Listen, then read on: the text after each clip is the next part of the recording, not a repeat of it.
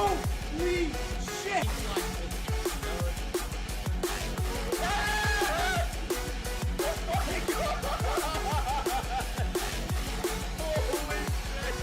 Oh my god, it's so bright. Oh my god. Holy shit, dude. That thing looks freaking crazy. Rewind.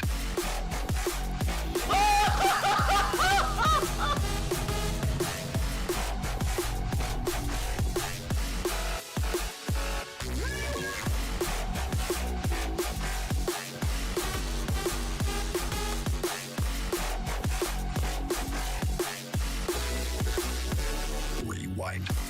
Yes! Yes!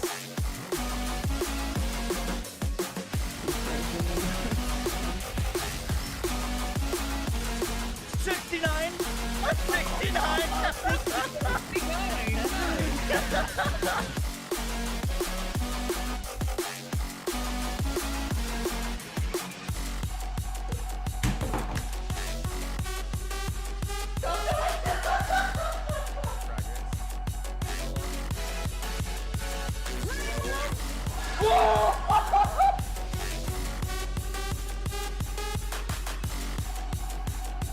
I'm gonna aim so far above the tag.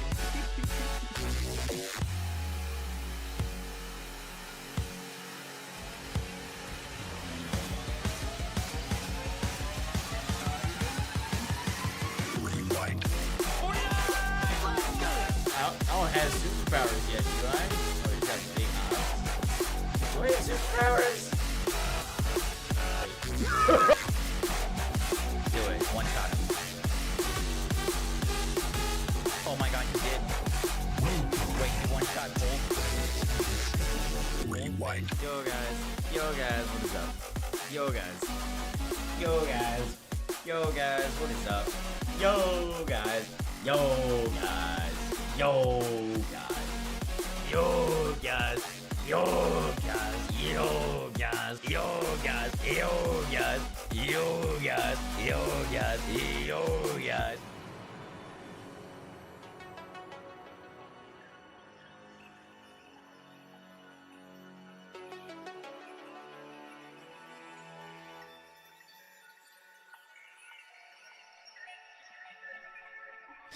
Yo guys, how we doing today? Welcome to our stream. Welcome in. How we doing? What time does it start? It starts in 50 minutes. 50 minutes. What's up, Tanner? How you doing? Make Highness, how you doing? Silk, Chronoser, Rusty Duck, Nico, Hatchet. My kids all want to go Amon, not sure what to pick. We're gonna be talking about that today. King Gem Forever, thank you for the Twitch Prime, appreciate that. What's up, Ascend? How you doing? Connie, 50 minutes of reviewing community builds on Maxroll. We can potentially look at some community builds. We actually have a few things to watch, and I was gonna put out the video about like the what Vault Hunter to pick today, but I figured I would just do it tomorrow because like we're gonna have a. I know it drops the exact same time as the PoE League. Happy 43 Mox Hope. Literally couldn't be worse. Timing. Did I voice a character in BL4? Be honest. No. Chaotic, thank you to the 43 months. Appreciate that. Is it September 12th, right? I know these last few days are killing me. I can't sleep. I literally can't sleep. I went to bed last night at like 3 and woke up at 7 a.m. and just couldn't go back to bed. That's all I could think about. Amon getting based hate by streamers. Wait, who's hating Amon? PoE 2 in 50 minutes? Yup, I am aware. Would you be down to run a poll for which character people are choosing? I can do that, yeah. Who do you... Okay, before I run any sort of polls on what characters, who do you guys think is going to be the most popular class on day one? Because for Borderlands 4, it was Flak. And I think it was by a fair bit. That's a lot of damage. Amon or Harlo? Amon. Vex, Harlo. Night Sweat, stick to the Twitch Prime. Appreciate that. I'm so excited for Harlo, dude. Just got so many cool interactions and things I'm looking forward to. You're going Rafa? Hell yeah. From what I've seeing, at least so far, it does look like Rafa might be the least popular. Which is interesting, because I think Rafa's going to be insane, but I do think he's a little bit more, like, straightforward. He, you know, he's like kind of filling that, like, Axton soldier role more so this time around. Yeah, he does. I don't think he's got... I mean, he's got some spicy things later on. We'll see. Real quick, let's watch this. That's a lot of damage. I've seen some websites do it, That's a lot of damage. and other YouTubers do it, and so I might make my own. But we might do a like that's a lot of damage. either a ranking the skill trees video or a ranking the action skills video, because I've used all of the action skills in the game now across all the tests that I've done. But we also can, like, look at all their skill trees. Skill trees are only a small picture of it, but I don't know, like a potential, like, hey, this looks really cool, or this is the skill tree I like the most in this. I haven't seen this yet. They just posted this.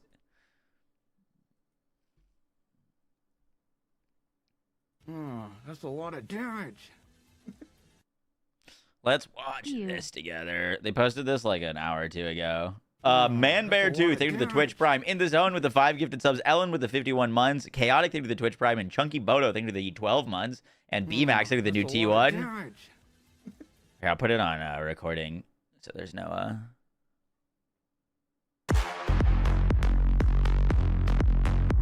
Harlo is an energetic, intuitive specialist. She knows how to get what she needs. She has the tools and the intellect to kind of push. This was posted a few hours ago. Poll, yeah. I'll do it after this video. She'll put the walls up for, you know, combat. Yeah, sure your on cord. I don't think so. She can certainly step around it.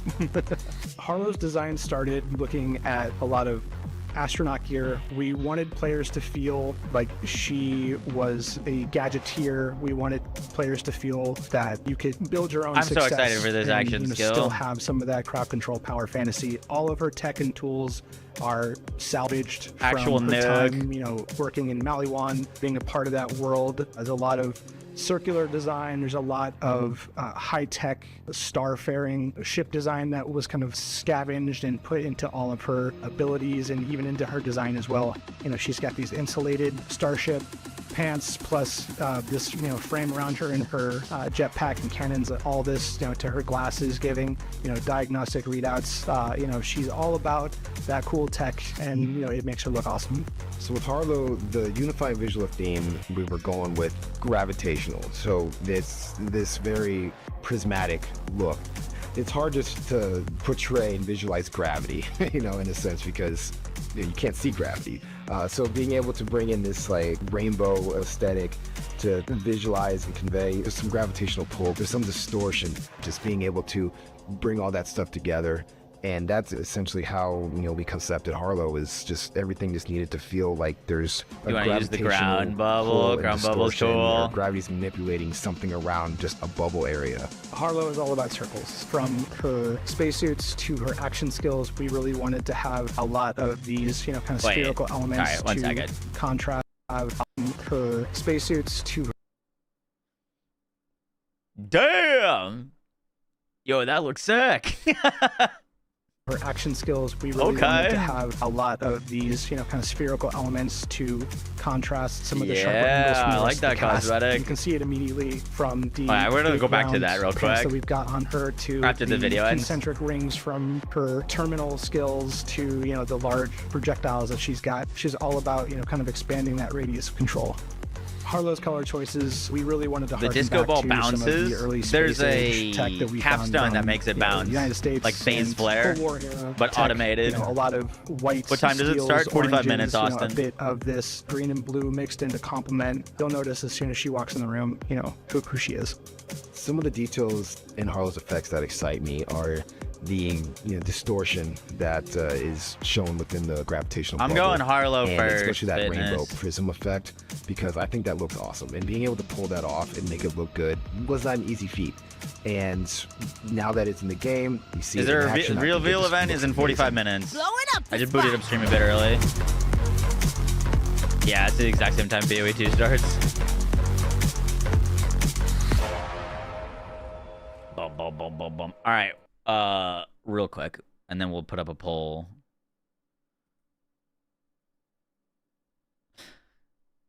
So those are she's wearing different pants here. Like, we've seen that they're doing like different bodies, but like that is a different pair of pants. That's not her default pants. Like that's not like a color customization that she got that changes the shade of it. That's like a different body. I think her top is different too. Oh, it's very different. Yeah. She has kind of like a collar on versus like an actual like tech jacket. Noted. Those default pants are ugly. I don't love them. This is cool. So this is like a body, and then you could color it or customize it how you want. But like if you can change their default design not only in color but also like the whole look.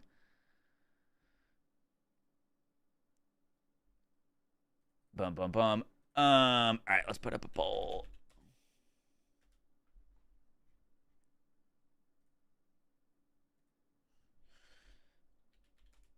Which Vault Hunter are you starting with day one?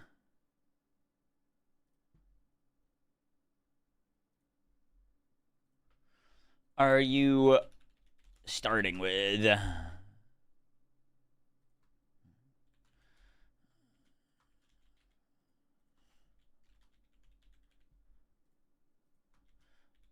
So that we can have it on YouTube and Twitch. I'm just making a straw poll.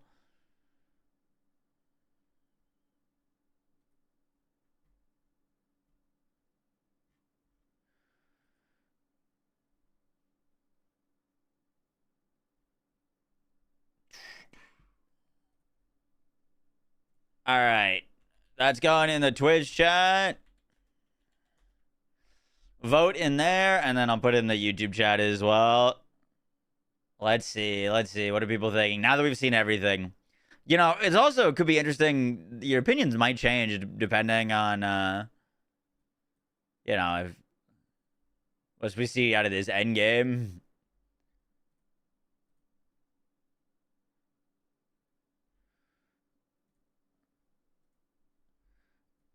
It is going in the YouTube chat as well, if it lets me.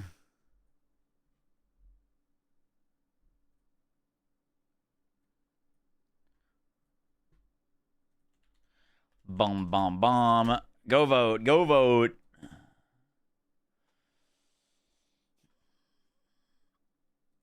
You're bored of phase grass skills, but their two trees look really fun. I feel that.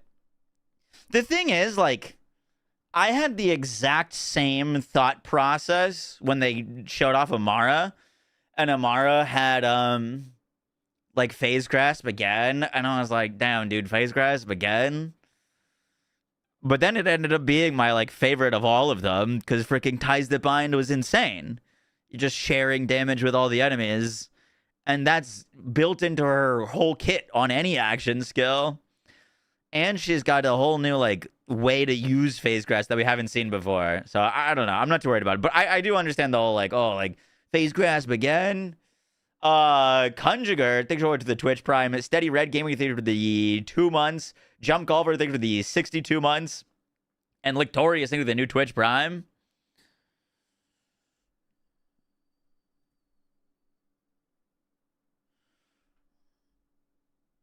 How when you play with friends, Vax when it's just me. I could see that. The one thing with Harlo is that, like, all of her abilities that are team oriented affect her as well. So you're never penalized for taking them if you're playing solo, which I kind of dig. All right, Gearbox is not live yet.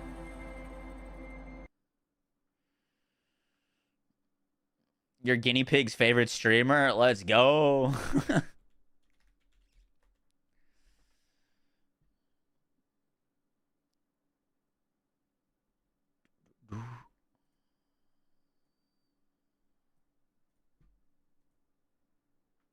You suspect Harlo will level the fastest.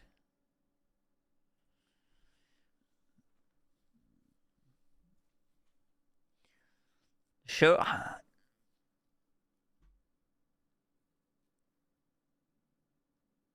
Should we make either? Maybe we won't post it, but for fun, it'd be kind of fun to make like a little tier list.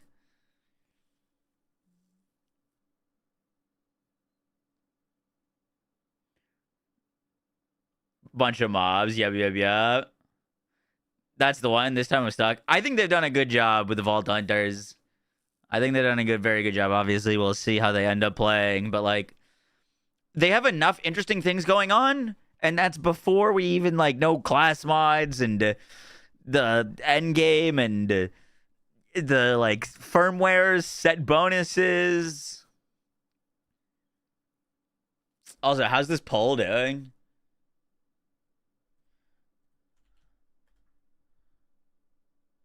Yeah, thank you, PJ. Right now, we're looking at 32% Harlo, 27% Vex, 22% Amon, 16% Rafa.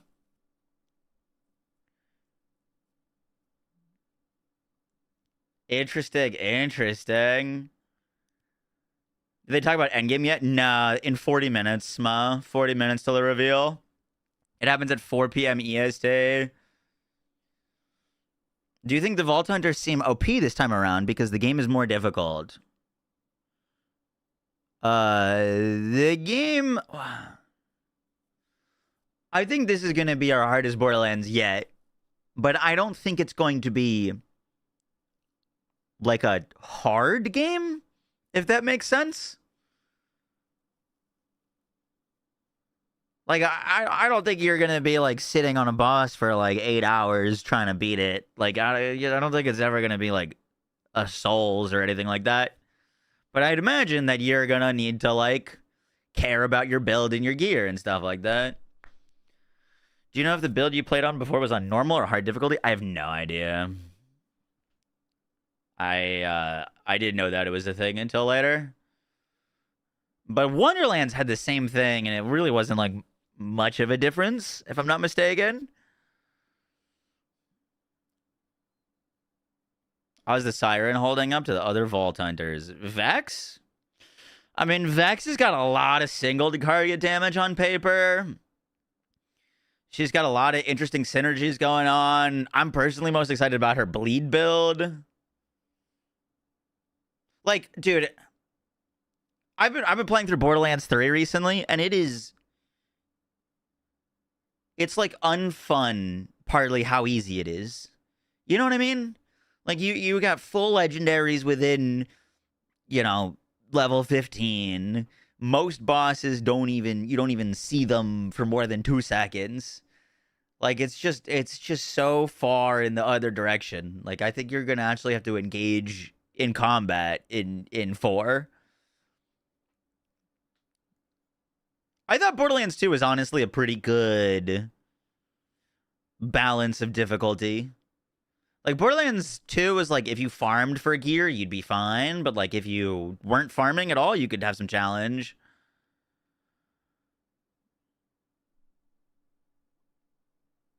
Prop, I believe you're going to want to tab the mainstream for the drops.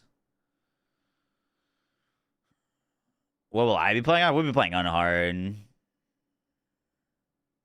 I have to. 1, because I think it'll be the most fun, and 2, like, if I post any build guides and I'm not on hard, people are like, oh, this build's only good because you're not on hard difficulty. You know what I mean? So now I'll be playing on whatever the hardest setting is.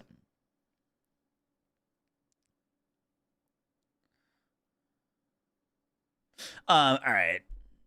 This is very interesting. Harlo, Vex, Amon, Rafa. I was not expecting this. I I do think. Oh, I just realized that my camera's blocking it. That's my bad. Rava's at 16%. I do think this is influenced because you guys are in my chat, if that makes sense. Like, I'm super excited for Harlo. I think she's going to be absolutely bonkers. But I've seen, like, Jolts do polls, and Jolts is really excited for Amon, and in his polls, Amon's the number one.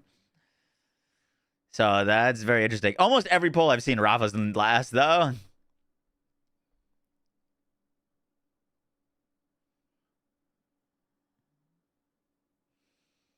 Been on Rafa since day one. Dude, the thing is, like, Jay Rippy, thanks so much for the $5. PoE 2 stream. I'm still figuring that out. Going full Rava. I just want to point my gun and shoot. Gotta run for cover. So you have a skill called Infusion. The thing is, like, when I first looked at their skill trees, I was theorizing that Rava could be the strongest of all of them against a single target. Like, he's just got an absurd amount of damage. I don't think people are not interested in Rava as much because he's weak. More so because he looks a little bit more vanilla than some of the other characters. He's like more of that soldier Axton style. K6 is playing Rava. What's the endgame reveal? 32 minutes. Does it work on bosses? No idea. I've already made that video, Nova. I should be going up hopefully tomorrow. It's done. But yeah, I think Rava's blue tree is going to be nuts for bossing.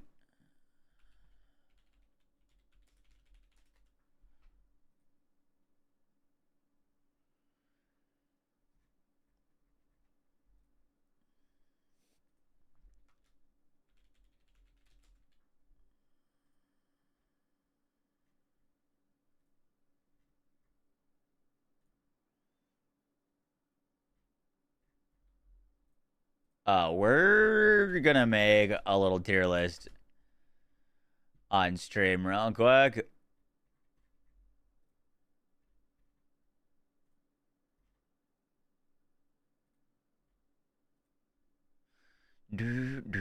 Oh god, the ads are huge. Name a template. Borderlands 4 Vault Hunter Trees ranked. Oh, why is this so weird? Rocket League is a category. Interesting. BL4. Am I about to play? No. We're watching the PAX. Gearbox is at PAX West. They're doing an hour-long live stream show from PAX.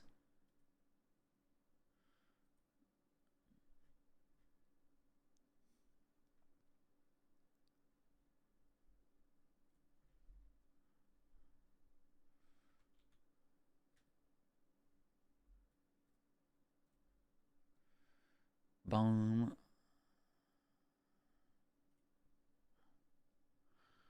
Give me 1 second.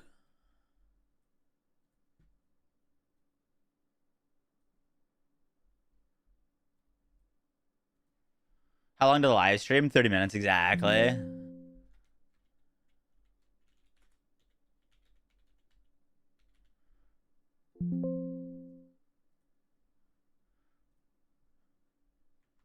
When's the reveal? 30 minutes. 30 minutes. I'm going to put it on screen. Put it on screen. Reveal is at 4 p.m. EST. Cool. PoE 2 goes live in 30 minutes. I know. Unlucky timing.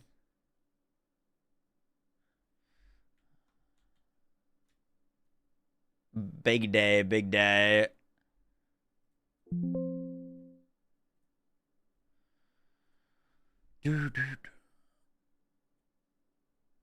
I am not sure if I'm playing PoE. To be honest with you, I got a lot going on. And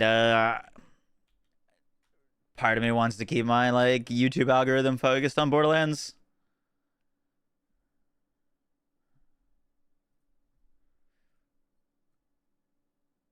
Because there's still so much content to make.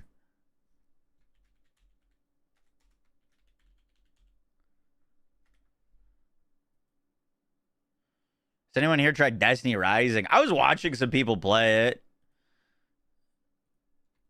It looked actually better than I thought it would look.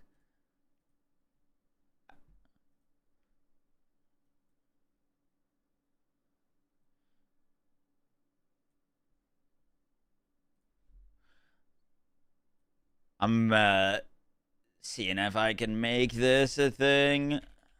It's fun.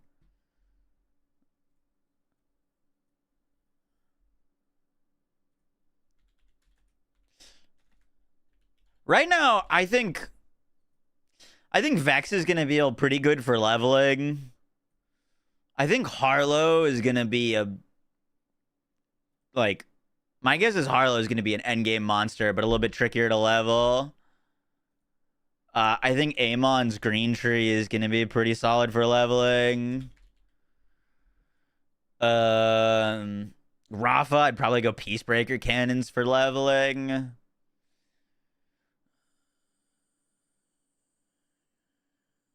Inspiring you to make Borderlands content. W, I wish you the best.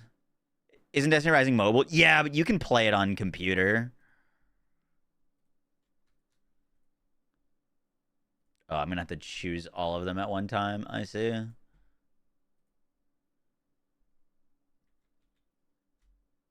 Well, the thing about Harlo is she's got so many elemental synergies and things like that. And her end of her skill tree looks insane. But like I think you're gonna want to be using like cryo weapons or radiation guns to like make the most out of her, and who knows how easy it's gonna be to like constantly get new cryo weapons and stuff like that, you know?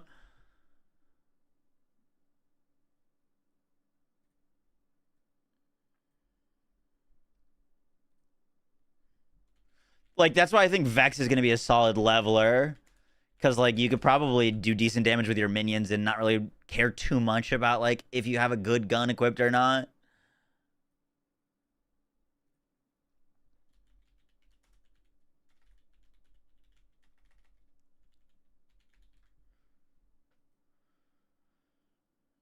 So Rafa's red tree, is it interesting? No, the Ricochet side of it looks sick to me.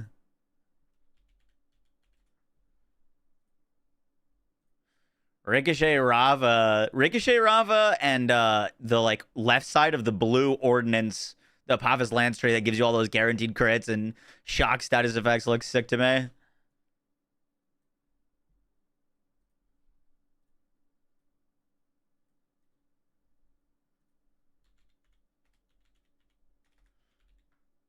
Is it revealed today or tomorrow? It's in 25 minutes. 25 minutes.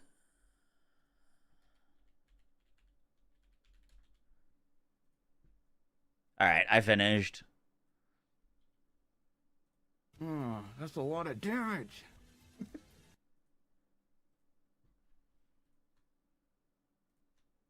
Oh, that's a lot of damage.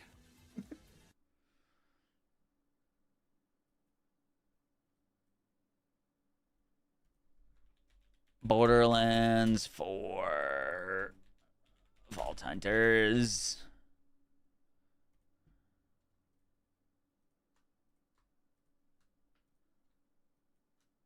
What? Oh, that's a lot Oh, it's a cover photo.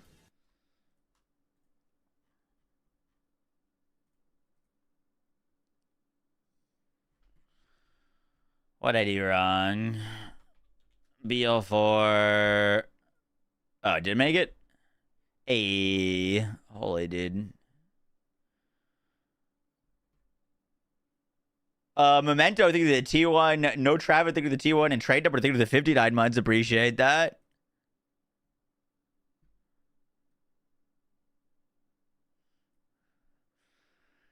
Mostly red Rafa with some green. You know what's going to be interesting is I think we're going to see a lot of builds that focus on one skill tree until we get a level cap increase. And then we're going to see a lot of like dual sides. Can't wait to see all the content. Any thoughts on trying to use on trying to use capstones, pretty much locking all your skills to one tree? I mean, you're kind of getting locked to a tree a little bit because we don't have that many points to work with, and the pre-skills, a lot of them are just like loading skills. At least the first 2 rows are all like generic stuff. Our palms through the 5 months. Thank you, thank you, thank you. No idea how to attune her to kinetic. You attune to kinetic by using your action skill while holding a kinetic weapon. You can attune her action skill to kinetic damage. You want to know what endgame damage scaling is going to be like? Yeah. Is there any like things that you guys really don't want to see from an endgame reveal? I mean, they've already confirmed that it's not a thing, but I really don't want to see modifiers scaling with endgame. Sniper Vax looks insane. Sniper Vax looks pretty sick. Are you going to have a specific endgame thing like Wonderlands? I don't know. They just said they're talking about endgame today. Today's the endgame reveal.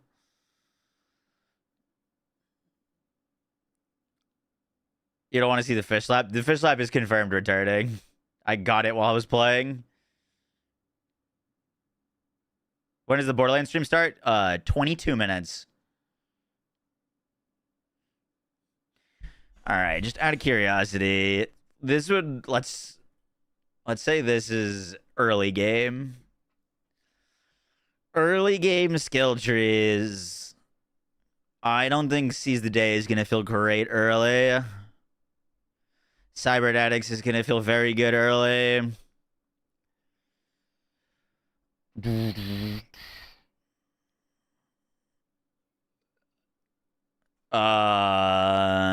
Apophis Lands, I'm not excited for early.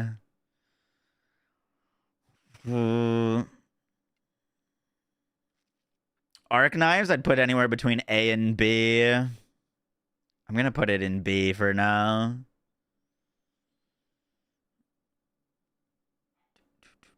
I think Creative Burst is gonna be nuts.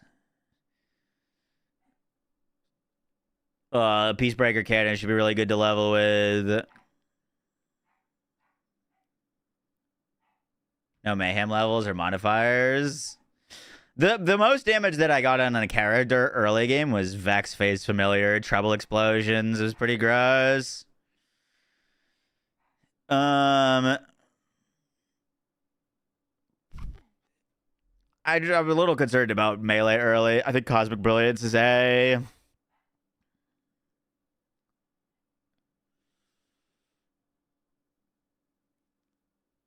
I think Incarnate's going to come online later. I don't think it's going to be great early. Oh, that's a lot of damage. What are you?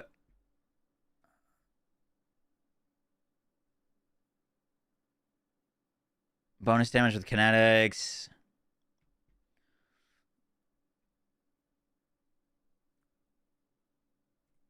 Green gets bleed. I think this is going to be so good early.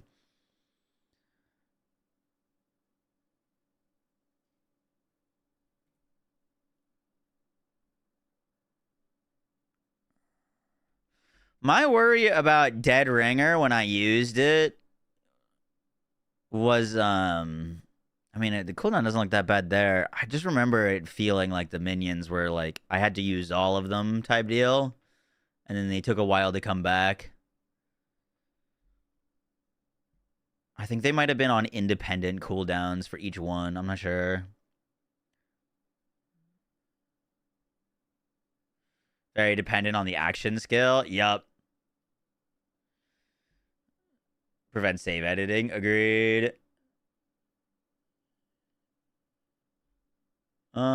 What do we think Vex's best leveling skill tree is gonna be? Like, on one end, Incarnate gets Bleed, which I think is gonna be really good. But I think Incarnate is probably the worst of her 3 action skills early.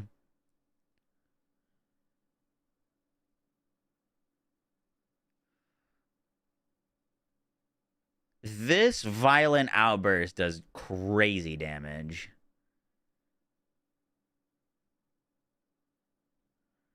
So, like, that early would be pretty nice. When I say early, I'm talking, like, leveling to, like, level 20. Like, leveling to, like, level 20, level 30. No, not level 30. Yeah, like, level 20.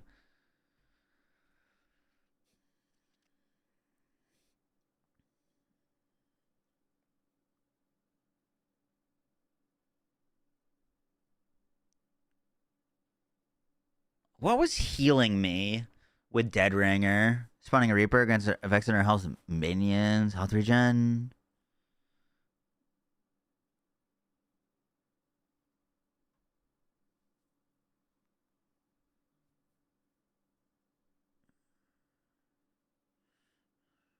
Oh, that's a lot of damage. 71 dude. Crazy.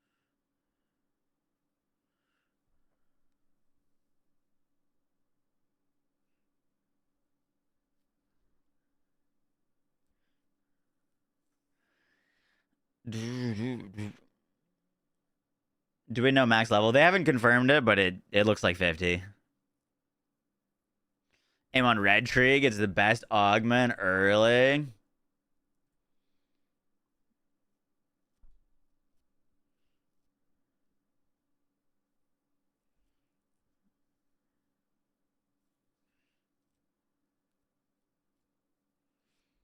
Are you talking about Pyroclast?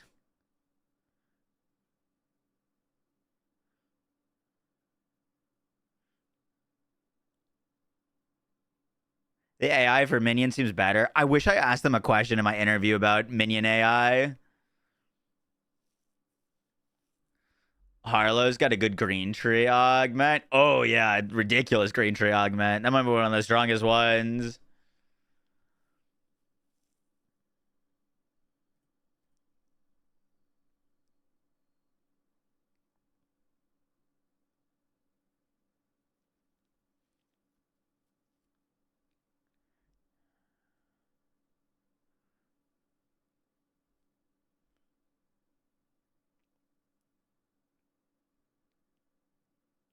I think Blue Tree is going to be a lot better later. Like, I think Blue Tree might be a strongest tree.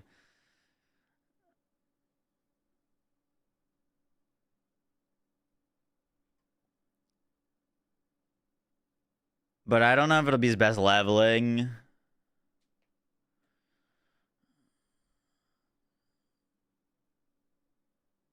I think Apavis Lance on Rava is going to be nuts at Endgame. I just wouldn't use it for leveling, personally.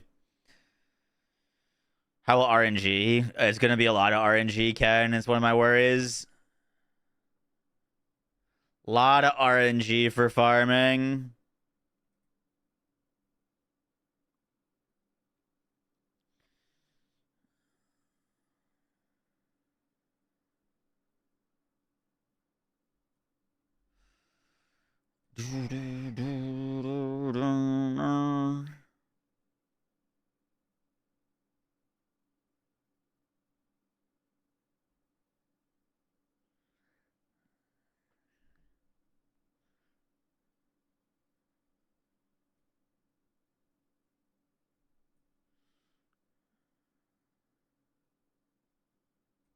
I don't know if I'm liking the way this tier list is stacking up. I want to change some things.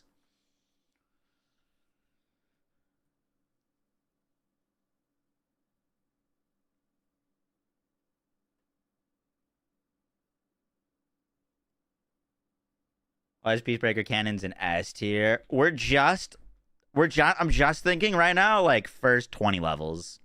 Like, this is super early game. Super, super early game. Like, just like getting off the ground.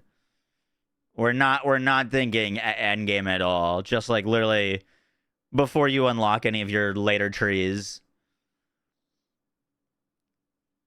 What are we doing right now? We're talking leveling trees. You think Trouble in S? What makes Cybernetics S? Action skill uptime. Action skill uptime and damage. You just, I mean, you never, you don't, you, there's never a time if you're using Cybernetics where, like, you aren't throwing axes at enemies, which are, even if you're not getting a ton of damage from them, you're getting a lot of, crowd control.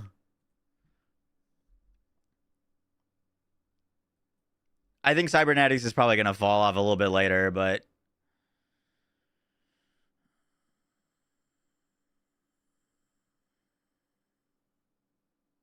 like, dude, you get crazy axe uptime, and then you just use endless war. Primed enemies take increased gun damage for each stack. Firearm damage received is plus 15% for each stack of ready fire. If this is like a multiplier, like if this is 15% additive, like, or you know, with everything else, whatever. But if this is a unique multiplier, like, that's so much damage early. You throw 3 axes, and now you're dealing 45% like more damage with guns at level 6.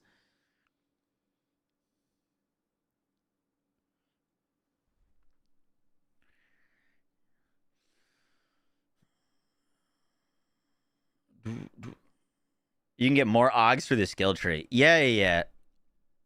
You don't need to put skill points into augments either. They just unlock, like, universally going through. Cooldown is 2 seconds. Yeah. Throw an axe. Throw an axe. Throw an axe. Shoot. I don't think the cooldown's going to be like the axe leaving your hand to hitting the enemy to doing the animation to pulling out another axe to throwing it.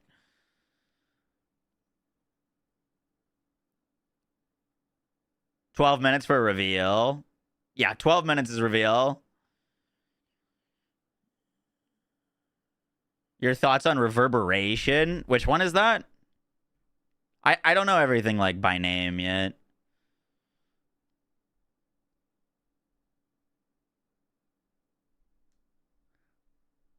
To Wall Crasher. Endgame. Dude, this is... I really hope that they cook with this. I really, really hope that they cook with this.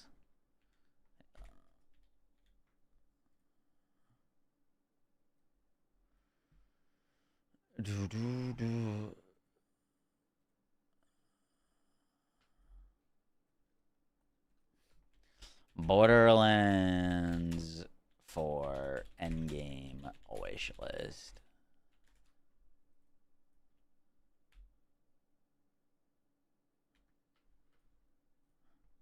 We want, number 1, at least for me, takedowns. Must have. That is a must. It doesn't need to be called takedowns, technically, but, like, mixes of raids with combinations of mobbing and bossing sections. This was the best endgame that they've ever put in my opinion. Next up, most important, invincible bosses.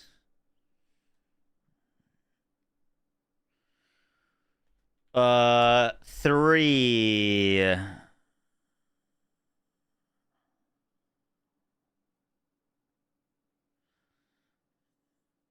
Do you guys want earned difficulty or not earned difficulty? I think personally earned difficulty. I think earned difficulty is so much more interesting.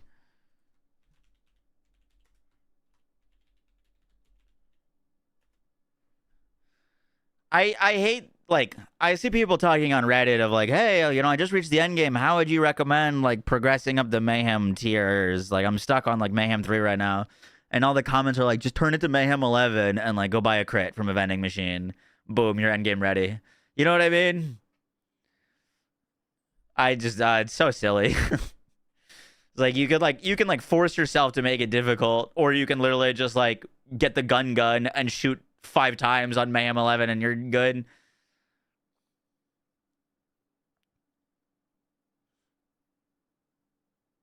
I think Chaos Chambers are cool as long as they're not the only thing. As a subsection of Endgame, Chaos Chambers are fine in my mind. Just in Wonderlands, they were the only Endgame, and they also dropped so much loot that they made everything else irrelevant. They've already confirmed no like long immune phases, if I'm not mistaken. They said that like after you kill a boss the first time, it won't have immune phases. Earn difficulty, Endgame, exclusive loot. I personally, I don't know if this is a hot take or not, but I really like the slaughter shafts. Slaughter / arena modes.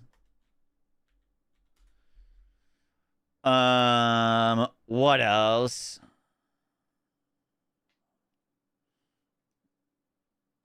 Optional additional difficulty. I like that. I don't know how in depth they're gonna get in this presentation. Raids, yeah, takedowns / raids.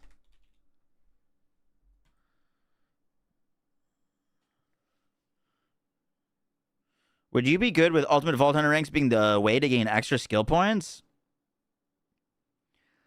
I'd be fine with that.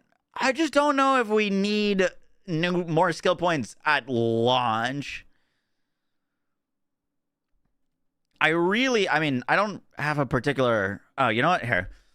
Impactful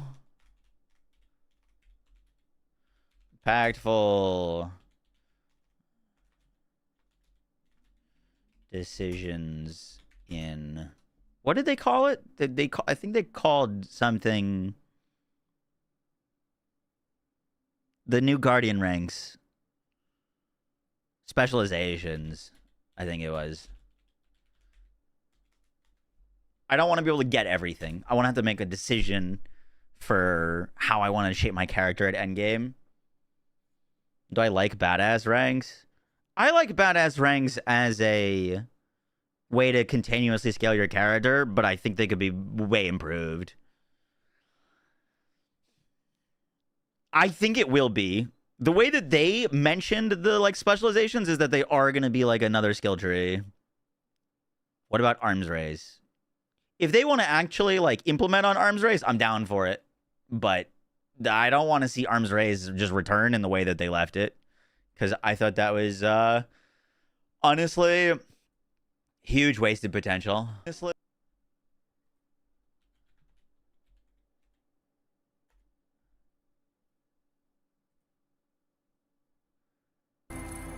All right, the Gearbox Twitch channel still hasn't gone live. I was just checking.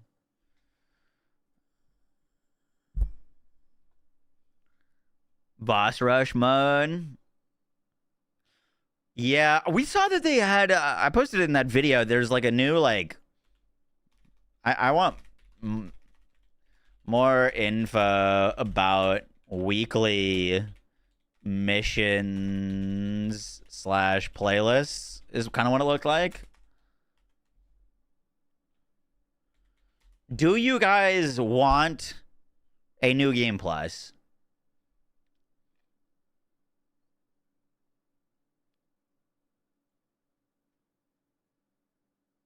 I guess what I should say is a required new game plus.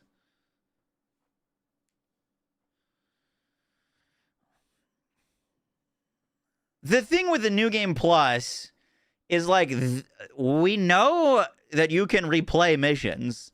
Like if I really liked the mission where I helped Claptrap kill something, I could go and replay that mission. So, like, in that sense, I don't know if it's, like, if there's as much need for, like, a whole new playthrough, but I don't know. It would be cool. Isn't Ultimate Vault Hunter mode basically New Game Plus? I think Ultimate Vault Hunter mode is going to work very differently in this game. Ultimate Vault Hunter mode looks like, from the screenshots that we've seen, our version of endgame difficulty scaling. Not a required new playthrough. They should be starting in like 4 minutes, by the way. I posted a video on this. I can pull it up. I mean, we're about to literally learn. Yoga. There it was. Ultimate Vault Hunter. Explore Kairos with Ultimate Vault Hunter ranks enabled. Campaign completed. And that's separate than Ultimate Vault Hunter ranks unlocked. So I think there's going to be something that you need to do to, like, unlock Ultimate Vault Hunter. And it's ranks, not like a playthrough.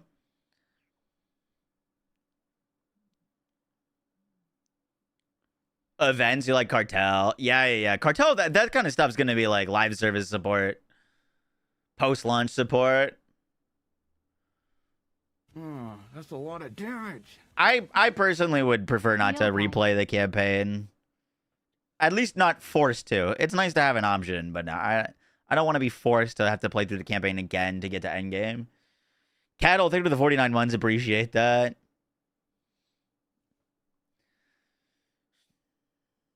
You think the 3 separate campaign zones could be enough to get to 50? Oh, absolutely. I mean, dude, the enemies scale with you. So, like, I mean, you could probably... That's a lot of it'd be damage. torture, but you probably could get to, like, level 50 in the starting zone. Like, if you just farmed something enough. The enemies scale up behind you in lower levels. So, like, if you just kill things in the Fade Field, I believe they'll level with you, but they'll never be above your level if you get above their level. Also, sorry, I know the screen looks confusing as heck. That's my bad.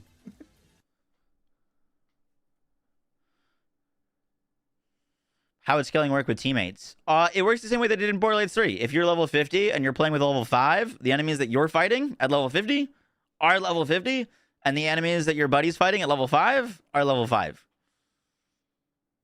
So you can play at separate levels and not, like, your buddy doesn't get to do any damage or anything. They are, like, instanced for each other. When does the reveal begin? 2 minutes. They should be going live in 2 minutes. They have not booted up their stream yet. I have it tabbed.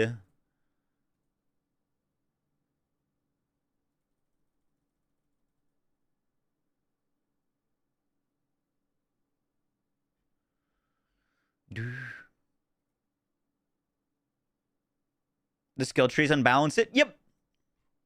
But, like, the enemies scale as well. But yeah, I mean, you'd probably be able to kill a lot more enemies quicker if you're level 50 and have a full build than your buddy that's level 5. Even with respective health changes. You know, you might have 100% uptime of your action skill. Your buddy might only have, like, once a minute. But that is how it works. Are they doing a YouTube stream as well? Will you be showing? Yeah, we're swapping over right now. I'm gonna turn off our volume. They should be going live. Let's go over to this scene so it's a little bit cleaner.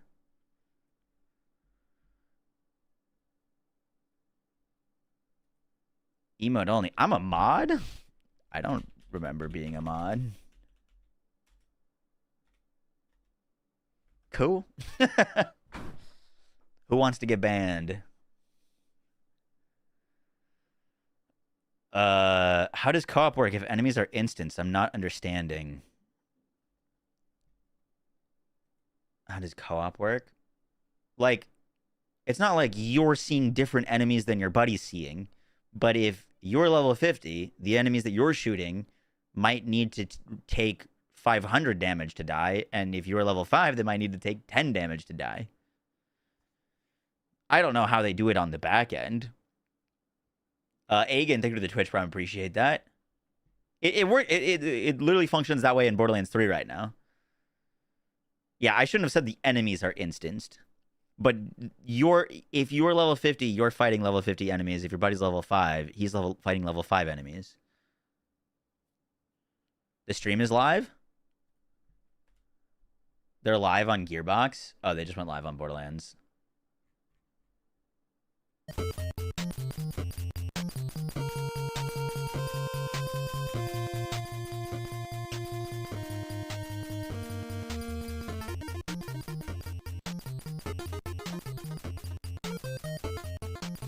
music is terrible.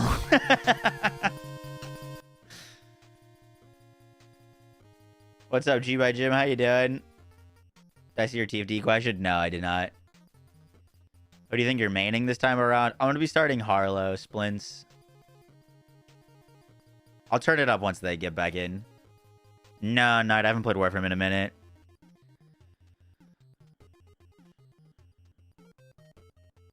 RK Leak would be good for Bunny. No. 6 years next month? Really, Dexy? That's crazy. Payne, thank you for the 6 months. Appreciate that.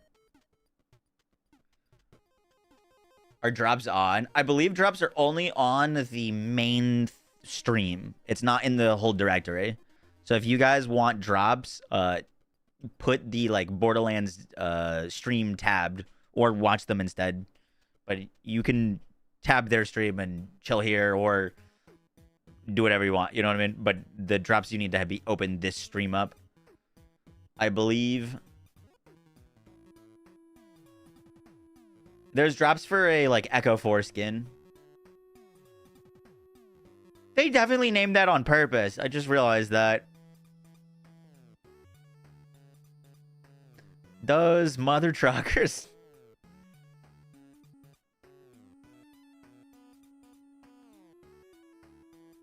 You said it with Brian. Echo 4 skin. No, I don't believe so, Tiger. I read through their like thing. It'd be weird if there was drops on anyone in the directory before the game launches. Because the drops like technically start today and go for like 2 weeks before launch starts. Which is interesting because it sounds like they might be doing some more streams leading up to launch.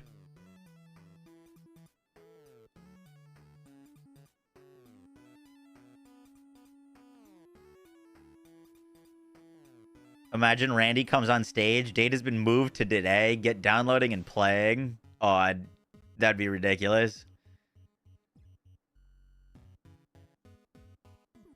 Dead Skin Masking the Twitch Prime. Appreciate that.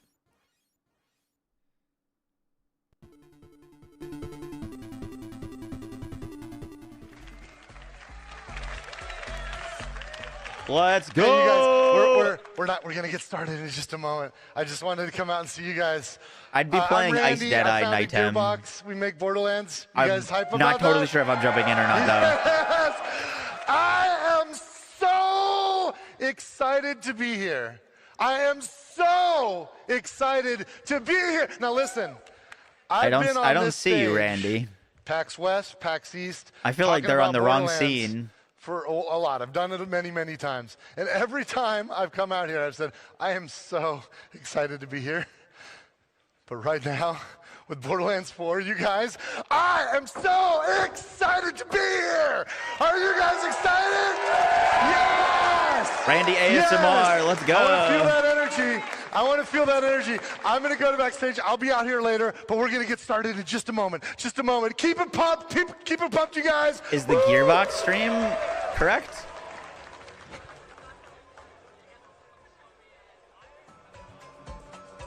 Nah, the Gearbox stream is also just showing starting shortly.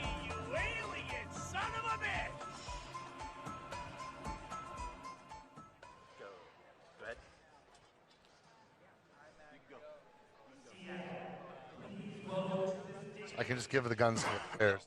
Chief Communications Officer, Dan Hewitt. Hey, they got it to work. Okay.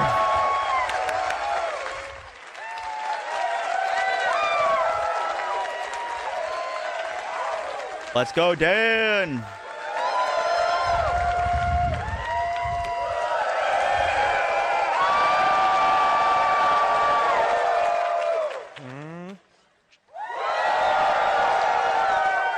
Amazing. Hello, my friends.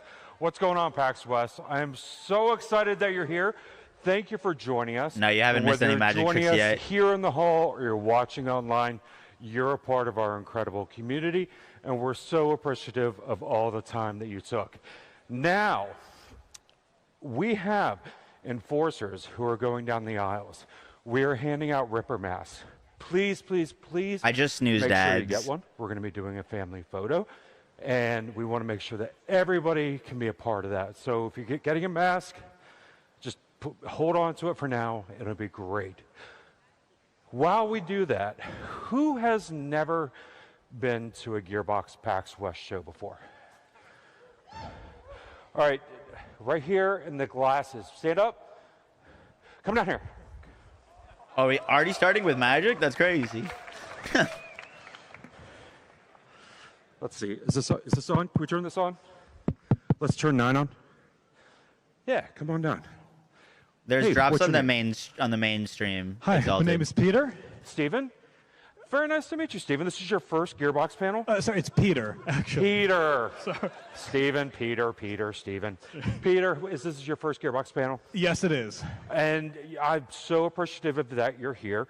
Now, just to give you an idea of what you're in for, we're known for giving away a lot of loot during our panels. Is that right, y'all?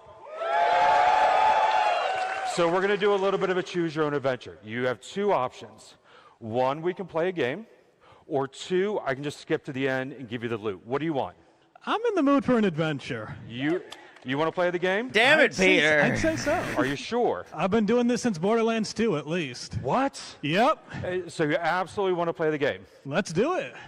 I don't have a game. I'm just screwing with them. Oh, okay. How about we just give you the loot? How about That'd be great. That'd All be right. awesome. Can we get that? So thanks to our good friends at Nerdvana Games, we are going to give you a free copy of Bunkers and Badasses. Got him. Aha. Thank you. I fooled you. And thank you, Nirvana Games, for your support. We greatly appreciate it. And I tell you what, for everybody who didn't get a copy, what you can do is right now, there's a QR code behind me. Scan that, and thanks to the generosity of Nirvana Games, you also are going to get a free copy of Bunkers and Badasses. If you're watching online, grab that QR code. You also can get a free copy of Bunkers and Badasses. Wait, what? A round of applause for Nirvana Games. Thanks, everybody. Wait, bring the QR code back. We have got a fantastic I just got my show phone lined out. up for you today. We've got so much to talk about. We're going to be hitting Risk of Rain, talking about the new DLC 3. There we go. I know that you all are excited about it. Risk but of also, Rain DLC. Is anybody excited about a game coming up? Is there anybody knows something good that's coming? Woo! September 12th, y'all, Borderlands 4 is going to be out. I got to tell you, I have worked at Gearbox for years, and I've never seen the morale as high as it is right now. So many people are pumped. You put the Early QR code press in reviews Discord. are W, extremely thank you. Positive. Content creators and streamers love it. I mean, so many people want to be part of this Borderlands moment. As a matter of fact, Butterfinger, you all know that crispity, crunchity deliciousness. Butterfinger has partnered with Borderlands, and they came out W with a Butterfinger. new bar with marshmallow. Cash the check, y'all. I'm doing it. They came out with marshmallow, and it is a fantastic flavor. I've actually been eating these all morning. But we are going to put in a Butterfinger skin for the Echo 4 bot in Borderlands. And you can see an example of here. Butterfingers! You can see an example of the Echo skin here. There we go, the Echo 4 bot. That's going to be available, and if you want to get that, you can get it from a Butterfinger. Let's go, content creator. Butterfinger! And so be sure to follow those folks, and they're going to be giving a shift. K6 got a Butterfinger sponsorship. Yeah, I did as well. Now, as excited as we are, Oh, there it by is. the incredible response from press, from content creators and streamers, we're also heartened by the incredible outreach. This is kind of from embarrassing. cosplayers. You all know how important our cosplay community is to us and how honored we are that people put so much time and effort and money into these incredible creations. Why that Butterfinger? take hours and hours 'Cause and why hours not? to build. Now, we do have new we do have new cosplay guides available at Borderlands.com. So if you want to go get the cosplay guide for one of the new Thank you, Vault Vishal. Hunters Appreciate that. or Moxie or any of the characters that we've got in Borderlands 4, please go ahead and download that now. We have so much going on, a lot of games in development. It's an that I'm not hour-long gonna get panel. into because I really love my job and I don't want to spoil those. But I do want to talk about one thing that I'm particularly excited about. This winter, we are going to be coming out with a brand new audio series. It's called Borderlands Dead Echoes. And what this is it follows Watts. Now, Watts is a disenchanted doll echo operator, and he doesn't get paid much, and he's looking to develop a side gig. And so what he does is he supplements his pay by sifting through undeliverable echo logs, and he's looking for secrets, and he's selling those secrets to the highest bidder. He ends up partnering with a This is a character named podcast series? Junie, I think so. who is a curious stranger with a secretive But like past. audio And tales. together, Watts and Junie go on a Robin Hood type mission, but they end up attracting the attention of evil corporations, Doll's lethal accounting department. It's fantastic.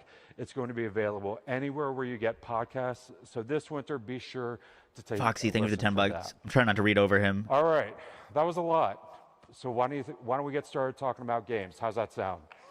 You hope we get pearls for Endgame, Foxy? I want to bring to the I hope so stage too, one of but my not on best launch, friends at to be honest. Gearbox, Noelle Pugh. Noelle, come on out.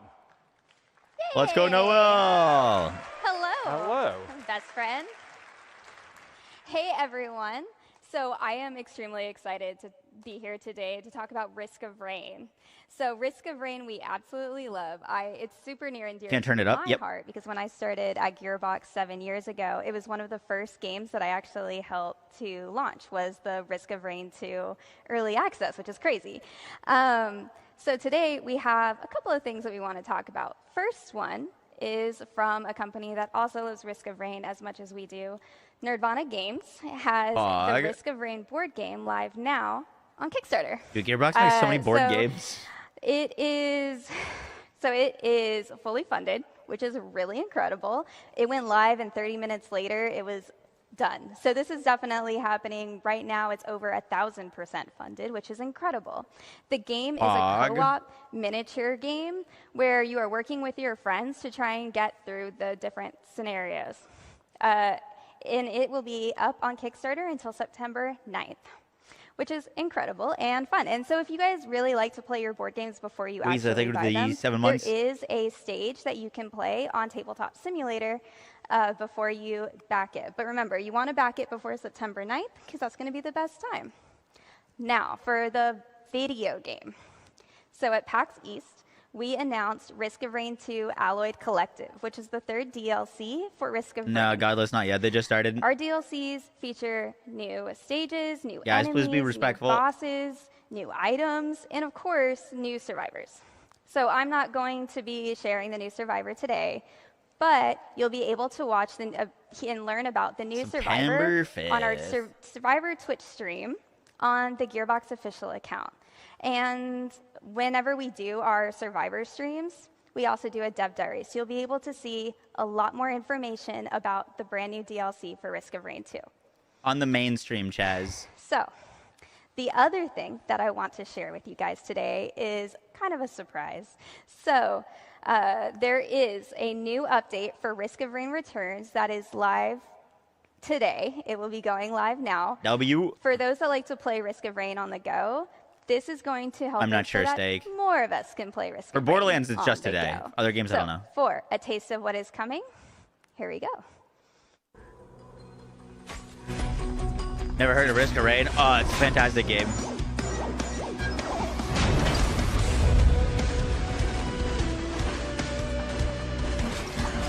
This is the, like, Risk of Rain 1 remastered, which I haven't messed around with. But Risk of Rain 2 is, like, S-tier roguelite.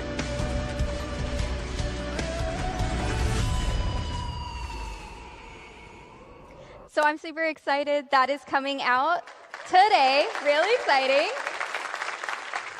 Now, I have one more thing for you. Actually, I don't have anything else for you. What I'm going to do now is I'm going to bring back out to this stage the founder of Gearbox Entertainment, Randy Pitchford. Randy! 32 players? Is that what it said? There's no way. Hey, you guys! Oh, wow. I can turn my volume down for Randy. Did you guys get masks? You guys got masks? can you put them on? Put them on. We're gonna get a selfie together. Okay. Noel, can you help me? Yeah. Oh heck! Oh my God, that looks so good. Oh heck yeah, this is so cool. Yeah. Okay, I'm gonna pose. What? No one wants to sit in the front row? And let's do the 4. Why is the whole front row empty? You guys all look so awesome. Yes. Fuck yeah. Yes. You're all gonna be on somebody's. They haven't talked socials. about Borderlands yet. Heck yeah! How you doing? Guys, okay, so we're going to talk a lot about Borderlands 4. No. I'm going to bring some friends out here in a bit. But before, I think some people know that it's sort of a tradition for me to do a magic trick. Some guys know that before I became a video game developer, I was a professional magician. And in here, in this envelope, I have a secret story that we're going to reveal. Magic. But we're going to create a story together. We're going to create a story together. So I'm going to need some help. In fact, everybody, you have your masks. It's like clockwork, dude. If you look at your masks, some of you, actually 4 of you, will have a mark on the inside of your mask. And I know what the mark is. And if you have this mark, you'll know. You'll know. If you don't think you have it, you don't have it. But if you have it, you've got it. I want those 4 people, wherever you are, to come right here, come up to the front of the audience and meet me right up here. We're going to do something, and I'm going to bring your masks. There should be 4 of you, and I want you to join me right here in the front of the audience right here. And we're gonna build a story together. And also, in addition to these 4 people who are going to be our players, okay, good, there's at least one. I was backstage with one of my magic friends as we worked all this thing out for a while. We got 2. There's a 3rd person. There's got to be a 4th one. There's got to be a 4th one of you. Yes. Come on, come right here, you guys. Come right here. Hi, welcome. I'm Randy. Hi. Nice. Now we haven't met before, right? Okay, cool, awesome. This is gonna work. And yes, let me see. Okay, cool. Yes, you're legit. Okay, keep your masks. Oh, this is gonna be great. What is your name? Reggie. Hi, Reggie. Nice to meet you. And what about you? Alice. Nice to meet you. Raymond. And? Matt. If I forget your names, forgive me. Yeah, so I'm going to ask you to come up on stage. So unfortunately, there's no stairs here. So if you can meet one of our forces over there, they're going to bring you around the backside. You can join me on stage, and we're going to play a game. We're going to play a game, you guys. This is going to be fun. I got 4 Vault Hunter players, and we're going to play a game. And we are going to figure out what the secret story is that I've predicted or I've written in advance. Okay, you guys. As you can see on stage, I've got calling it now. There's some big plot twists. A, B, C, and D. Now, in a moment, then the crowd will go, wow. I'm going to ask each of them to pick one of these banners, and that's going to be their territory. Because what we're going to do is we're going to get each player in a zone, in a location in Borderlands 4. We're gonna have Vault Hunter selected, and then they're gonna pick their weapons, and we're gonna see what happens. Right up here, you guys. Yeah, you can actually come right up to me. Come right up to me. Cool. Yes. Perfect. Who's gonna get what Vault Hunter? Sorry, what was your name again? Matt. I've got A, B, C, or D. What do you want, Matt? B. Can we turn B around here? And you can just take a spot to the right of B. Yeah, see, there's tape there. Here, you know what? Can you help me turn this around? Sweet. If they get a Vault Hunter, that's the one they have to play on launch. You are in Carcadia never Burn. mind. Carcadia Burn. Matt's in Carcadia Burn. Hi, remind me your name again. Alice. Alice. What do you want? A, B, C, or D? Ooh, let's do C. C. Let's go to C. Can we see what C is? Perfect. You're in Terminus range. Great. And W. Where do you want to be? Okay, D. And let's turn D around, and guess what? You don't get a choice. I'm sorry. You're stuck right here. And we can turn, and there's Dominion over there. That's where the timekeeper's hanging out. And let's see what we got here. And of course, our last zone, the Fade Fields, everybody. I know what that is. I didn't have to look. You need to share it. You can put it in the Discord. Okay, I think someone already did, though. Now Parley, thank you for the Twitch Prime. Appreciate that. We need to pick Vault Hunters for our 4 characters, and you're going to help me. Can we get our beach balls out here? I want this to be as fair as possible. So go ahead and let's throw those beach balls out into the audience. Let them bounce around. Knock them around. and we're gonna start some music. Oh, wow. And let's get our Vault Hunters. Let's get go. our Vault Hunters on stage. Please welcome to the stage some Legally incredible required to play that cosplayers. Vault Hunter on launch if Our you get Vault assigned it on Hunters. stage. Let's go. Oh my God, right? Yes. Wait, where's Amon? All right. We got our Vault Oh Hunters my on God, stage. there's Amon. Okay, Holy now, shit. I'm going to go left to right. As What soon a as the music monster. stops, somebody grab a ball, grab a ball, grab a beach ball. Holy You gotta shit. hold on to it. Grab a ball. Lore Stop accurate, it. Grab a ball. Amon. You're our volunteers. Stand up if you've got a ball. Stand up if you can stay where you are. You don't have to come up my here. We're going to do it Lord. from where you are. Wait, I gotta move Stand my up. We're gonna start on camera. the left. So you in the back there. You in the back. Lore We're gonna accurate, have, Amon. over here in the fade fields, that's player 1, player 2, player 3, player 4. We're going to start with player 1. So you in the back. I took a photo with that guy. He was at Gamescom. Can you yell out one of these Vault Hunters? Their names are on the. They should be on the side. Bro's actually somewhere. You got the Kratos. name- Yes. Which Vault Hunter is player 1 in the back? Amon. Amon, can you join our player here in the fade fields? You had to pick the farthest. Wait, yeah. We're gonna go with player 2. Move cam. Alice, oh, right? crap. Sorry. Sorry. Oh, what? Matt. Player 2 is Matt, and which Vault Hunter's for Matt? Which one? Vex. You're going to player 2 in the Carcadia Burn. Okay, and you out loud in your loud voice. We've got Harlo or Rafa for player number 3. That's Alice. Which one? Rafa, you're going to go to player number 3 with Alice. Now that leaves. Hold on a second. You can sit down. You didn't get a choice. That's not really fair. So I'm going to give you an option. You could send Harlo to the Dominion, or you could trade Harlo with any of these other Vault Hunters. Harlo for Vex. Let's trade a Harlo. Can you go to Carcadia Burn? Vex, you're going to go to Dominion. Amazing. Okay, we've got some Vault Hunters here. You know what? I feel like you guys, part of playing Borderlands is to choose your Vault Hunter. Let me ask you, what's your name again? Raymond. Raymond, you've got Amon. Are you happy with Amon, or who are you going to main? What would be your Vault Hunter if you were to? I like playing Siren, so I got to go with Vex.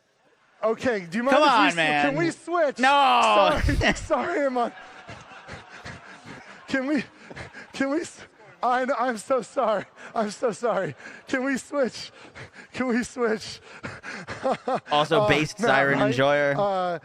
What do you think? You want to keep Harlo, or do you want to switch? Stick. I'm sorry, I'm going to switch. You're gonna. I'm going to go Rafa. Sorry, Rafa. We'll switch. What about you? Are you happy with? You want to stay, or you want to? Actually, I'm pretty happy with it. Yes, Harlo. I'm going to start with. And dude, Based Harlo enjoyer. do me solid. Do him a solid. Are you happy with Amon? Look, I want this to be as fair as possible. Are you happy with Amon, or do you want to switch? I actually have no arguments here. Yes, okay. So we are locked in. Now you got to pick guns. Player 1, player 2, player 3, player 4. I want you all to think of a number between 1 and 24. Lock it in. Don't say it out loud. 24? Lock it in, because we have 24 Also, why are they guns. doing Go this ahead, in a let's tiny choose them. screen Lock and it the in. Vault Hunter's in the big one? 1 and 24, 1 and 24, 1 and 24, and we're gonna pick these guns. Okay, we're gonna pick guns, and we're gonna pick them hopefully at random, blind choice, and then we'll be set here. So I'll help you with this one here. These are BL4 weapons. I was like, I don't recognize those. And do you guys have numbers in mind? On it. Yes. What's your number? 1 to 24. 7. Lucky number 7. Where's number 7 here? So it goes 1, 2, 3, 4, 5, 6. Oh, perfect. Right on the top is 7. Made it easy for me. This looks like this is a Maliwan sniper rifle. So we're going to give that to Vex. Maliwan sniper rifle. And is that a Hellfire at 10? What about you? I think you actually might be right. Fantastic jacket. I got to go with 4. Oh, for Borderlands 4, you guys. Okay.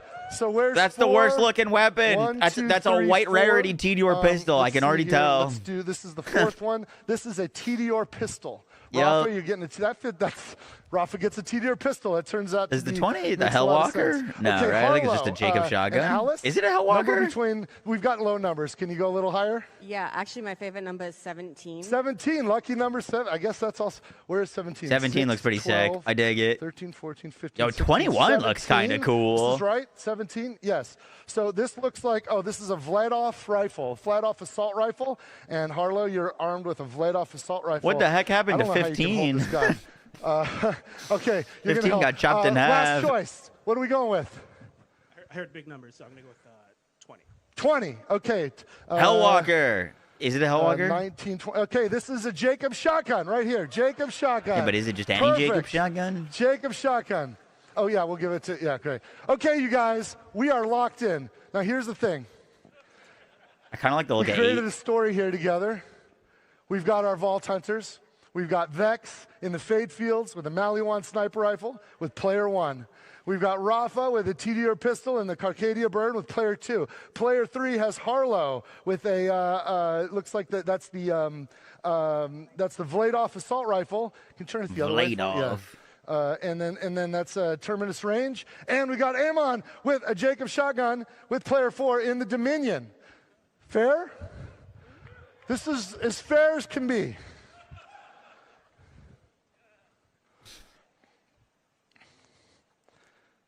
Here's our story, you guys. Oh, guess what?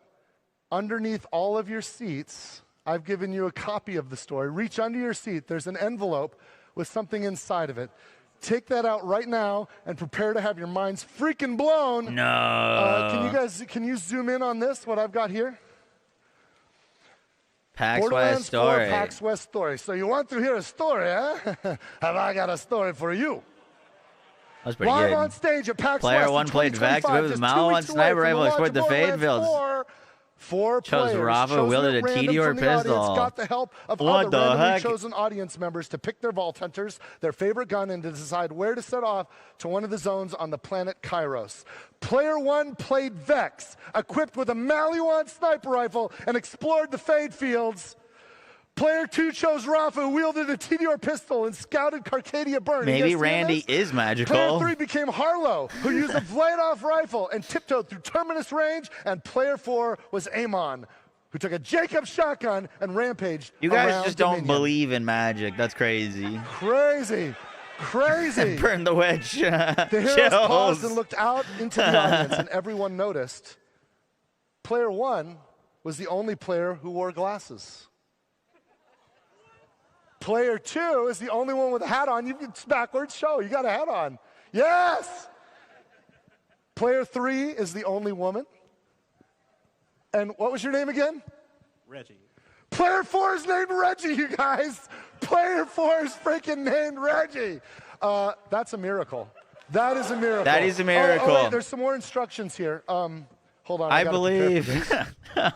I forgot this phase. This is the most important phase. Player 1, can you take one of these ammo boxes? Can you take one of these ammo boxes? Player 3, can you take one of these ammo boxes? Player 4, can you take one of these ammo boxes? Let me read this last bit here. I don't know if you guys can read this with me. Can we zoom in on this? Every decision was made exactly as planned. The game was a success. And so at the end of the game, all of the players opened up their ammo crates to find them full of grenades, which they promptly threw with great force towards your narrator, Randy Pitchford. Go ahead. Ah! Ah! Oh! Ah! Okay. Ah! Okay, that's enough. Ceasefire. All right, you guys, we did it. We did it, everybody. We have the Borderlands story. So I'm so grateful. Look at these incredible cosplayers, you guys. Aren't they amazing? And thank you so much to our player volunteers. Thank you, player 1 through 4. Take your grenades, take your ammo crates, and thank you. Yeah, if we can, I guess cosplayers can go this way, and I thought and like in the ammo thing was going to be a copy of like BL4, and they're all going to get a Cheers, copy or everybody. something. Don't get a Wow. prize? Yeah, hook him up with a prize. So, thanks. That was. I wasn't sure that was going to work. I was backstage with the magician friend that helped me with that. Is a gentleman I've known for about 30 years. His name is John Lovick. His stage name is Handsome Jack. And yes, he's had that name since before Borderlands. And I've known him for 30 years.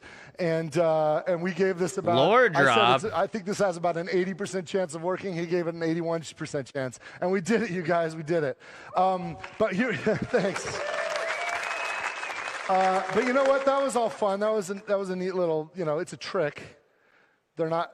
I'm not a witch. Nobody's a witch. It's a trick, He's you a guys. witch. He's a siren. That is a wild lore drop, right? I do have a gift for everybody, including our players. Check this shift code right now. Everybody get a screen grab of this shift code. If you're at home, make sure you Does got it work for Borderlands 4? This is a killer. This is a killer. Oh, I'm moving my camera. This one is 50 golden keys, but 20 diamond keys for Borderlands 3.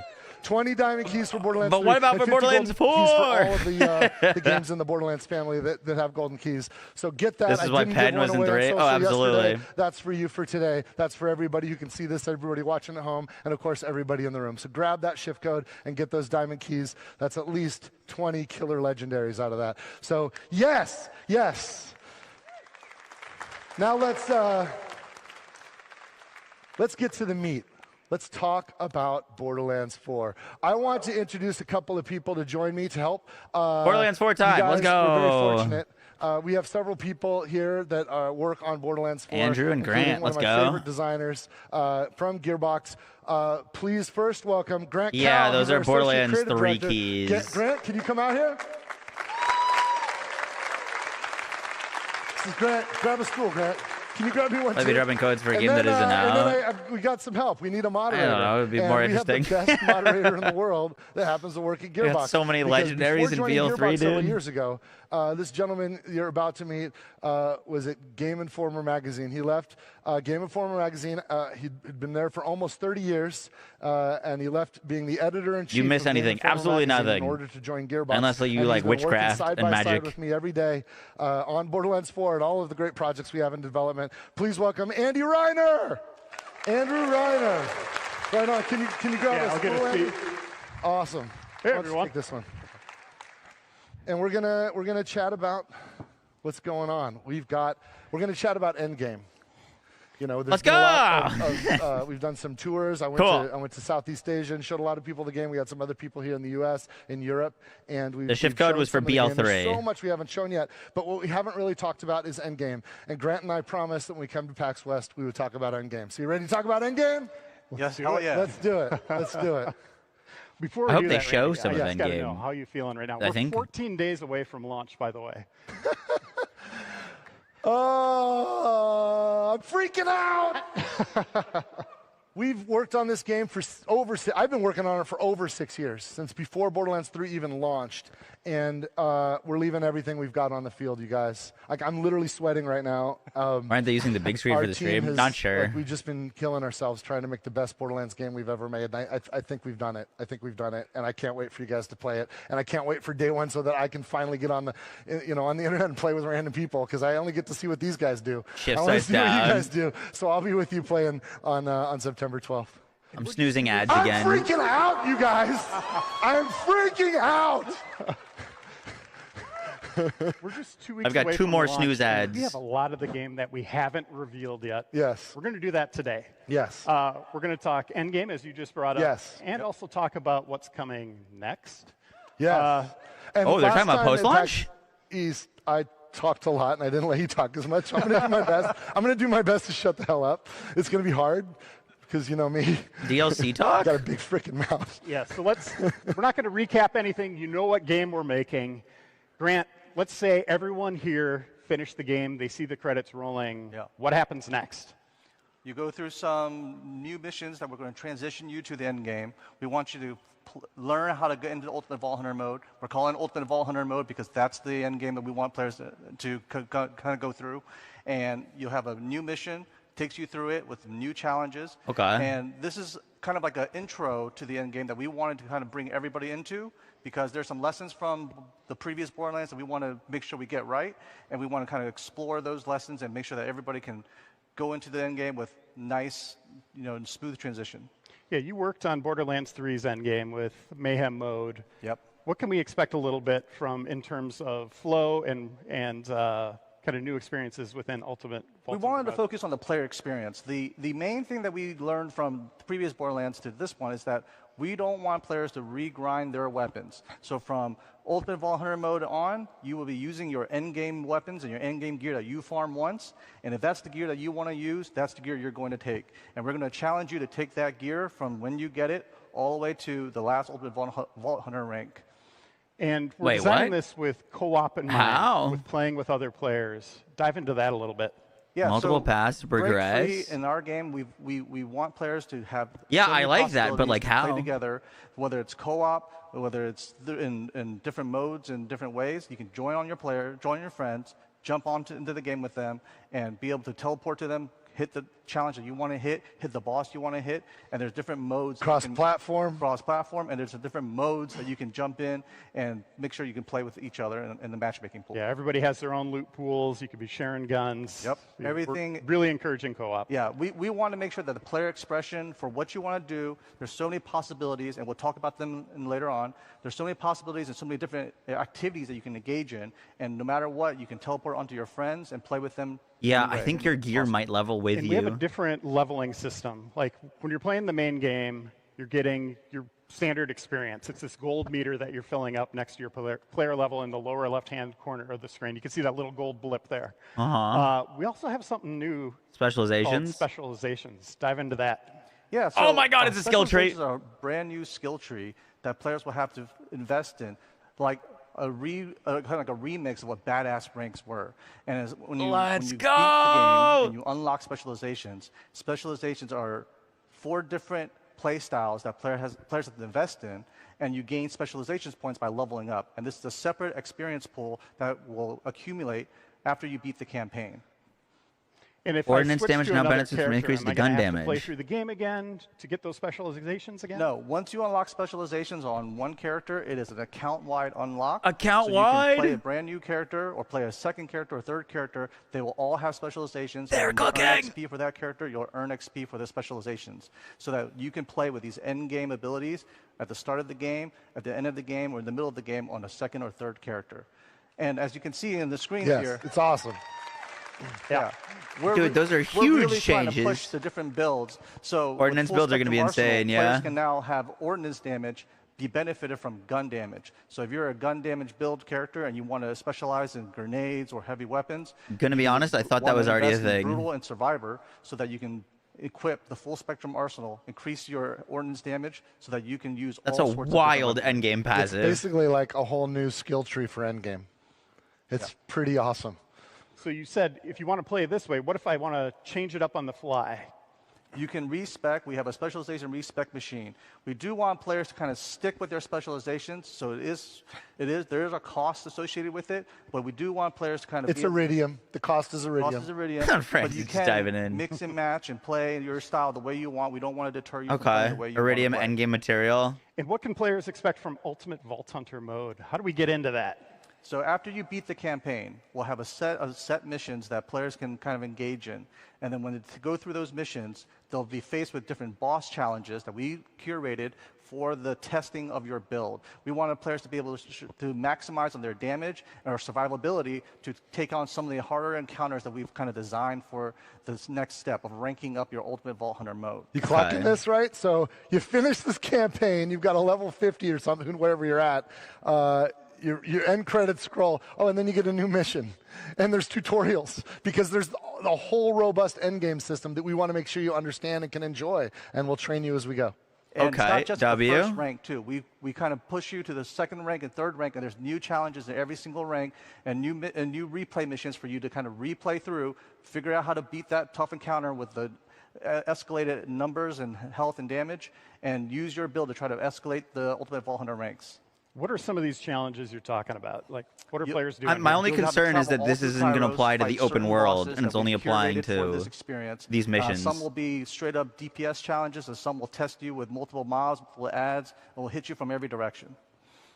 And am I going to have to refarm gear? Absolutely, absolutely not. That's one of the things that we wanted to make sure we took care of, which is we want to respect players' time, and we want to make sure that whenever they want to play something that they want to play, they have the gear they want to do it, and they will challenge you. This is wild. You will stick with the gear you want, and you will play with that gear that you play with. You won't have to refarm it at every single Ultimate Vault Hunter mode. Yeah, you don't have to refarm, but of course, if you're like me, you want that. You want that So does perfect the drop, and weapons you're gonna scale go on with for your it. tier? And you can absolutely farm as much as you want and get that. You'll find better and better drops. There are, after all, 30 billion guns in Borderlands 4. There's always a better piece of loot.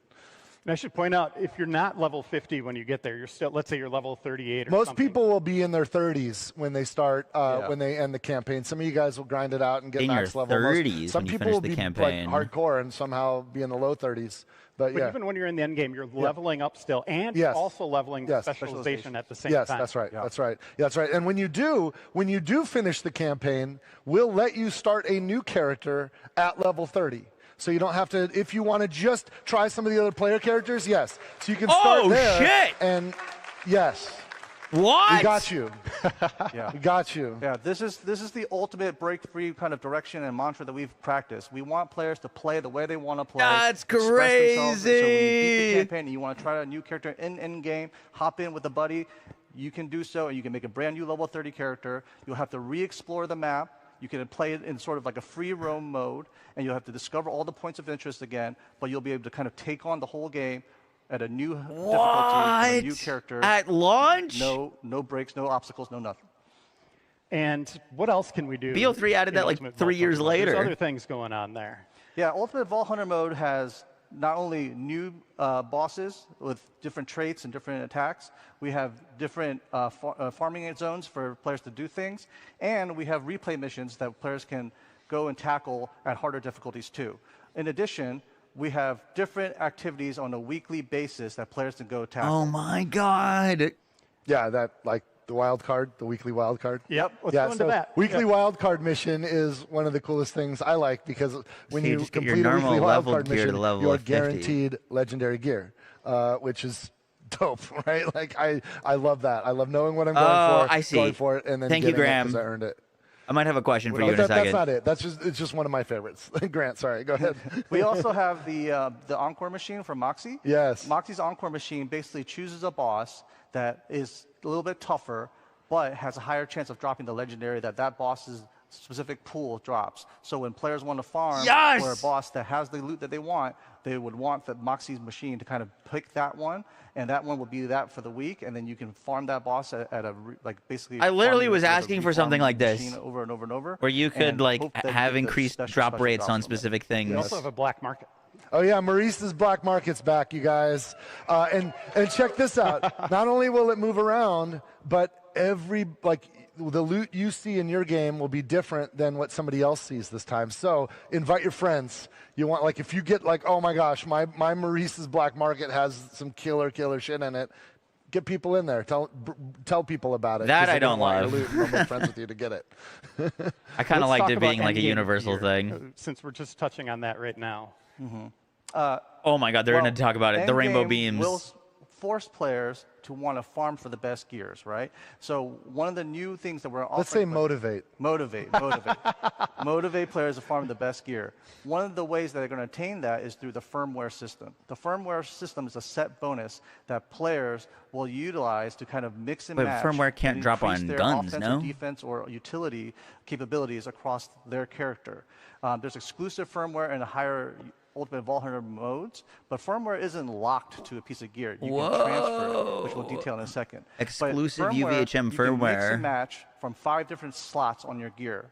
And there's bonuses from having Bullets one piece, pierce 2 pieces, enemies? or 3 pieces. So if you wanted to, you could have 5 single set bonuses Oh, from boy. 5 different Oh, piece boy. slots on your character, or you can mix and match 3-1-1. 2-2-1. There's many bonuses that you can mix and Hyperion match gun to kind of shields. promote the build that you want to play in. So in these examples you see here, we have a gun build that favors zoom speed, accuracy and fire rate so that players can maximize their gun builds that they want. Every critical hit grants 15% crit damage per stack for a maximum of 5 stacks. Wait, go back to that screen. Can you go back one? Who didn't open their bonuses here, the rewards? Oh, no. 26 loot chests. That's where you get all sorts of gear, like cosmetics for Echo 4, for your bike, all that stuff. Can firmware drop on guns, or is it? I think it's only on your like gear. So that you can open them right there and there. But there was like special beams on guns. Everything about the Endgame today. There's going to be other things that you're going to discover as you're Good. playing it. I like that. There are surprises. Was that the Monarch? I had to look back. Going on. Randy, I think we need some new people. Yes. Let's talk about, because look. The end game's just part of the stock game, right? And you know that we love throwing stuff in there. We're not stopping. But you also know that, like, some of you guys pre-ordered deluxe or super deluxe editions that have bundled with them future DLC and future content that's premium content. I missed this news ad. Now's a good time to talk about that too. So let's get some people out on stage to help us out here.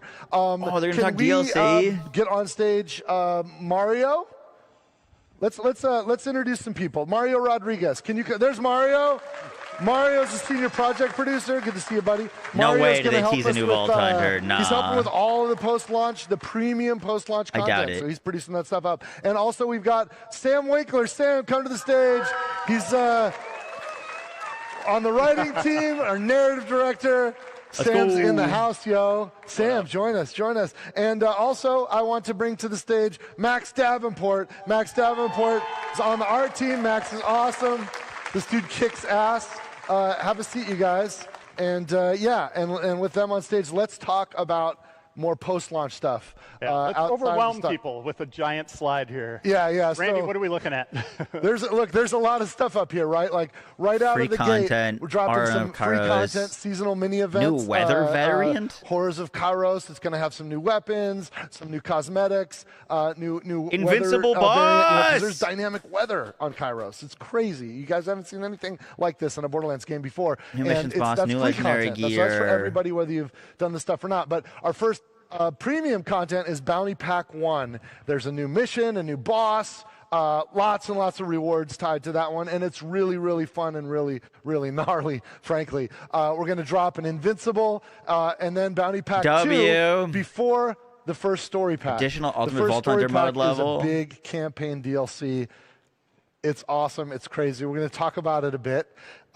Maybe I'll just shut up there and let us talk about it. New Vault Hunter. I'm sorry. I get really pumped about this stuff. Mario, let's unpack that. This means there isn't an Invincible at launch? That's not what that means. Yeah, sure. So seasonal mini events are back. The first one coming in October.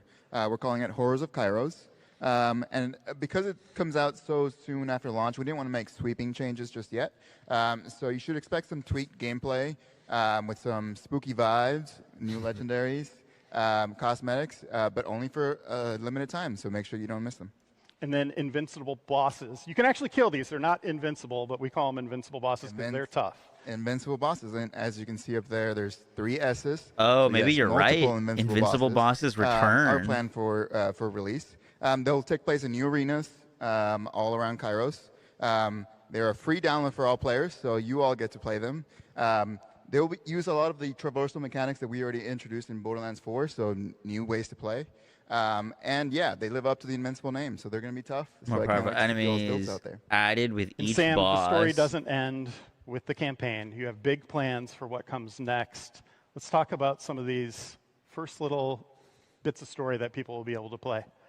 Yeah, as we noted, we've got the bounty packs coming up, and these kind of content is going to be familiar to anyone who played Borderlands 2. If you remember our Headhunter packs, these are story-focused missions that focus on a particular character and a theme.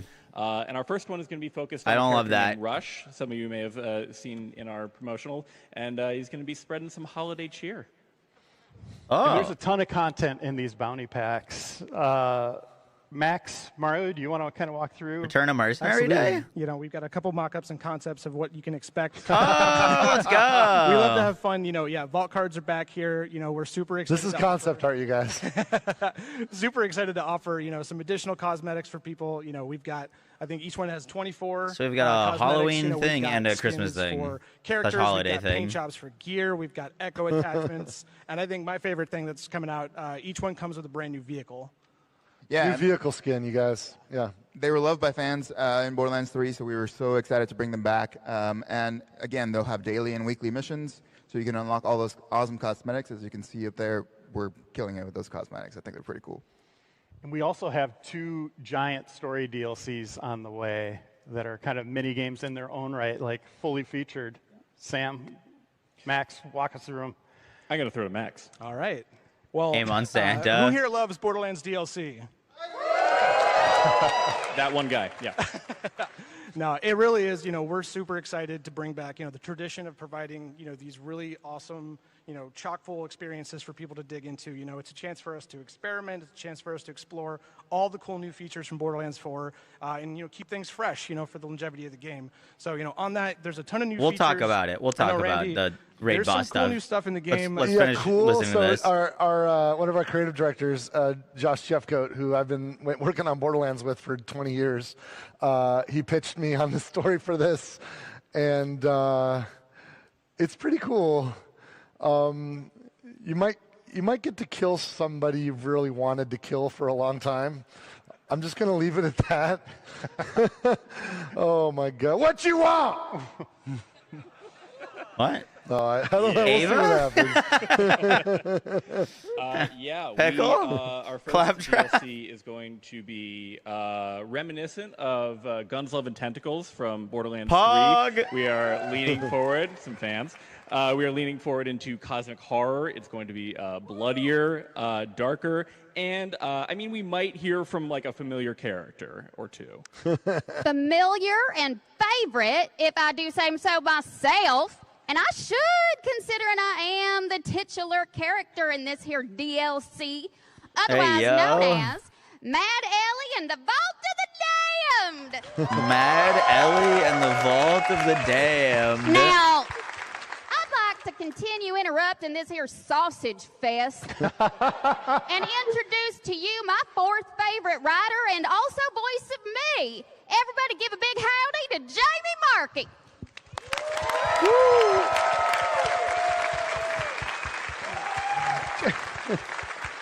Ellie DLC login. Your cam's in the way. I know. I'm sorry. Hey, Jamie. Hey. Oh, hi. How's it going? It's weird. It's good though. So Jamie's been part of this franchise for longer than I have, for sure. But recently, well, actually a couple years now, we brought you on as a writer. How did that happen? Well, perseverance is important, and I think also it's lovely when a company can look at you and be like, "There's something wrong with her." It's just validating, you know. It's nice to be appreciated.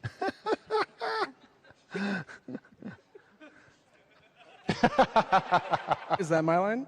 I don't know. Oh, well, okay. We went through this.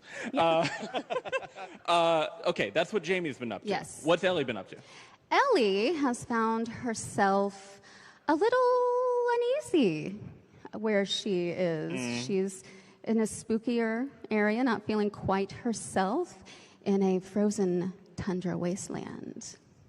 That's right. And it's not only Cool. Ellie that's experiencing some strangeness. This brand new map zone is going to offer players brand new challenges, new enemies, and a ton of new gear and loot to collect. So we're super excited about that. Yeah, and we're working on it right now. Like we pencils down on Borderlands 4, and we're like, okay, let's go, let's make this stuff, and it's so much fun. Like we're really good at some of us have been working on Borderlands for 20 years. We're starting to get pretty good at it, and when we ship a game, we really know It's in the Discord, everything Erlite. about it. So that's one of the reasons why campaign DLC for Borderlands tends to be really, really great, because we are cooking at all cylinders. And in addition to the campaign DLC, I'm trying not to at talk the over same them. time, we're launching a new playable Vault Hunter. Yes. That's an actual silhouette of this character. Look, we Wait, what? didn't do it in Borderlands 3, and Which some is of you the guys silhouette of the hit us character? for it. Because you know, some of you like Krieg and Gage were some of your favorite characters in Borderlands 2, and you want to see what else we've got up our sleeves. So this silhouette here, this guy. Oh shit! Literally has a lot up his sleeves, What and the hell? I cannot wait to introduce him to you. We are working on him right now. I think we just settled on his name last Like a week. shaman right? And, druid? that's the smallest part Type of the work. vibe? I'm really excited about this character, and I think you will be too. Ranger? Well, that's it for our Q&A. Randy, anything else you wanna You know? think samurai, scarecrow? Oh yeah. What have I forgotten? Oh, you know, this is cool. So a week ago, exactly 1 week ago, how many of you, look, I got know like this, witch doctor I'm not vibes from immediately. Butterfinger or anything. Like, I'm not trying to do a sales pitch here, but just out of curiosity, how many of you have pre-ordered Borderlands 4? How many of you have pre-ordered? Wow, yes. Wow. Look, because of you guys, a week ago, Borderlands 4 topped, like 3 weeks before launch, it topped the charts. It was so Borderlands 4 is already a #1 game, and it's not even out yet. It's because of you guys coming with us, showing your support, and pre-ordering. Could be a the game. necromancer. I And doubt that's it. We already have awesome. Vex. That's awesome. Thank you so much. Thank you. And a week Yeah, it could be ago, like a gunslinger. I noticed this. I wouldn't be I surprised, posted about gunslinger. it on Twitter. My handle's @DuvalMagic. If you're curious, if you want to see me go off the rails, follow me on Twitter. And it was astonishing Randy's to me tweets. because this is the only incentive. There's no reason to pre-order, but just to get this pack up here that's on the screen, what we call the Gilded Glory Pack, which has some new skins for Is each he of the just Vault add- Hunters, he's a gonna weapon add skin, and something a to the drone skin. pre-order Some bonus? Cool cosmetics exclusive to pre-orders, but they're cosmetics, and this is all you had to motivate you, and you did it, and you made Borderlands literally #1 game in the world before it even launched, which is amazing. And I promised a week ago, it's like, you guys, I think we owe you something. I think we owe you something. So I promised we're going to sweeten the pot. And today I'm going to tell you how we're sweetening the pot. We have something really, really cool. Some awesome people worked really hard to create some new stuff. So now, for all of you people that have pre-ordered, you don't have to do anything. You've already done it. You're going to get some gear, and it's freaking cool gear. It is kick-ass, cool-ass gear. First of all, before I talk about this, well, let me tell you a little bit about the gear. We've got there is an SMG that's a Maliwan SMG. It's a level 1, but it's actually pretty useful at level 1. I was going to say, as long It'll as this actually be gear is helpful like even up to your not first useful boss fight. past level So 5, it's it'll fine. Probably be good. It'll be good even if you've got some other gear along the way between start of the game to the. But here's what's really cool about it. For the rest of the game, it also makes fireworks happen and explosive. It's basically like, so you'll keep this level 1 gun forever because you can only get it if you're pre-ordered, and it's the celebration machine. You're online with a friend who's having their birthday. Bring this baby out. Fireworks, fireworks. You want to propose to your girlfriend in the game? Fireworks, fireworks. It's awesome. It's so much fun. You'll have a blast. Now, earlier we were talking about, hey, when you complete the game, you can create new level 30 characters. We've got a couple pieces of level 30 ordnance. We've got a level 30 grenade and a level 30 rocket launcher, and these are kick-ass. I don't want to forget the details. So yes, the Sidewinder rocket launcher. It has pretty fast regen time, ammo regeneration, and relatively fast fire rate. It is a pretty straightforward old school rocket launcher, but it's badass and will be immediately there for you when you start that next character at level 30. It's a starting weapon at level 30 when you make a new character. Grenade, it's insane. It spawns extra grenades, shredding through everything. It is a very, very powerful grenade for level 30. Highly recommend it. Both the rocket launcher and the Ripper grenade come with some pretty badass God Killer firmware, which you'll figure out what that is, but it's awesome, and that's baked into those level 30s. And then I think the coup de grace is a unique, legendary level 50 peak level Level 50? Rifle. That guy right there, you're going to have that before you even start. It's waiting for you at Endgame. And it fucking kicks ass. I don't like that at This all. fucking gun is so badass. I don't like that at you're all. You're going to shred with it. So it'll get you right going on Endgame. And of course, and the other thing, too, about that. We're Level also gonna 50 throw in weapon this, that's waiting for you Psycho that head. kicks ass. So every Vault Hunter can wear the Psycho head. It's a customization, so it's not just the gear, it's also that. So that's a free added gift for everybody that's pre-ordered. I can't stop you from pre-ordering now if you do want to get in on this, if you haven't pre-ordered yet, but this is a gift to show everybody our thanks for making Borderlands number I think one before good we even launch. intentions, Thank you wrong guys so much. execution. Yeah. Yeah, it's a little dangerous. Anything else you want to raise? Any words of wisdom or final? It won't be a good gun. As long as it's not. Oh, shit. I mean, I that's my can't worry. believe That's it. my worry is that they're thing. like good. Grant, can you go get one of those? Like the guns? ones in BO3 were like basically So, meme weapons last and didn't do time, anything when past when level Grant 10. and I were at PAX East, some of you guys caught me teasing something. I don't want to be a tease. Grant's been working hard. Also, like some of the other folks have been working so hard. Jasper Foreman and Neil Johnson back home. These guys, the reason why you're getting that pack and the reason why this game is so solid is because of these guys. Lawrence Nash has been helping out with the production on that. These guys are badasses, and the team of the people that surround them make this possible. But Grant here has been working overtime, working late on Fridays because turn that gun over and move it a little bit. I don't know if that means anything to anybody, but this looks this skin looks a little pearlescent. No, no, no, it looks a little pearlescent. Holy shit! Pearlescents are back. Let's go! Pearlescents are back, baby. Pearlescent, and it's because of Grant and the guys on his team. And listen, it's not going to be easy. The droplet rates for when they can drop, it's less than 1%. So if you get one of these, you're lucky. You're lucky. Oh, But they they're just put it at the bottom of the Q1. Let's see where. Around when Bounty Pack 2 launches, which is in Q1 2026, that's when the pearlescents will be added to the game. Okay. Let's fucking go, for it. baby! Go for it. Pearlescents added to Borderlands 4. Amazing. Yes. Thank you. Cheers. Thank you all. So give them a round of applause. Yes. That was a fantastic discussion. Hey, you know what? We're going to go over it because, hey, if anybody wants to meet us, I think we're going to go somewhere to sign autographs. Dan's got some really, really important, cool stuff. Don't leave yet because you definitely want to hear this. But we're going to get off the stage so we can go meet you over there and be ready, okay? Absolutely. You got this, Dan? I got it. Okay, he's got some cool stuff to close you out. Thanks, you guys. Everybody. We'll see you in the Borderlands on September 12th. Let's go. Thank you so much for joining us today. Couple things that I want to give you a heads up on. First, if you are here at PAX, be sure to stop by booth 403. You can play all 4 Vault Hunters. After lunch is great. After lunch is exactly what it should be. In the Rage Room, I did it. It's amazing. You can break all kinds of things up, really work out some issues, which I kind of loved. Also, if you are in Dallas, if you are coming to Dallas, if you've ever wanted to go to a launch party, come to our launch party on September 12th. You are cordially invited to join us at Gillies. I appreciate the and invite, just but have I a will be great playing your time video game. with the team. Meet your favorite developers. Scan the QR code, and it will take you to a site that will let you know how you can get your tickets. If you're watching online, same invitation goes for you. You are more than welcome to come party with us. Finally, we're going to still be hitting the road. Coming up, we're going to be going to Tokyo. We're going to be hitting Tokyo Game Show.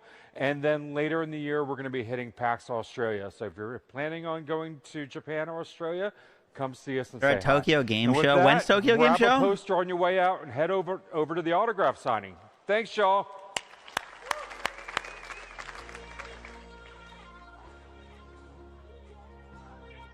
Damn, okay. We got a lot to talk about.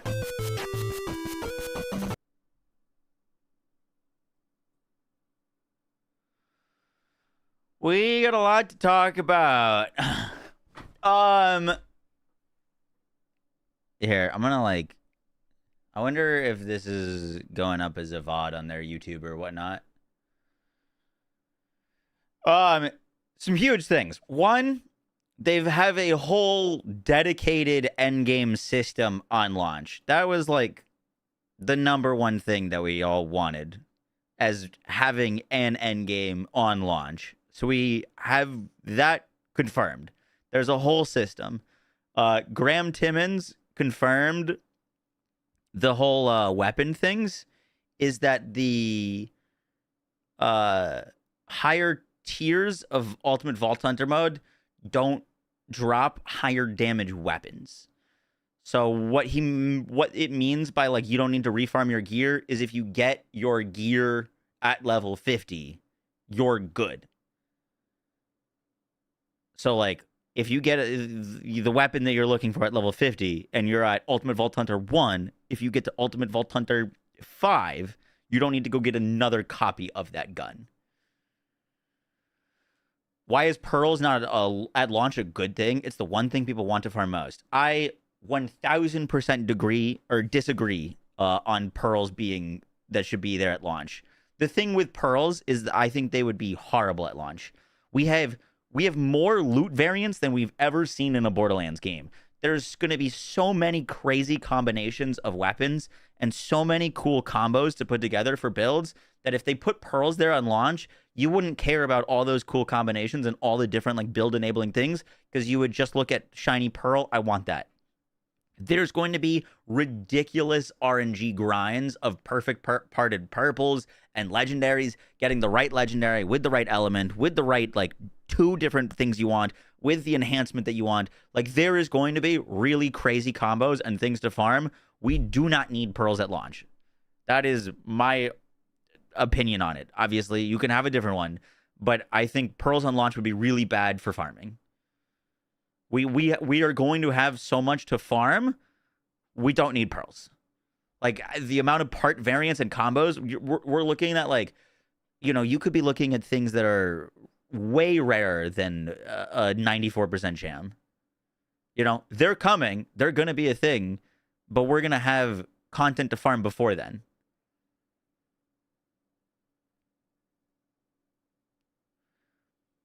The pre-order guns, I think, like, I think right idea. My only concern is honestly with the level 51.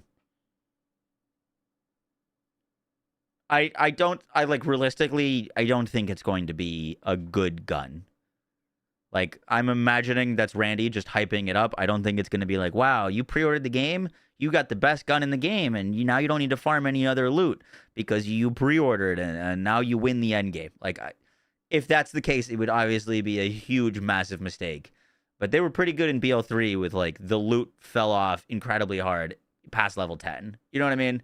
Like, they were more like meme weapons and, like, a Nerf gun type deal. So, I'm a little concerned about the level 50 weapon. I hope it's just kind of like a meme thing.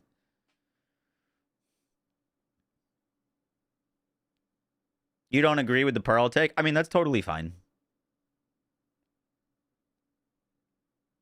If you've looked at the amount of RNG that we're gonna have to deal with farming some of these not even perfect, just I shouldn't say perfect, just getting the things that you want is going to be a huge grind. If you think about, like, we'd talk about an enhancement. Enhancements have a manufacturer bonus, which every manufacturer has, like, multiple manufacturer bonuses. Plus you've got random passives on it that roll. Plus you get firmware that rolls on it. And then you've got to actually get it to drop. And then if it's legendary, it can roll multiple different manufacturer bonuses. Like, I don't know. I just don't think we need Pearls at launch. We're getting them. The thing to understand with the weapon scaling is that they're not scaling. No takedowns, no slaughters. There's no endgame besides weekly missions. How is that a W? They didn't say that. They said that there's specific endgame things that they're not revealing. There's a dedicated endgame with things to do. If there are no takedowns or anything like that, that would suck. But that's not how I took that. You know what I mean? The invincible boss, we know, is the first invincible boss. We need a takedown. I 100% agree. I 100% agree. Takedown is the #1 thing that I really want. But they didn't say that there's no takedown. They said that there's parts of the endgame to discover that they're not sharing yet. And that there's going to be a whole dedicated endgame system. But if the higher Ultimate Vault Hunter levels don't get better gear, why play them just to make it harder? It sounds like there's going to be exclusive firmware drops to higher tiers. So, like, you might want to get a passive on a piece of gear that's better. But if we understand the firmware correctly, you can move firmware from piece to piece. So, like, you could go farm Mayhem, or not Mayhem, Ultimate Vault Hunter 6 and get the new firmware drop. But if you get it on a piece that you don't want to use, you could potentially transfer that to the shield that you like.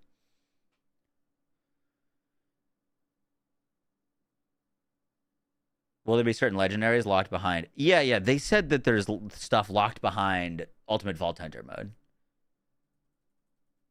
I think the larger point of Ultimate Vault Hunter mode is to scale up the difficulty and challenge that you're facing. They directly stated that there's new bosses / boss variants tied to Ultimate Vault Hunter mode. Yep. I don't know if firmware is exclusive to Ultimate Vault Hunter mode, but they said that Ultimate Vault Hunter mode has exclusive firmware. I think he said that the level 30 weapon had firmware built in. Can we watch that again?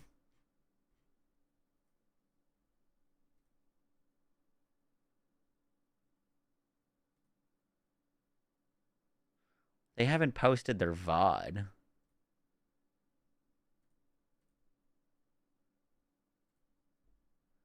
Did Gearbox post their VOD?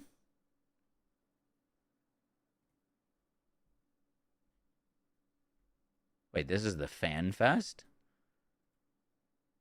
Okay, this is what we just watched. The level 30 grenade and launcher have firmware. Okay, so they're not exclusive to Ultimate Vault Hunter mode. I'm going to keep accidentally saying Mayhem. You can respec. We have a specialization respec machine. We do want players to kind of stick with their specializations, so agent. And then when they go through those missions, they'll be faced with different boss challenges that we curated for the testing of your build.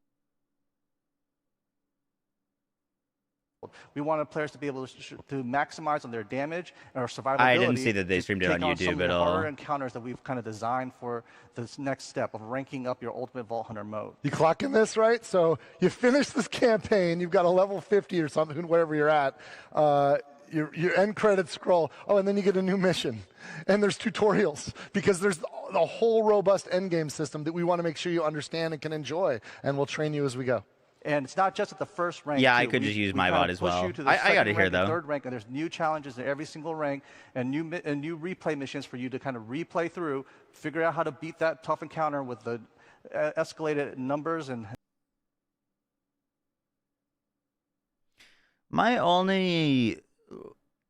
I really hope I'm incorrect in thinking this. I think I am. But these Ultimate Vault Hunter ranks, can they apply to your world, or are they only applying to these missions that you're doing? Like, can I farm the world map in Ultimate Vault Hunter 3? They posted their post-launch roadmap. It has to apply to the world.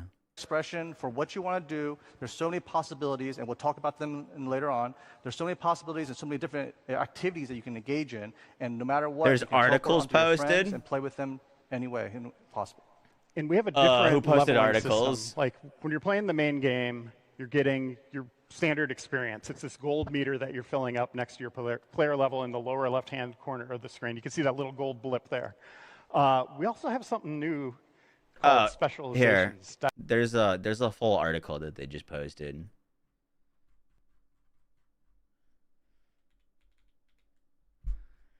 Paid content, story packs, post-launch narrative.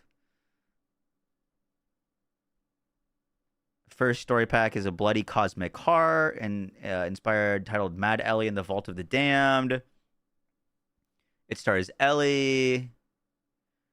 New and returning. You can expect similar level of intense looter shooter, gripping stories, and killer new loot to collect from so it's like a Borderlands 3 DLC.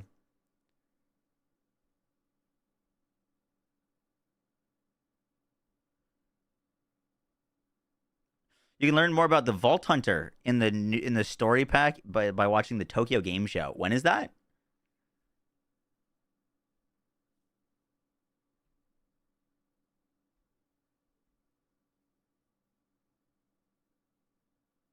Did K6 raid? Hi, K6. My notifications are a little busted right now. Welcome in, welcome in. How was your stream? What'd you think, dude? Each bounty pack features new main missions. Playing Borderlands 4 with the Vault card active gives you more loot and XP via daily and weekly challenges.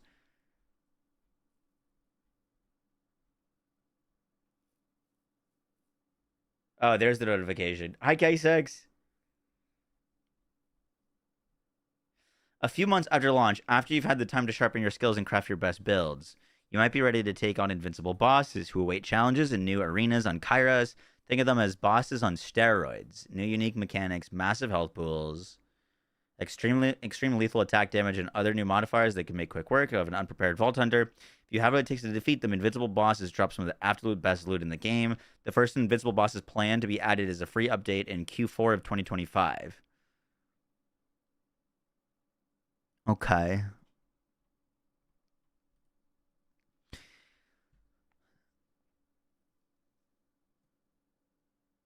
I mean, it's great that we're getting one. I mean, Borderlands 3 took like 2 years to get an invincible.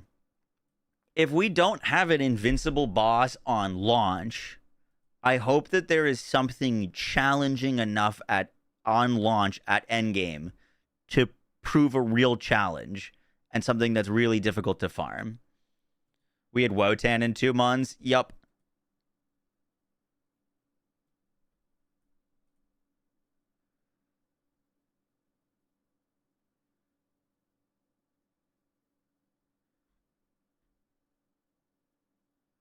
No takedowns. We don't know that. That is a possibility, but they also said that they're not talking about everything about Endgame. Weekly challenges. Multiple types of free weekly content to keep things fresh. Big Encore boss. Players can take on the same boss at Moxie's Big Encore machine by spending in-game Iridium currency. The Big Encore boss is a tougher variant with an even more rewarding loot pool. Okay. So, like, tougher boss that you can fight at endgame. Weekly wildcard missions, ensuring that everyone takes on the same set of additional enemy traits, so the community can collectively figure out the optimal ways to overcome this challenge. Weekly wildcard missions will have a guaranteed legendary drop that you can repeatedly earn to get your ideal role. Ooh, I like that, actually. It says added to their map. Does this mean that this is a world activity? Everyone, Soren offers highly coveted legendary loot. Its location will be the same. The inventory it's offered is different. I don't love that. But I don't love that in a selfish way. K6, thank you to the 52 months. Appreciate that.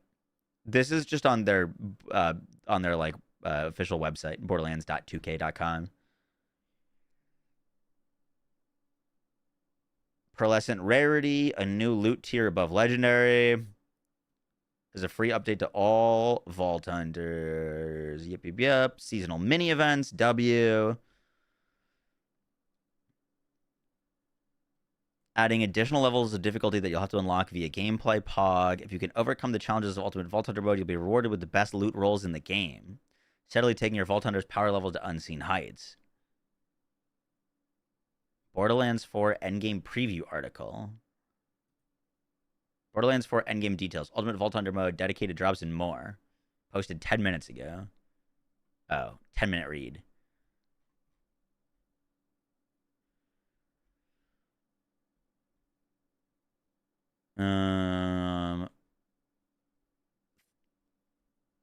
Ultimate Vault Hunter mode is a mountain to climb. Simply finish the campaign with your first character. Enemies will be much, much tougher and deadlier in Ultimate Vault Hunter mode, but the loot they drop will be appropriately powerful as rewards for your efforts. More demanding, chaotic battles against enemies that globally scale to your level. You'll have to deal with increased damage scaling while your opponents get intimidating modifiers like high.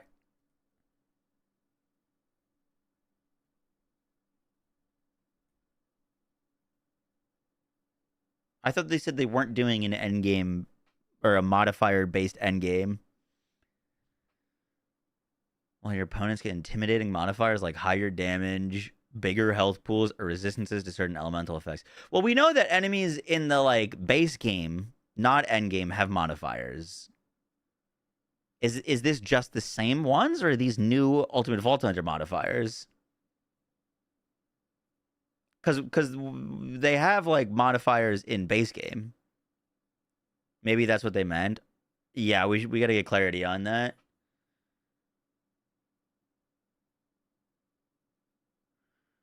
But you should triumph. You'll rake in big rewards, better loot that you can supercharge your build, scaled XP, increased in-game currency in the form of cash and iridium. Ultimate Vault Hunter mode will have 5 difficulty levels. Pog. I like that. Keep them low. Which are unlocked incrementally by completing challenges spread across Kairos and put your skills in Vault Hunter builds to the test. Once you complete enough challenges, you'll face a climactic trial, a wild card mission. Wait. Which are unlocked incrementally by completing challenges spread across Kairos and will put your skills in Vault Hunter builds to the test. Once you've completed enough challenges, you'll face a trial, a wild card mission, which tasks you with replaying a mission filled with buffed enemies who have a new set of lethal traits. A wild card mission. 1 second. Weekly wildcard missions.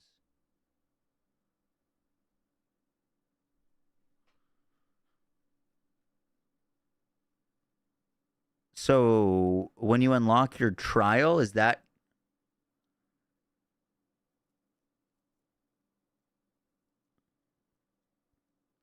I guess what I'm trying to figure out is there like unique, or is everyone doing the same mission for unlocking Ultimate Vault Hunter 2 and Ultimate Vault Hunter 3? Or is it when you unlock the ability to do the wildcard missions, you're just doing the weekly one? Because these have the same name.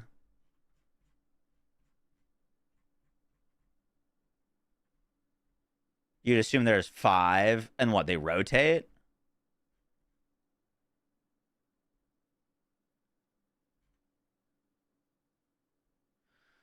Once you've completed enough challenges, you'll face a climactic trial, a wildcard mission. Like, is the... Well, I gotta ask, but is the wildcard mission like its own thing that is for 1 to 2 to 3, and there's also additional weekly ones rotating? It'd be weird if you just did the weekly one. I think it's got to be 2. Like, the weekly is just like the week's mission that rotates, and then there's probably set ones. I think they have to be separate.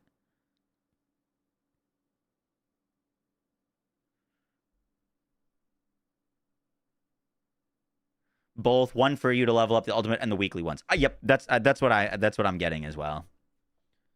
The climatic trial is its own thing, but the weekly ones are buffed. Yep. Okay, I think we're all on the same page. Hopefully. Successfully surviving the absolute chaos of a wildcard mission will unlock the next difficulty, Ultimate Vault Hunter level, creating a satisfying cycle of increasing your power and taking on tough but fair adversaries. Ultimate Vault Hunter mode is also designed to be welcoming to players of all kinds, so you can escalate the increasing difficulty levels at your own pace and take on new challenges whenever you feel ready. Dedicated drops and other optimization for loot farming. Something every hardcore player knows and loves. The active loot farming has been improved to offer more variety and more predictable goals, including dedicated drops. Instead of fighting the same boss over and over again in the same part of the map, you're now incentivized to take the fight across Kairos and fight a wide variety of enemies in the pursuit of the specific loot you're looking for. Same boss over and over again, the same part of the map. You're incentivized to take the fight across Kairos and fight a wide variety of enemies. In addition to their loot drops, hunting bosses across Kairos pays well thanks to contracts, with completion rewards that include a valuable in-game currency earned through gameplay iridium. These iconic chunks of purple crystals have made their way to Kairos, courtesy of Elpis Cataclysm. You'll spend iridium on endgame activities, like respecting your specialization tree and spinning up Moxie's big Encore machine. Big Encore machine repeatedly fight bosses. The big one is just like a souped up version.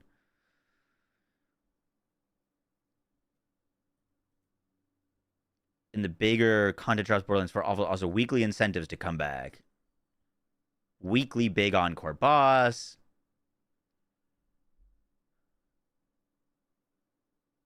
All players will get the same weekly wildcard missions.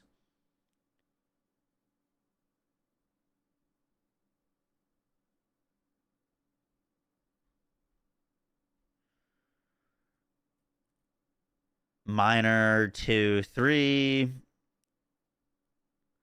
Typically, flat increases stats to like ordnance, damage, or action skill cooldown rate, but full bonuses can provide unique effects like dropping down missile strikes or boosting your damage and lifesteal when your health gets low. Crucially, firmware does not apply to the 4 primary weapons in your loadout, as it only has a chance to spawn on rep kits, ordnance, class mod, shield, and enhancements. That means you can only have 5 total pieces of firmware enabled gear equipped at a time. You'll need to make tough decisions when shaping your build. Do you go all in to get a full and major bonus with 3 and 2 firmware gear set respectively, or do you spread out for a wider variety of minor and major bonuses? The choice is yours, but whatever you decide, firmware bonuses go a long way towards making a more effective Vault Hunter build. Once you've completed the main campaign, you can transfer firmware from one piece of gear to another using a transfer machine. W. It's important to know that the gear that the firmware transferred away from will be destroyed, and existing firmware on the target piece of gear will be replaced.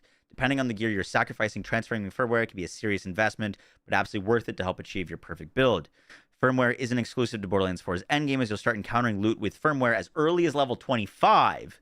By the time you've reached the endgame, you'll be well acclimated to the ways firmware can strengthen your build. You'll be ready to chase after new firmware sets that will only drop in Ultimate Vault Hunter mode. Boom. Specializations. There are 4 basic nodes to level up on the specialization tree, which provide straightforward buffs to stack like max health, shields, or gun damage. Once you've leveled up a basic node far enough. Oh, so it's a bit like Badass Rank, where you're like putting points into gun damage or putting points into max health. But once you put enough points in, then you get perks. You'll unlock passive specialization skills to slot into socket spaces. Initially, you'll only have access to 1 socket for slotting and specializations. After you've leveled up enough, you can have a maximum of 4 sockets. Long term, your goal is to reach some or all of the 3 prestige nodes, which can only be accessed once you've leveled up enough and invested the requisite points in the basic nodes. As an example, the Gadgeteer prestige node that buffs your ordnance will only be unlocked after you've invested at least 10 specialization points into both the Survivor and Brute basic nodes. Slotting your specialization sockets will provide noticeable spikes to your power level over time.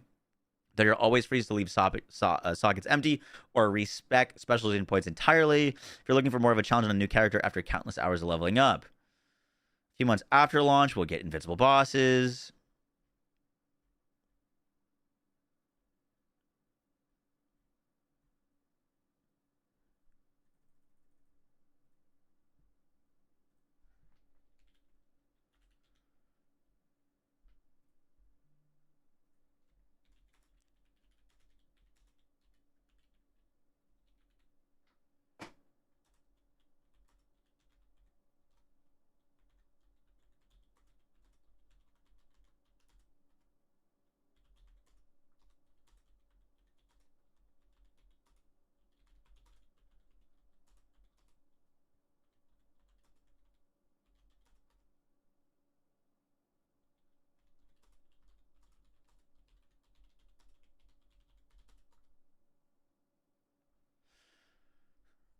What do you think Ordinite will be used for? That's a great question. I'm still confused on that.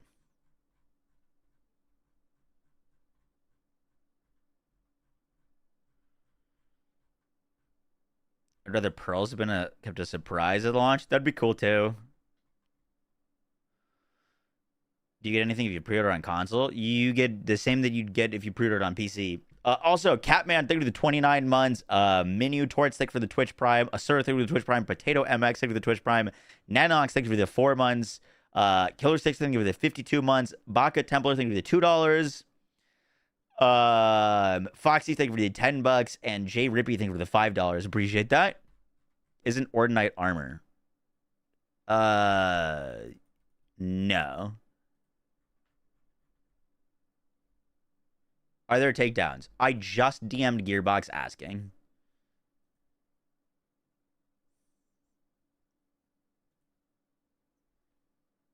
Did I get the drops? I'm not sure. I didn't check.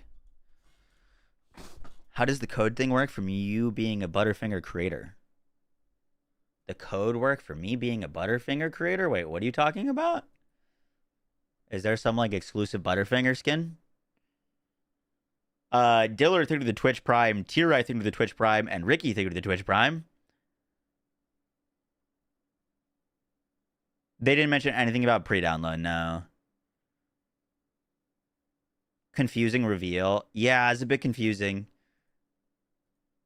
I'm gonna do a little summary right now. The Butterfinger stuff's gonna be Twitch drops. Gotcha. Yeah, I saw the Butterfinger skins, but I wasn't sure how you earned them. I missed that part. Link article. Yep.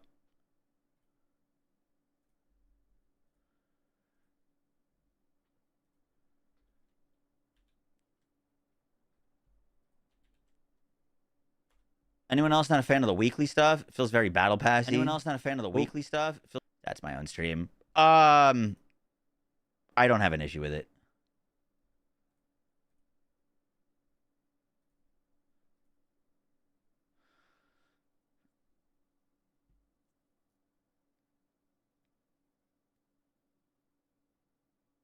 There's another article with the weapons we're getting from the pre-order. Gotcha. Am I giving out the Butterfinger skins? Oh, is this what y'all are talking about? These satisfying Butterfinger Echo skins will be waiting for you in the new Borderlands 4 launches. Who's ready to get their hands on good stuff? Details dropping soon. I mean, I'd imagine I would, because I'm sponsored by Butterfinger. But I don't have details on that yet.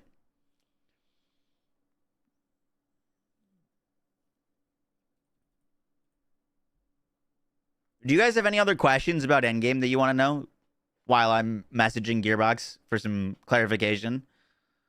Zavard, thank you to the Twitch Prime. Appreciate that.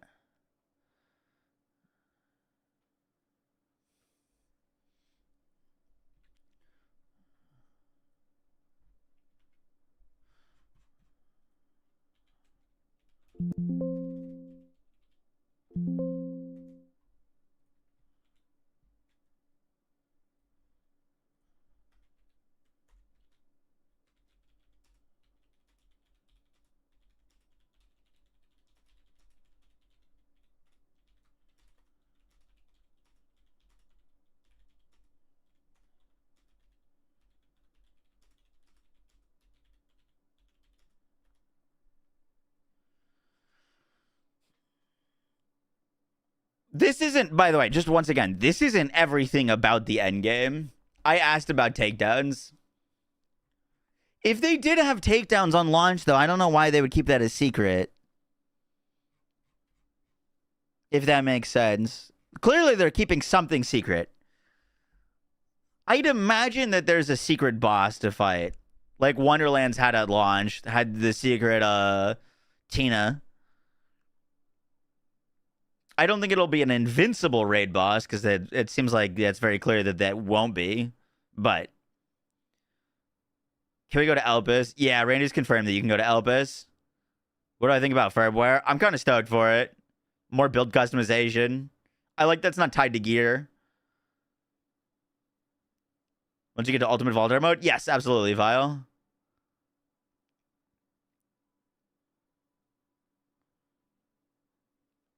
Nag, I'm not sure. I just asked that question to Gearbox. I'm sending them a few questions. See if we can clear anything up. Do you think the Ultimate Vulner trial for rank up is a takedown? I'm not sure.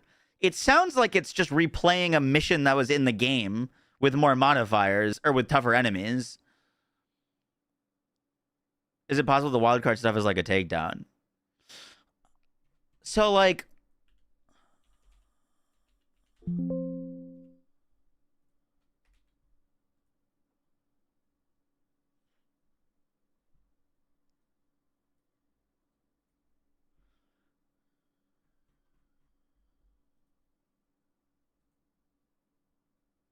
It says replaying a mission filled with buffed enemies. So I think it's just an existing campaign mission.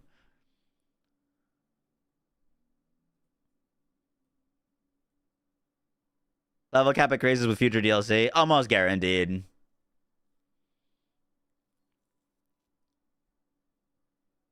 Wild cards sound like Nightfalls.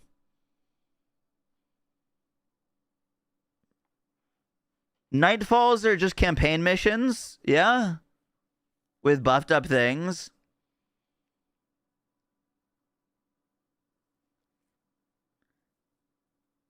I haven't been into Destiny in a minute.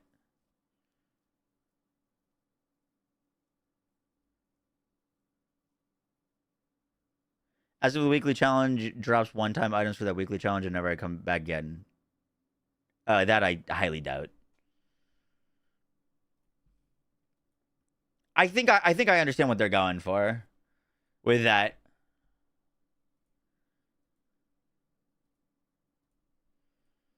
Give me some music.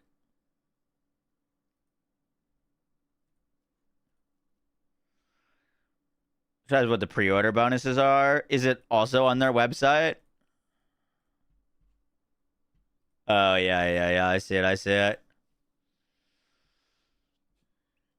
Land guaranteed critical hits on enemies at full HP with a chance to crit decreasing proportional to their dwindling health. Interesting. Should be daily. I think weekly's fine.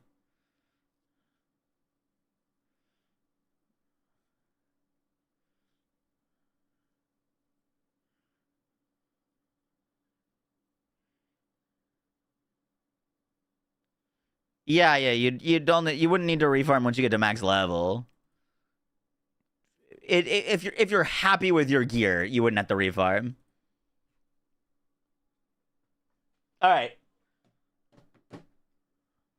We're gonna wrap it. We're gonna summarize.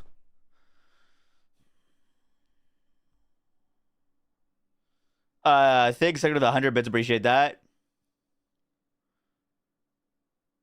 Yeah. We're gonna summarize everything.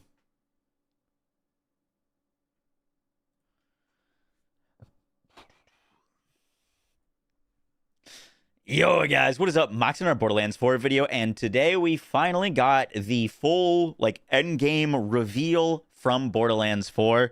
This happened at the PAX West panel that they just did. The show was about an hour long, and about 30 minutes of it was specifically dedicated to talking about endgame and post-launch support. In this video, we're going to summarize everything you need to know. While the stream that they did had a lot of details, it didn't cover everything.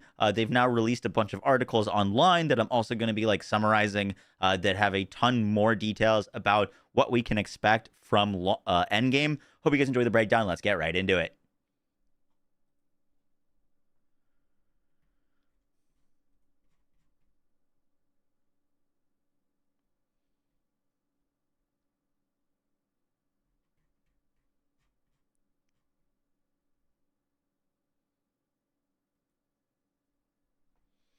So the very first thing to talk about is Ultimate Vault Hunter mode. Now, Ultimate Vault Hunter mode is returning, but it is different than you might understand from past games.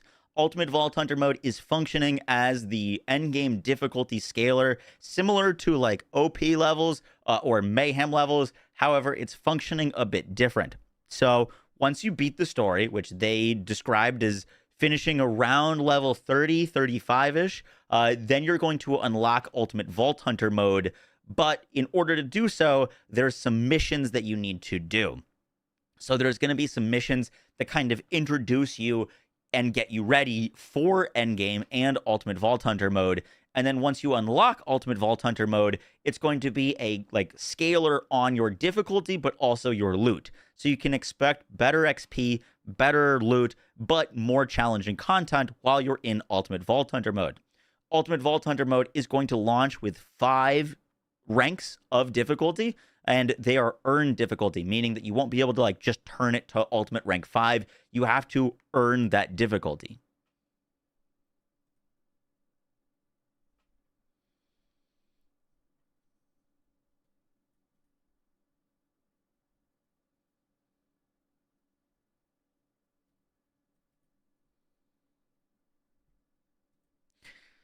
So So while you're in Ultimate Vault Hunter mode 1, or when you're just starting out, there's going to be challenges. And they say by completing challenges spread across Kairos, they'll put your skills and Vault Hunter builds to the test. And once you've completed enough challenges, you'll face a climactic trial, which is going to be a wild card mission, which tasks you with replaying a mission filled with buffed enemies who have a new set of lethal traits. So basically, in your world that you're going to be playing in, there's going to be challenges. I don't know if those are going to be like you need to kill a certain amount of enemies or you need to do specific missions, but basically you're going to have a progress bar of you need to prove that you can do Ultimate Vault Hunter Mode 1 well enough to unlock this trial. And this wildcard mission that you're going to play is going to be a mission, it sounds like a mission that exists already in the game, but with massively buffed enemies who are also going to be getting new sets of lethal traits. So you might have to deal with enemies having new modifiers, which I'm a little confused on because I thought they said that there's not going to be new modifiers at Endgame, or Endgame doesn't scale modifiers, but it does sound like modifiers are going to be returning to Endgame as a way to increase the difficulty.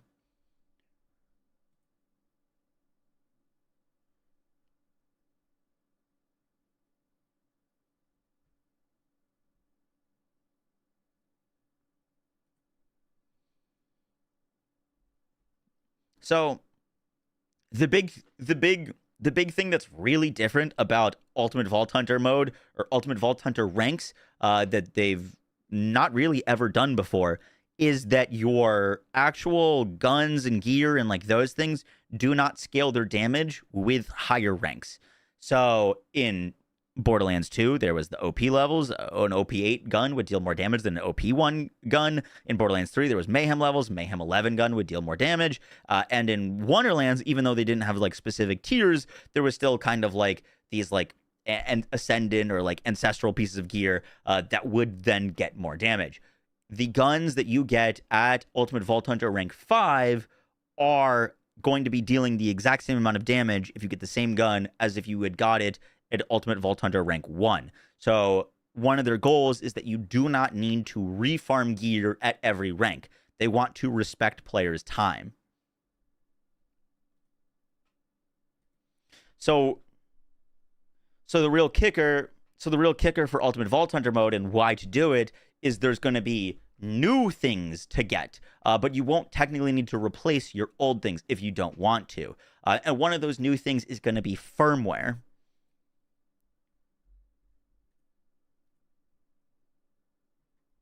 How we doing so far? Making sense?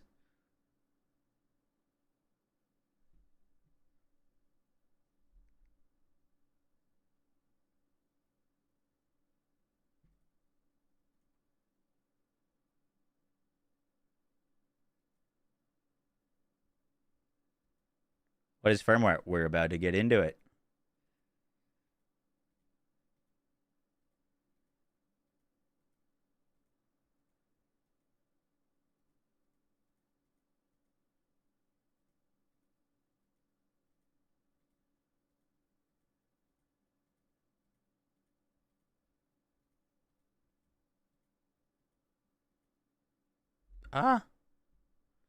Where is this firmware at?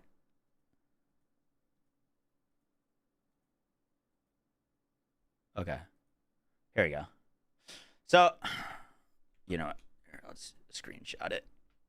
Put it up on the big screen.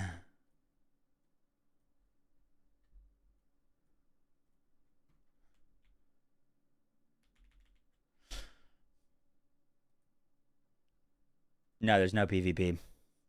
So this is a screenshot of what firmware looks like.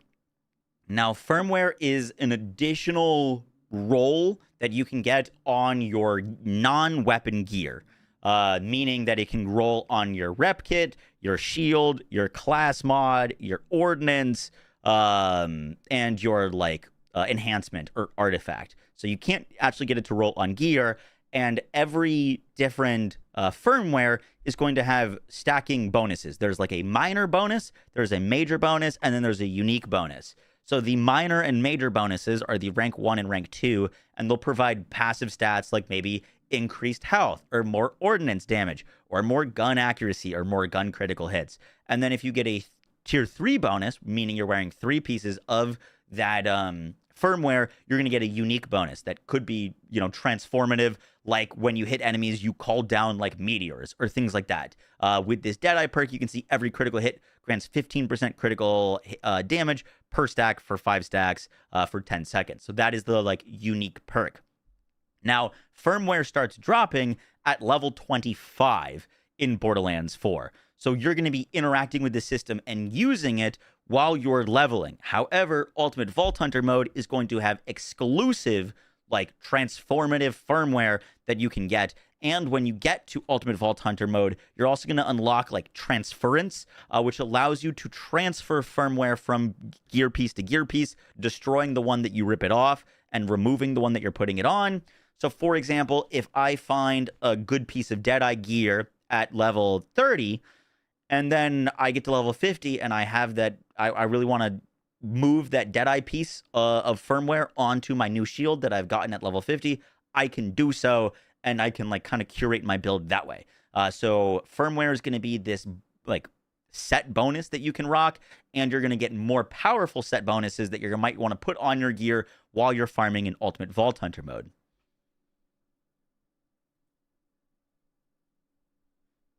Firmware is not tied to the gear. It is a drop that you can move from gear piece to gear piece. That's very important to understand. It's not like a set gear. It's a set bonus, but you can move it.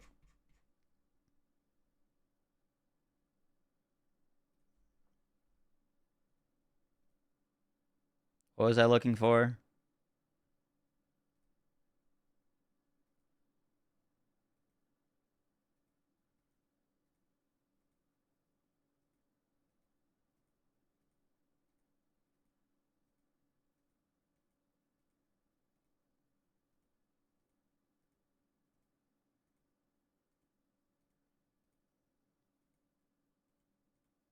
I'm looking for specializations. There it is. I see it. I thought I saw it. Specializations.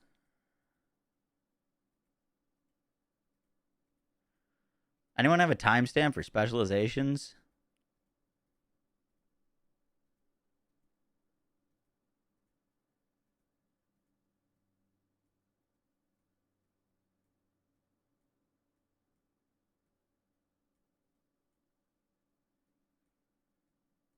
You didn't see it? Was it good? What do you guys think if you had to give a... Oh, there it is. If you guys had to give a rating for Endgame, 7 out of 10. We'll see once we get the whole thing. I'm curious to what they like didn't mention or what they're hiding for Endgame.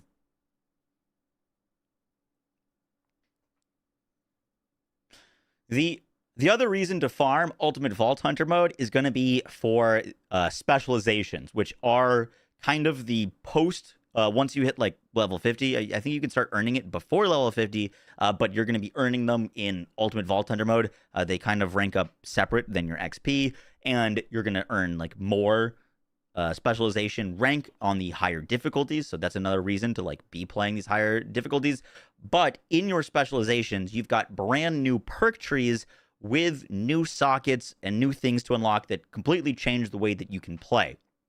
So the way that they kind of explain this is you're going to be putting points into a tier. So right now you can see that this Survivor tier has 10 points in it. And every point that you put into Survivor might give you percentage increased health.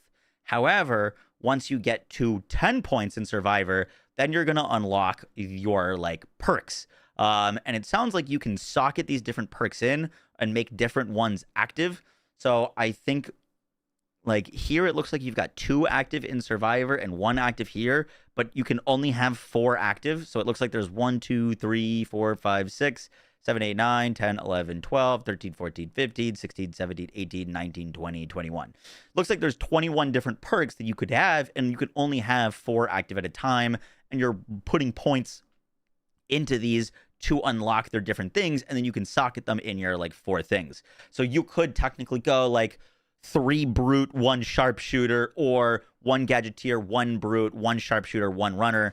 You can socket these different perks in, and you need to earn XP in Ultimate Vault Hunter mode to get these. And one of the examples that they showed off was Full Spectrum Arsenal.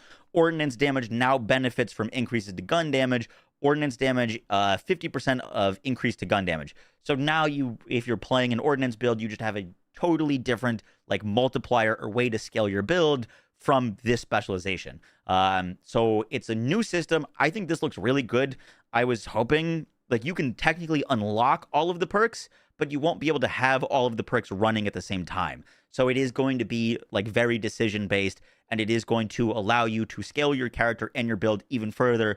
And I'd imagine pretty necessary to take on those like harder tiers of Ultimate Vault Hunter mode.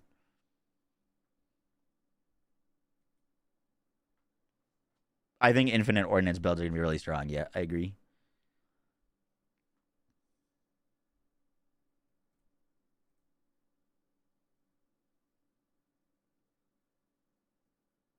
Send me a link. To this or to what? It's a skill tree on top of our already massive skill tree. Yup. Let's talk about endgame activities now.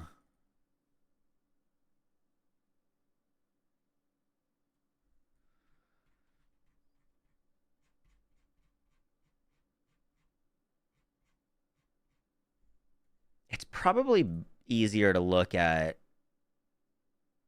the endgame activities.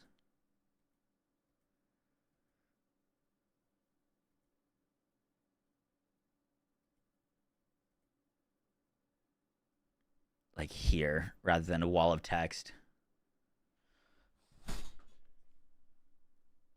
So what is there to... So now that we've covered what Ultimate Vault Hunter ranks are and like how you get there and how you progress and what they do, what can you actually expect to do at endgame? What content are you going to be playing? So it does sound like you can still just go and do your world. You're not going to be like finishing at max rank. So you're probably going to be doing your world activities and doing those challenges out in your like open world to get up to rank 50, which they basically confirmed is the max level at launch. And then there's also going to be 2 new kind of like playlists that you can engage in at endgame. The first is weekly wildcards. These are going to be like missions that you can replay that are massively buffed up, that are going to give you guaranteed legendary loot and will have like curated modifiers and things like that. It sounds like if you've ever played Nightfalls in Destiny, that they're going to be similar to that system, is kind of what I'm gathering from that and what chat has been saying as well. So you've got these like weekly missions that you can do, that everyone has the same weekly mission. So you can like matchmake for it or do it solo. And then there's also going to be the big encore runs.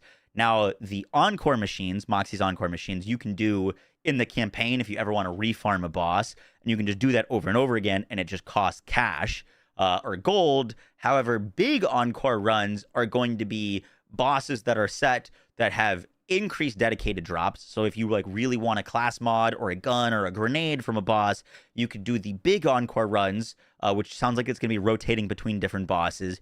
And instead of spending gold to farm them, you have to use iridium, which is apparently going to be an endgame currency this time around. It kind of was in the past. But iridium is going to be an endgame currency, and you're going to use that to respec your specializations if you want to respec your points, and also to respawn these bosses to fight over again. The big encore bosses are going to be buffed versions of the bosses with like new move sets and new variants of those bosses, and that are also going to be dropping better loot and like more often of their dedicated drops.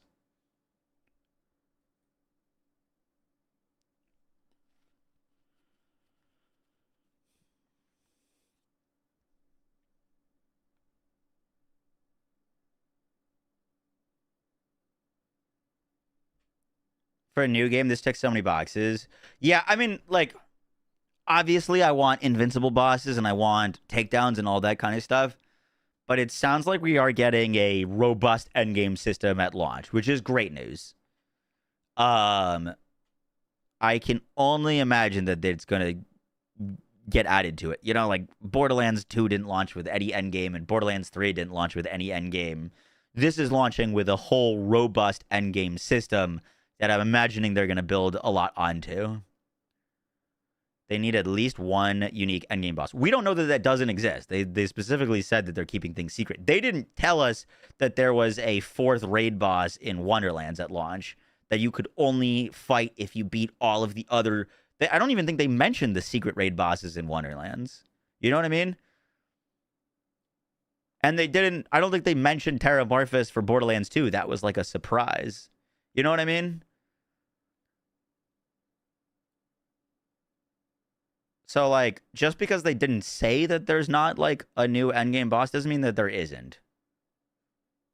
Obviously, like, you know, it could be anything. There could be 20 takedowns at launch. Obviously, I don't think that's a thing, but there's definitely things that they didn't mention.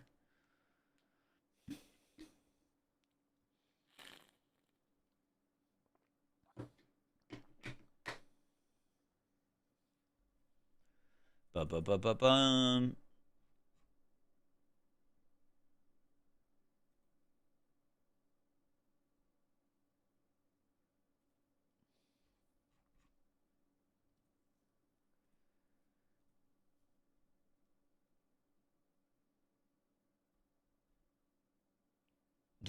What else?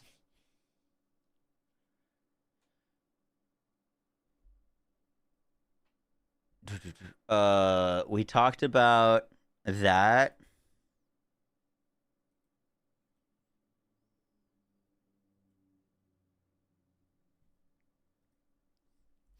Another thing that they're bringing back with Endgame is Maurice's Black Market vending machine. They're doing this a bit differently. This machine is going to be moving around randomly. So like each week, it's going to be at a different location.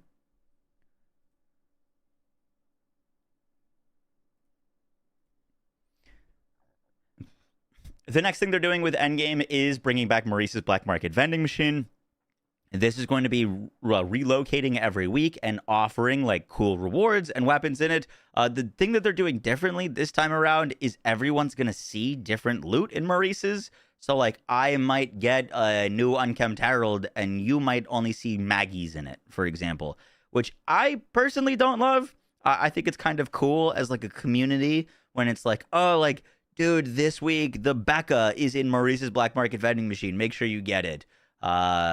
So it's cool to see it back. Personally, I don't love that it's random for everyone. I think that kind of makes it less special or less like cool weeks when you get like something crazy in the vending machine. But we'll see how that plays out.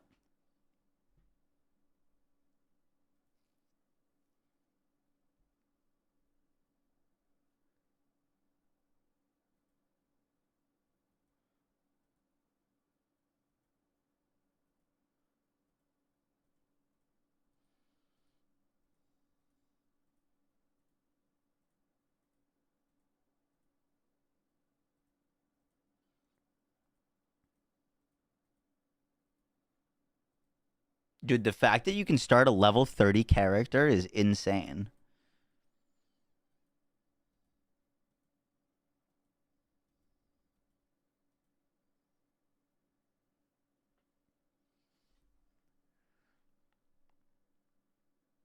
Like, that's crazy.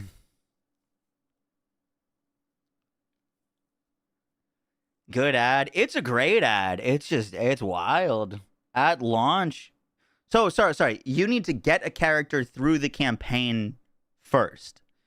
And then your second character, you can start at level 30. Graham is doing a Q&A right now. I looked at his thread that he linked, and it's just the article they posted. There's no, like, Q&A.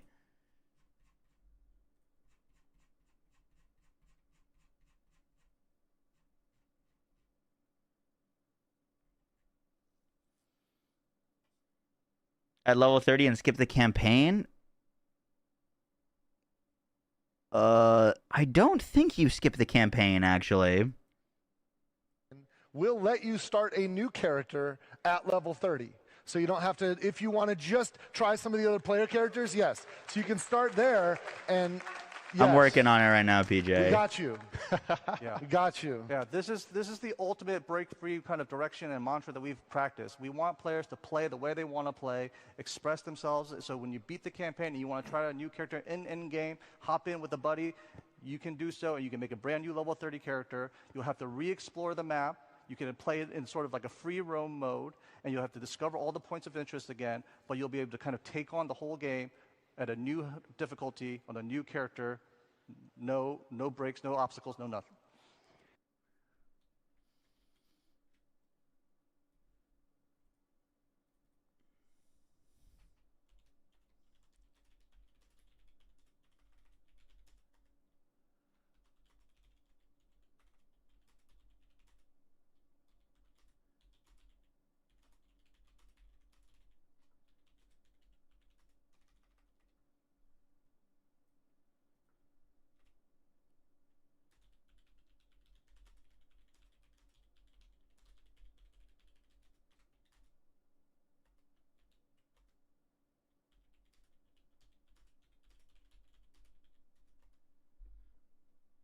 It sounds like it starts at the story completed because it's an Ultimate Vault Hunter.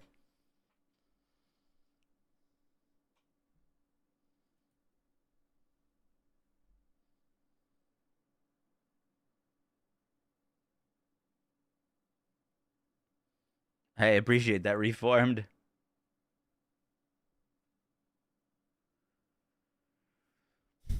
They also announced that once you beat the campaign, you can start a new character and like make a new character and start that character at level 30 and I believe with the campaign completed. From what they said, they didn't like specifically say the campaign completed, but they said that you could just like go explore the world and like play unimpeded. The next thing they mentioned is that once you beat the campaign, you can, when you make a new character, start that character at level 30 with Ultimate Vault Hunter unlocked, meaning you can skip the campaign and just start at level 30. You'll still need to like unlock the whole map and all the points of interest and everything, but a huge, massive quality of life change. So like if you are really struggling at picking a character for launch, you can just say, I'm going to pick the one that looks the strongest from 1 to 30. And then if you don't like that character, you can start a bunch of new characters at level 30 and try all of them before deciding which one you want to push all the way to 50, which is like crazy quality of life. I'm imagining they're doing this, one, just to like, you know, give people what they want, but also with the whole open world, I imagine there's a lot to explore and a lot of game to grind. And so maybe they're just kind of like they're confident that there's still enough to do from 30 to 50 that you don't need to like repeat the 1 to 30 every single time. Obviously, you can still just make a new character at level 1, but I think this is a pretty massive W.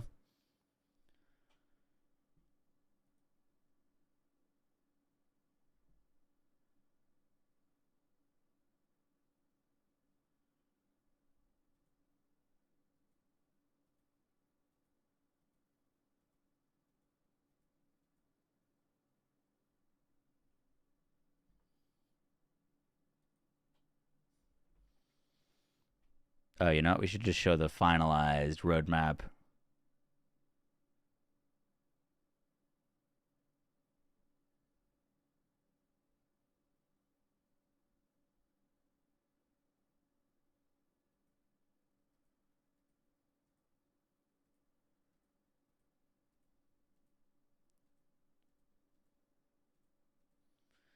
Bum, bum, bum.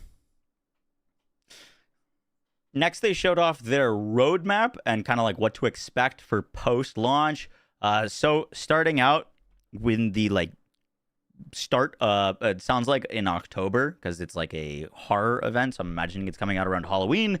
There's going to be a new seasonal mini event with like new stuff to farm, new legendary weapon, new cosmetics, and new weather variants. It sounds like it's going to be spooky. I'd imagine it's going to be a bit like the Halloween DLC or event that we got for Borderlands 3. And then later, we get Bounty Pack 1, which comes with new missions and boss, new legendary gear, a new vault card with 4 pieces of rollable gear, new cosmetics, new Vault Hunter style, echo drones, and a new vehicle. And then after that, is a free content update with a invincible boss, which is a new high-level boss variant and with a new arena, with new legendary weapons and additional Ultimate Vault Hunter mode levels. They are confirming that invincible bosses are returning, and they're going to be like a few months out of launch. It does sound like we're not getting an invincible boss at launch, which I think is a bit of a miss, to be honest. But they like specifically said that they're not showing everything that is going to be at Endgame during this panel. Like they wanted there to be some Endgame surprises. So I wouldn't be shocked if there are some like Endgame bosses to farm, and we've got all of the like Endgame content at launch to farm. But yes, invincible bosses will be returning. And then in Q1 of 2026, they did a big reveal, but Bounty Pack 2 is going to be coming out with new missions, new legendary gear, cosmetics, and pearlescent rarities are going to get added to the game. They said pearlescents are going to be less than a 1% drop chance, so very hard to farm, but confirmed pearls are returning. I was super stoked for this. I'm glad pearls are not coming on launch, to be honest. I think we've got plenty of stuff to farm and plenty of new gear and things to focus on that I don't think that we need pearls at launch at all.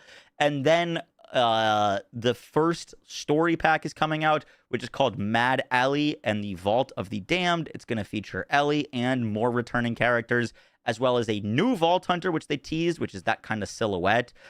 It looks kind of like I'm thinking kind of like a shaman or a druid. People were saying cowboy.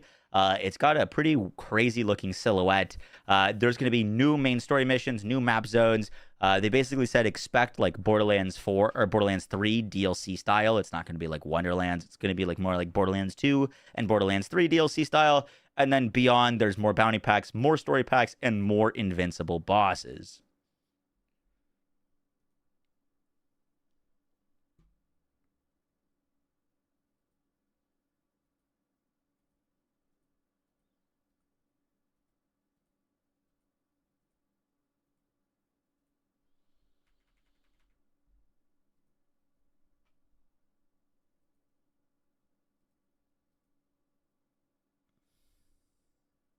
They also announced brand new pre-order bonuses. They said that they were so happy that Borderlands 4 made it to the #1 Steam best-selling game, or like most pre-ordered game, that they wanted to do something additional for the people that already pre-ordered and add things to, as in like an incentive to pre-order the game. And they're adding 4 new pieces of legendary gear. The first is the like Maliwan SMG that you can see up top. That is going to be basically like a firework gun. It shoots out fireworks. Sounds like it's just going to be level 1, so it's more of like a hey, here's like a fun kind of meme-esque weapon.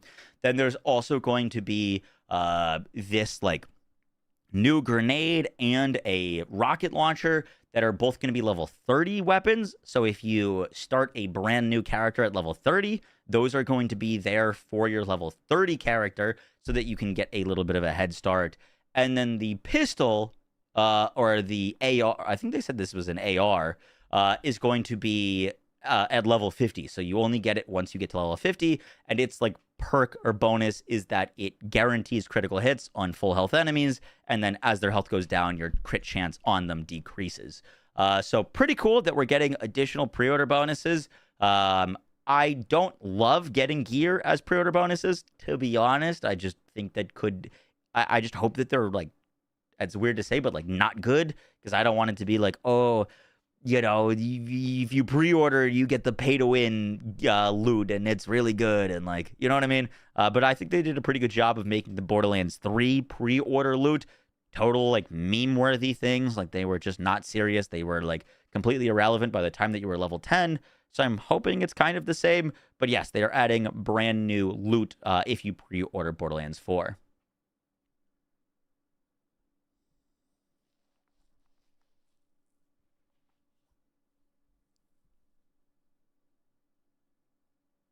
I can put the descriptions of the weapons on screen. I think that's everything.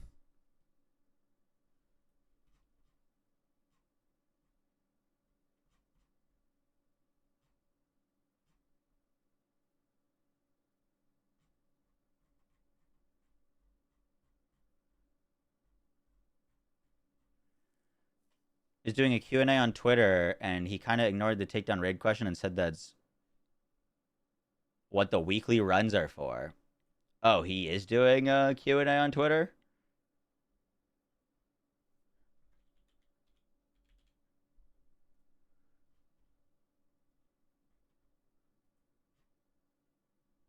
I see. Specializations being account-wide and not per character worries me. Will they be as OP as Guardian rank? Was to the point it completely trivializes new playthroughs and will be toggable, be added. Specializations are unlocked account-wide, but each character has their own specialization progress. So if you don't want to spend the points, you can safely ignore the tree until you want. The stream made it seem like the Encore machine was only available for one boss per week. Could you further be available for all bosses at all times after they've been beaten? Moxie's big Encore shows up after completing the missions associated with that boss.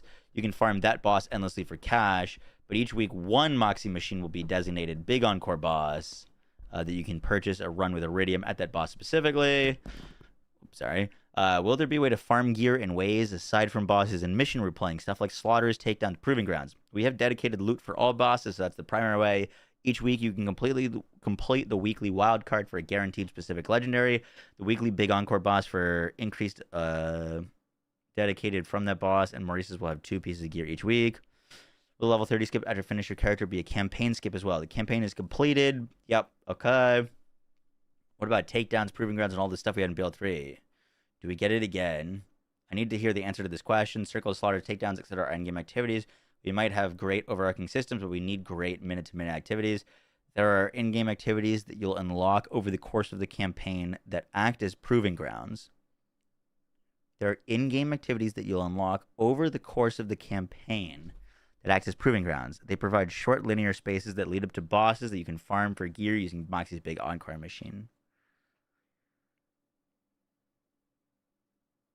Okay, so there's basically proving grounds. They're ignoring takedowns, though, which is very worrying. I don't understand why.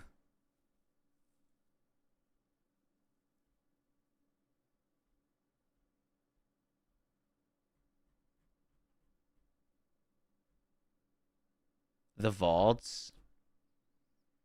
If it was the vaults, I think he would have just said the vaults, no? Like, if the vaults aren't, like, a secret thing... I think he's talking about something separate. Were takedowns announced pre-BL3? No. Well, were they? Were they in the roadmap? BL3 Year 1 roadmap.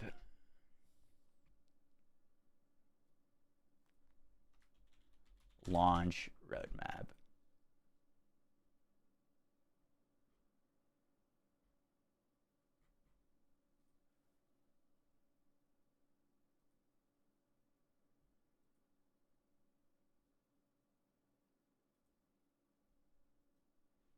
It looks like it was.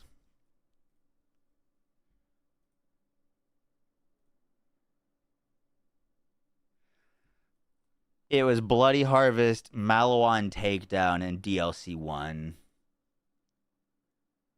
Yeah, it was announced.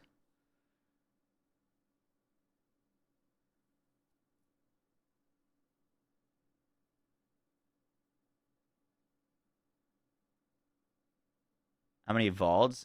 I think 4. Vaults, they specifically said that vaults are not like an endgame activity because you can do them at level 20.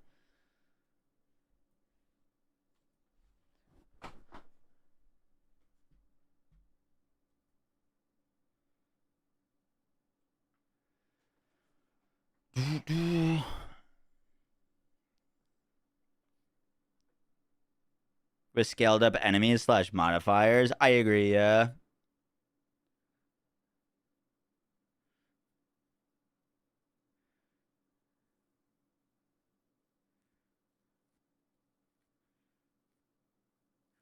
There's only 4 vaults. I think so. 1 for each area. That we know of, yeah. What exactly was a takedown? It was just it was like a raid. It was mobbing section followed by boss, followed by mobbing section, followed by boss. Is all it was. A dungeon is mobbing section followed by boss, and then it's over. A takedown was mobbing section, boss, mobbing section, boss. So I was like, you know, a vault is just mobbing section, boss, done. So the vault's the endgame activity. No. Vaults are not associated with endgame. You can farm vaults at endgame, but they are not an endgame activity. 5440, thank you.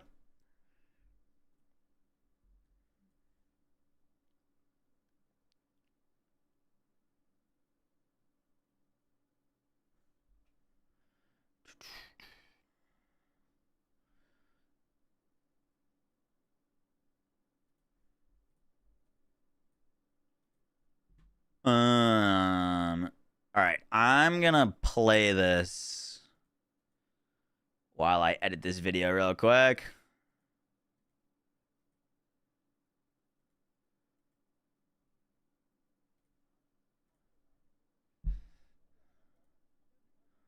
Up. It's gonna be hard because you know me, I got a big freaking mouth. Yeah, so we're not going to recap anything. You know what game.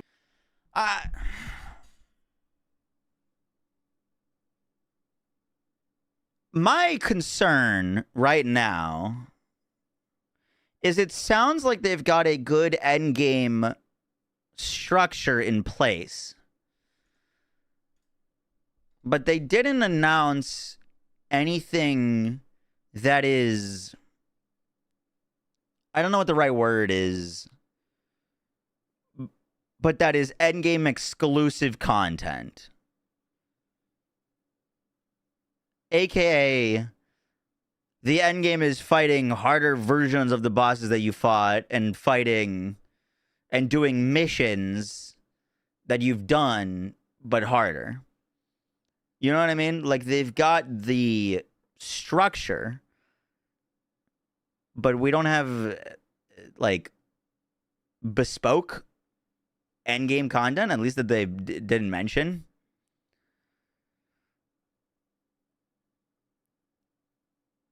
Yeah, what we've gotten is a structure for endgame without any specific endgame. I mean, it is like specific endgame content, but it's not new content, technically.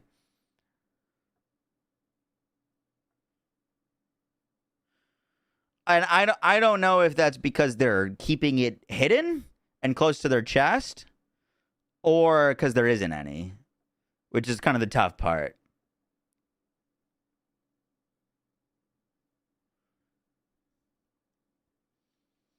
I thought they mentioned unique bosses. I believe it's like variations of the bosses you've fought. I'd have to go play that back.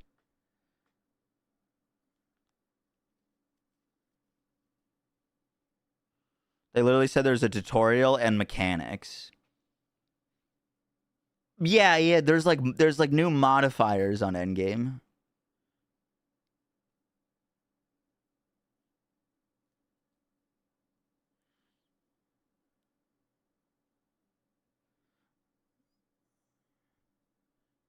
And not reveal an endgame activity. That's kind of where I'm at, is like, what are they hiding?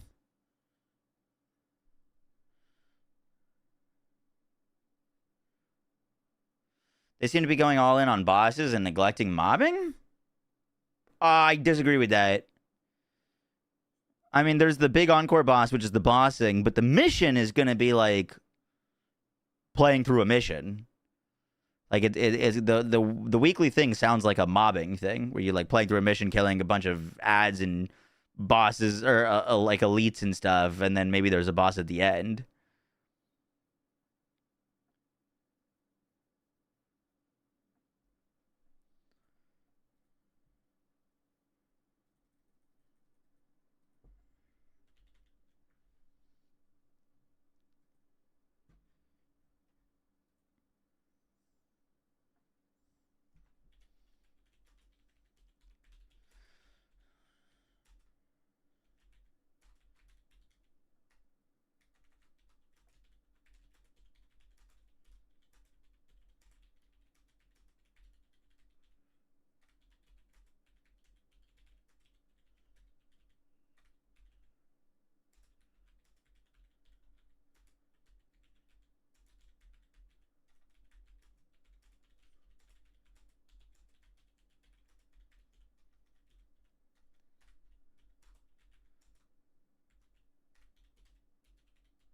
I'm typing out a tweet. We'll see. Mixed feelings, to be honest. It sounds like BL4 will have an incredible endgame structure, but without unique content to play. That is endgame only. The wild card and Moxie's big encore seem like they are replaying story content at higher difficulty.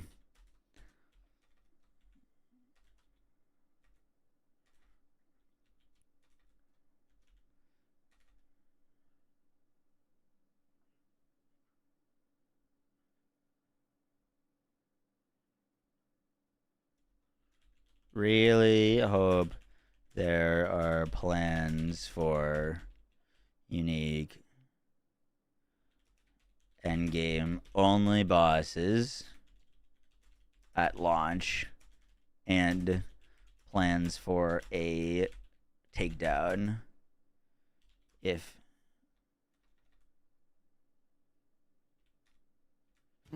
that's a lot of damage. plans for takedowns.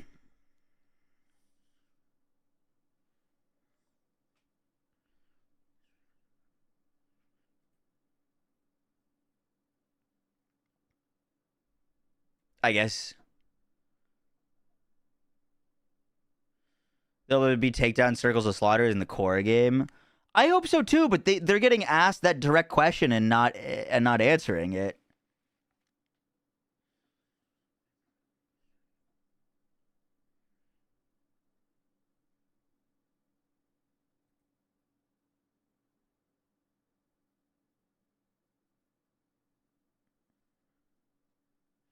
Well, Ultimate Vault Hunter mode scale the open world. Yes. Yeah.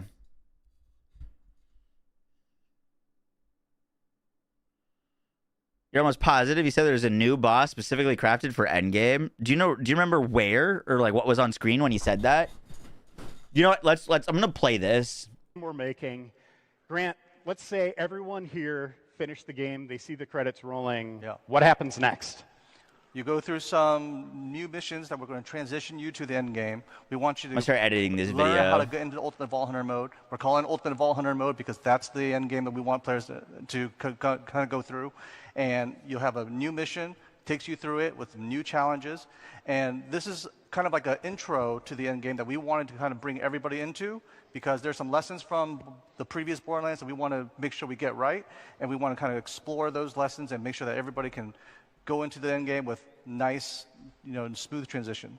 Yeah, you worked on Borderlands 3's endgame with Mayhem mode. Yep. What can we expect a little bit from in terms of flow and from kind of new experiences within Ultimate Vault? We wanted to focus on the player experience. The main thing that we learned from the previous Borderlands to this one is that we don't want players to regrind their weapons. So from Ultimate Vault Hunter mode on, you will be using your endgame weapons and your endgame gear that you farm once. And if that's the gear that you want to use, that's the gear you're going to take. And we're going to challenge you to take that gear from when you get it all the way to the last Ultimate Vault Hunter rank. And we're designing this with co-op in mind, with playing with other players. Dive into that a little bit. Yeah, so break free in our game, we want players to have so many possibilities to play together, whether it's co-op, whether it's in different modes and different ways. You can join on your player, join your friends, jump into the game with them, and be able to teleport to them, hit the challenge that you want to hit the boss you want to hit, and there's different modes. Cross-platform, and there's different modes that you can jump in and make sure you can play with each other in the matchmaking pool. Yeah, everybody has their own loot pools. You could be sharing guns. Yep, everything. We're really encouraging co-op. Yeah, we want to make sure that the player expression for what you want to do, there's so many possibilities, and we'll talk about them later on. There's so many possibilities and so many different activities that you can engage in, and no matter what, you can teleport onto your friends and play with them any way possible. And we have a different leveling system. Like when you're playing the main game, you're getting your standard experience. It's this gold meter that you're filling up next to your player level in the lower left-hand corner of the screen. You can see that little gold blip there. We also have something new called specializations. Dive into that. Yeah, so specializations are a brand new skill tree that players will have to invest in, like kind of like a remix of what badass ranks were.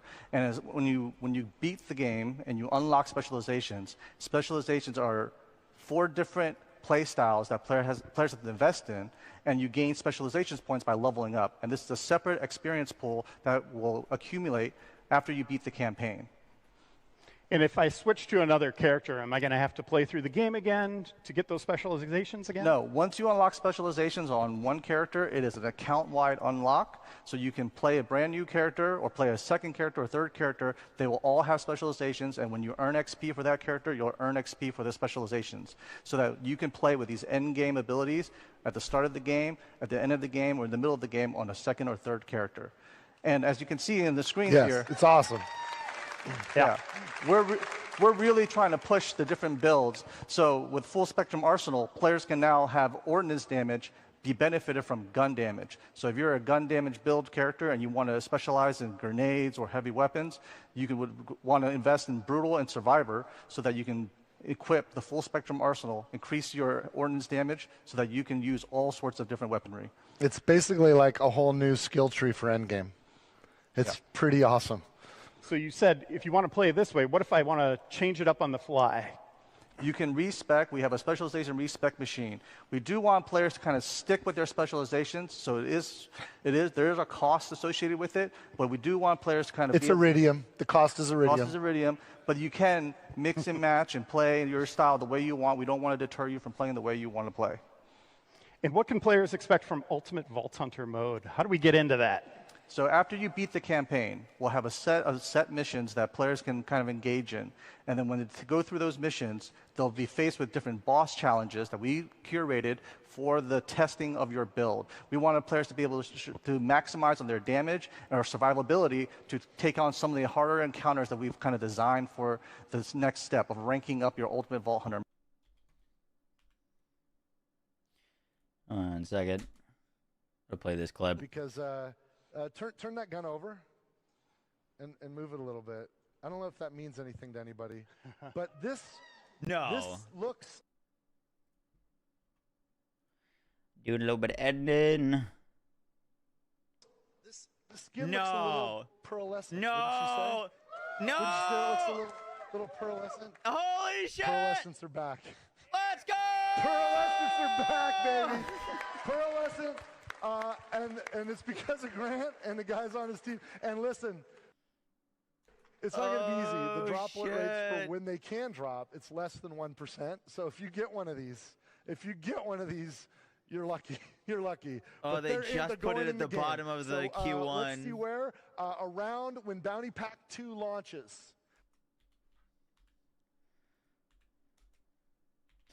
Yo, guys. Yo, guys, what is up? Mox and our Borderlands. Get right into it. So the very first thing to talk about is Ultimate Vault Hunter mode. Now, 5, you have to earn that difficulty. So while you're in Ultimate Vault Hunter mode 1, difficulty. The big thing that's Ultimate Vault really different about time. Boom. All right, put this back on now. You clocking this, right? So you finish this campaign, you've got a level 50 or something, wherever you're at. Your end credits scroll. Oh, and then you get a new mission. And there's tutorials because there's the whole robust endgame system that we want to make sure you understand and can enjoy. And we'll train you as we go.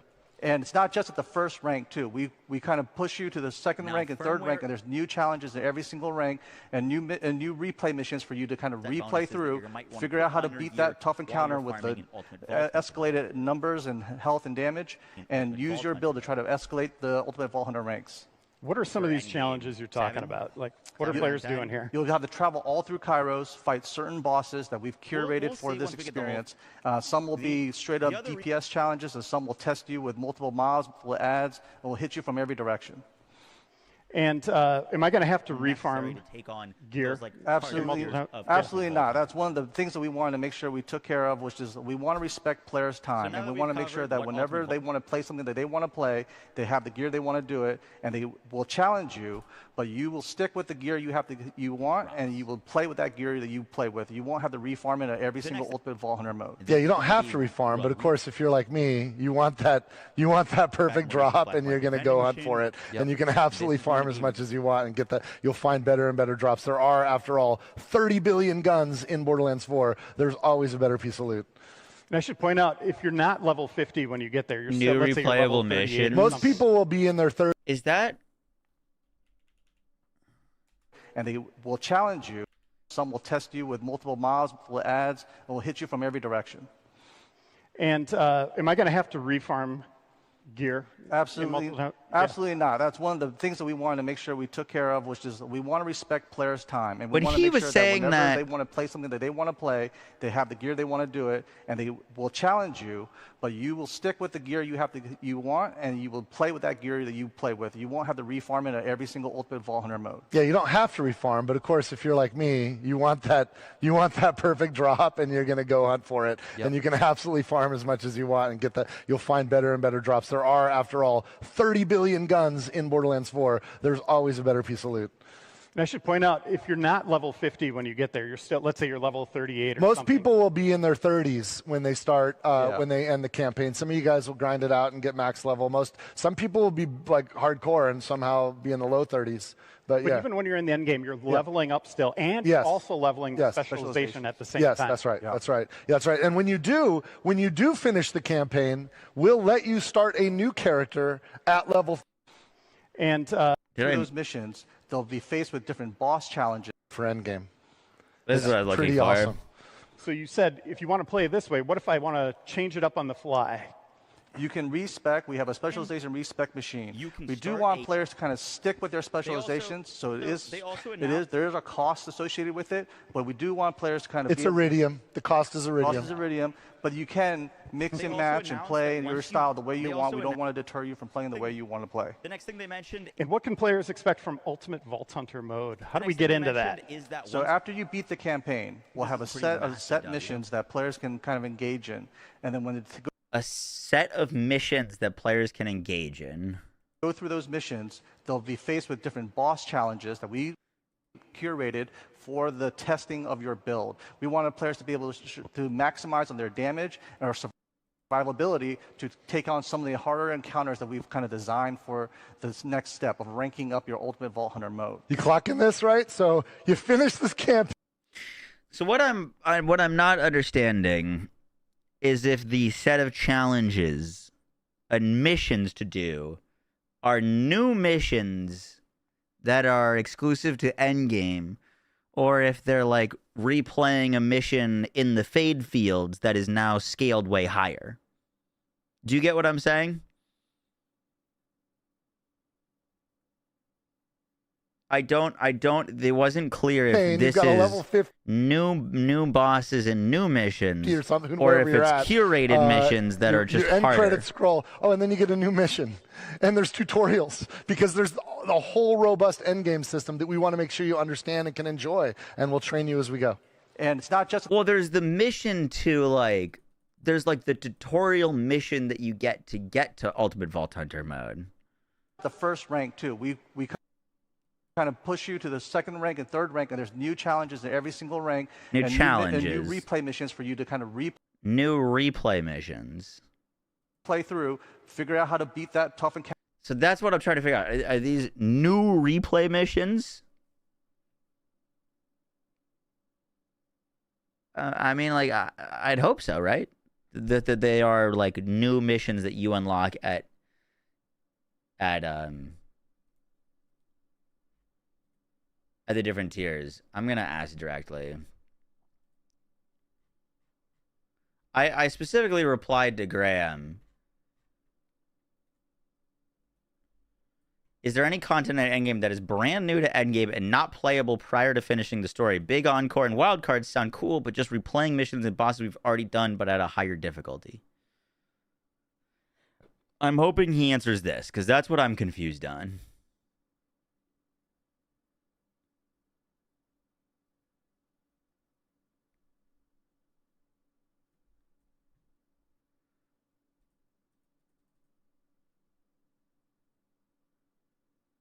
Graham said wildcard missions are harder than takedowns.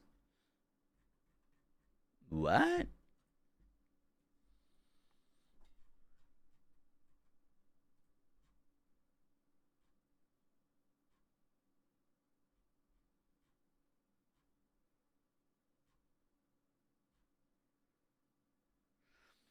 Wildcard missions use our mission replay system to have you replay a mission with a specific set of traits that could spawn on enemies. They are more difficult as a result of the mixture of traits.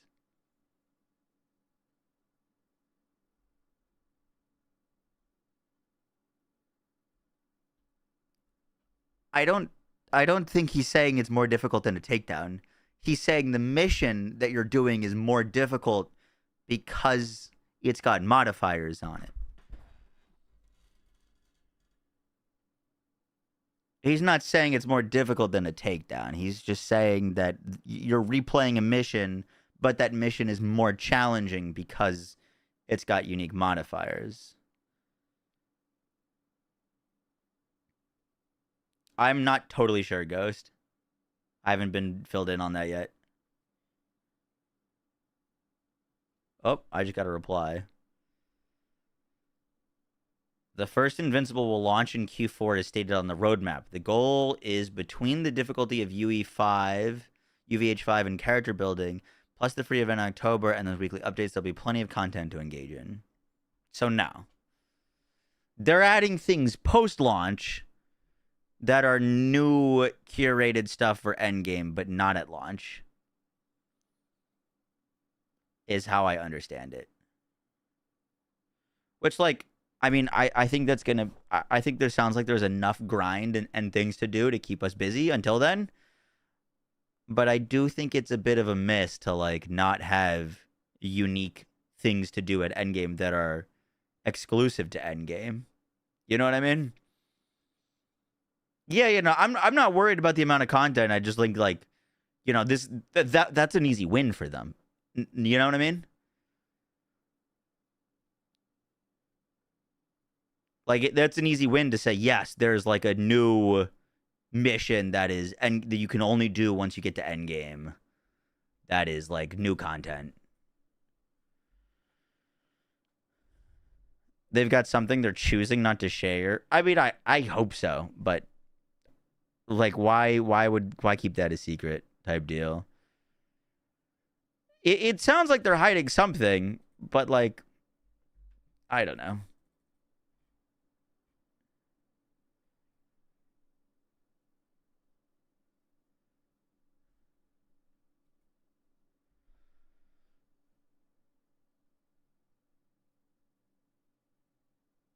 I didn't see much of the stream. Did they mention update frequency like Hotfix Thursday? They did not mention update frequency. It's more hype when you discover it in the game for yourself. Yes. I mean, there's like... It's a bit of both. Where it's like... Confirming takedowns is like just a huge, massive free win in my book.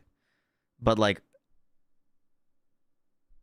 There should be aspects of the game and Endgame that are very hidden that we only discover once we get to play it on day one. You know what I mean?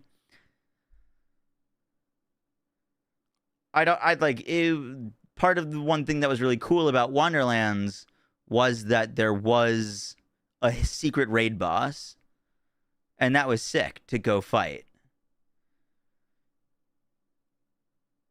And we didn't know about that. But they also said that there would be raid bosses on day one. So we knew about, like, some of the raid bosses, but we didn't know about the secret raid boss type deal.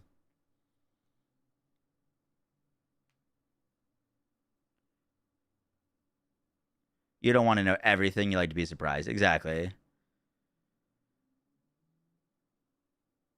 I think it might be that takedowns have evolved in some way. They don't want to talk about that yet. I could see that. They,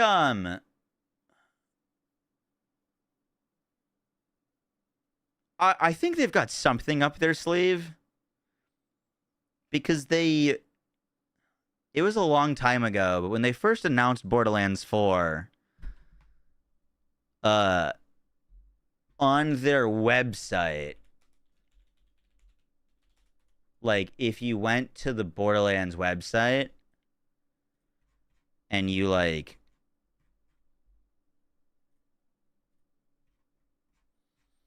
let's say you like clicked on one of these images and like downloaded this image. See how this image is like titled BL4 screenshot Harlo?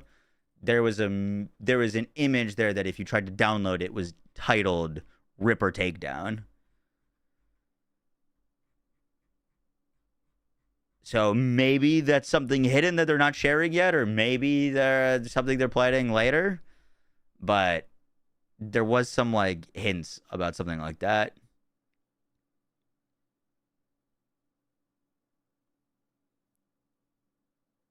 It was Ripper Raid. Oh, yeah, I think you're right. I think it was Ripper Raid, not Ripper Takedown.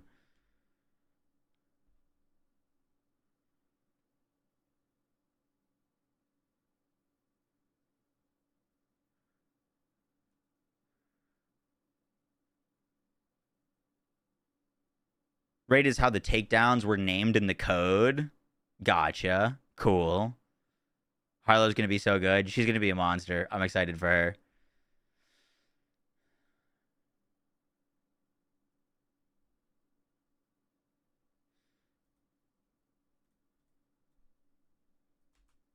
Next they showed off. Sorry, I'm still editing this video.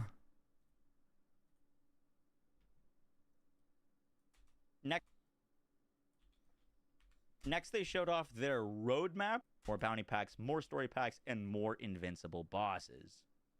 You want, and you will play with that gear that you play with. You won't have to refarm it at every single Ultimate Vault Hunter mode. Yeah, you don't have to refarm, but of course, if you're like me, you want that perfect drop, and you're going to go hunt for it, and you can absolutely farm as much as you want and get that. You'll find better and better drops. There are, after all, 30 billion guns in Borderlands 4. There's always a better piece of loot. And I should point out, if you're not level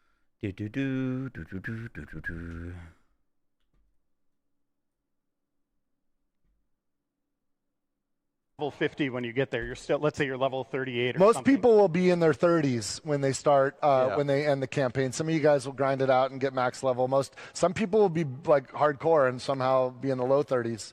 But yeah. Even when you're in the end game, you're leveling up still, and you're also leveling specialization at the same time. Yes, that's right. That's right. Yeah, that's right. And when you do finish the campaign, we'll let you start a new character at level 30.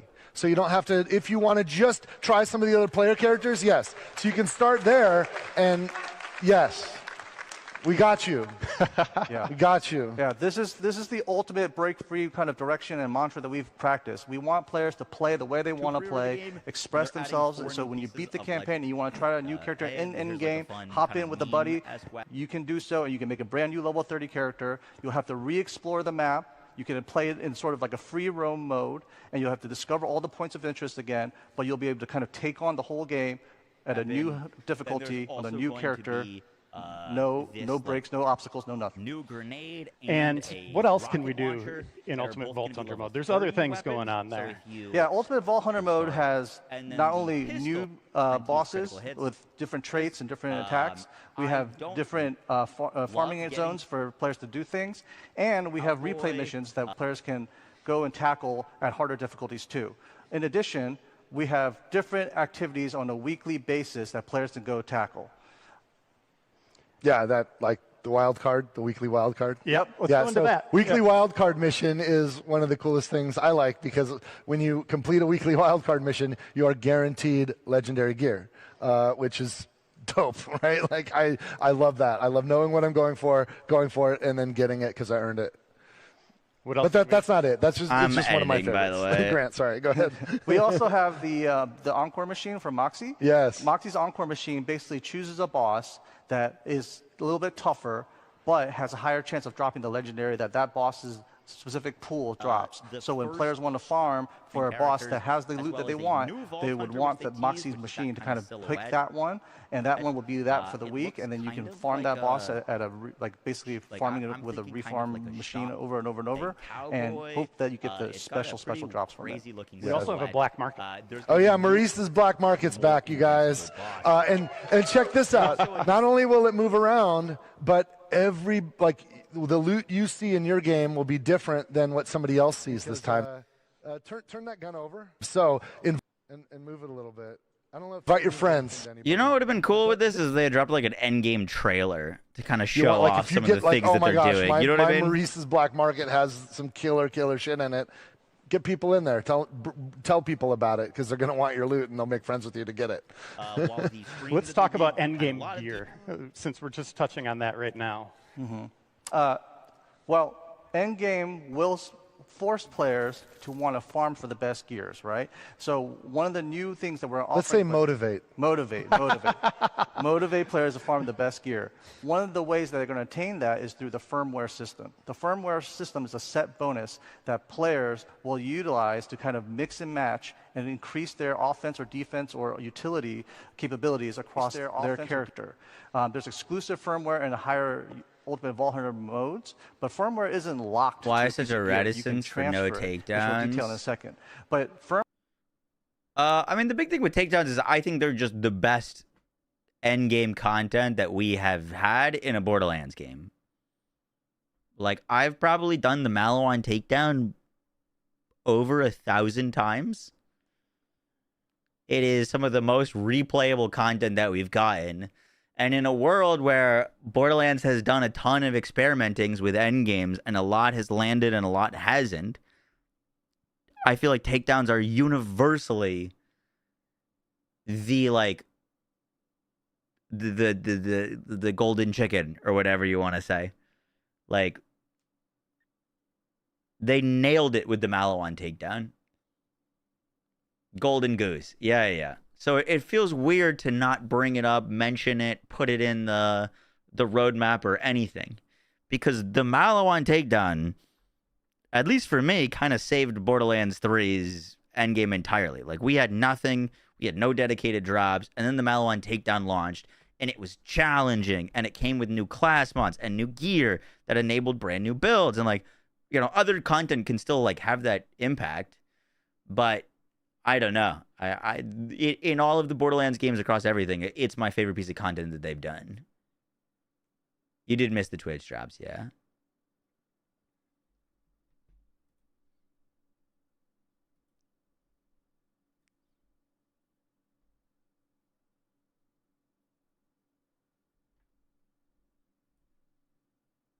firmware, you can mix and match from 5 different slots on your gear.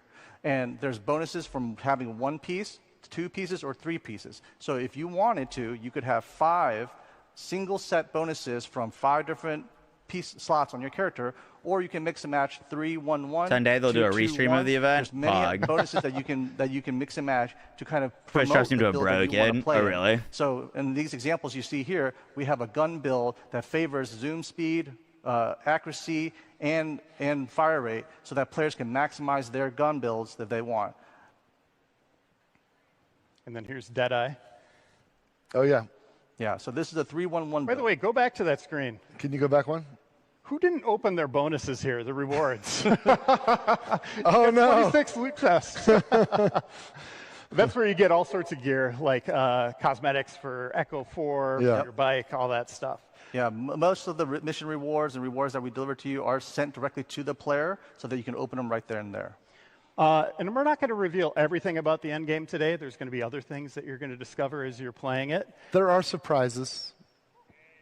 But we do have some story stuff going on. Randy, I think we need some new people. Yes. Let's talk about, because I want to know what the surprises are. The end game's just part of the stock game, right? And you know that we love throwing stuff in there. We're not stopping. But you also know that, like, some of you guys pre-ordered deluxe or super deluxe editions that have bundled with them future DLC and future content that's premium content. So we thought now's a good time to talk about that too. So let's get some people out on stage to help us out here. Can we get on stage Mario? Let's introduce some people. Mario Rodriguez. There's Mario. Mario's the senior project producer. Good to see you, buddy. Mario's going to help us with, he's helping with all of the post-launch, the premium post-launch content. So he's producing that stuff up. And also we've got Sam Winkler. Sam, come to the stage. He's on the writing team, our narrative director. Sam's in the house, yo. Sam, join us. And also, I want to bring to the stage Max Davenport. Max Davenport is on the art team. Max is awesome. This dude kicks ass. Have a seat, you guys. And and with them on stage, let's talk about more post-launch stuff. Let's overwhelm people with a giant slide. By the way, Graham just answered another question. What's the drive to go up to other Ultimate Vault Hunters since you don't need to refarm gear, locked legendaries, getting access to exclusive firmware types that only drop while in UVHM, and while you get increased drop currency as well, so there's good incentive. We didn't want people to feel like they had to regrind out their weapons constantly like Mayhem mode of the past.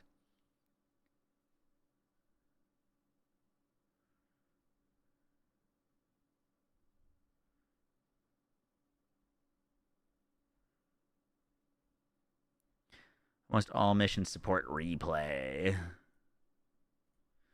The thing is that's interesting is I'd be curious if there's like new things to get at the different tiers of Endgame, or if like just putting it on UVHM 1 unlocks all the things that you could get type deal.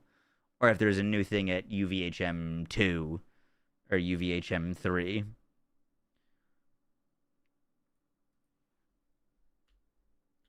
Here. Yeah. Randy, so what are we looking at? there's a lot of stuff up here, right? Like right out of the gate, we're dropping some free content, seasonal mini events. Horrors of Kairos. It's going to have some new weapons, some new cosmetics, new weather variant. You know, because there's dynamic weather on Kairos. It's crazy. You guys haven't seen anything like this in a Borderlands game before, and that's free content. That's for everybody, whether you've done this stuff or not. But our first premium content is Bounty Pack 1. The show was about an hour long, and a stream that they did had a lot of details. It didn't cover everything. They've now released a bunch of articles online that I'm also going to be like summarizing that have a ton more details about what we can expect from Endgame. Hope you guys enjoy the breakdown. Let's get right into it. So the very first thing to talk about, the missions that you need to do. So there's going to be some missions that kind of unlock Ultimate Vault Hunter mode, but in order to do so, there's some missions that you need to do. So there's going to be some missions that kind of introduce you and get you ready for Endgame and Ultimate Vault Hunter mode. More challenging content while you're live, you have to earn that difficulty.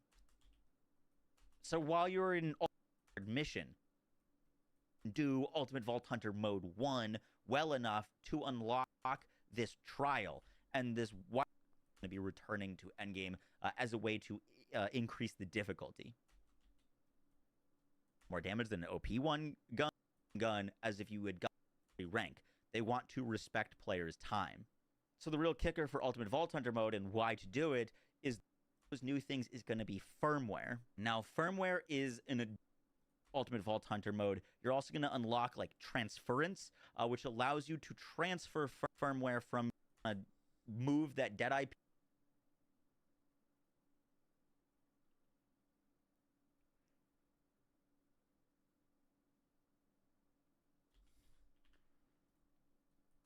on. So for gotten at level 50, I can do so, and I'm going to get more. Is going to be for the reason to farm Ultimate Vault Hunter mode is going to be Ultimate Vault Hunter ranks R and give you guaranteed legendary loot.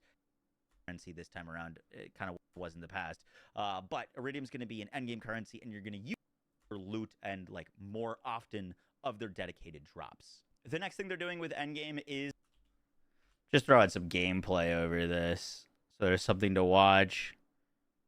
Additional ultimate massive W. Next, they showed off their roadmap and kind of like what to expect for post-launch.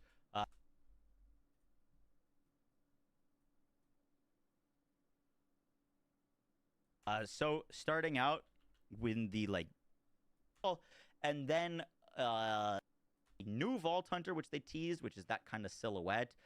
It looks story packs and more invincible bosses. They also announced, so I'm hoping it's kind of the same, but yes, they are adding brand new loot if you pre-order Borderlands 4.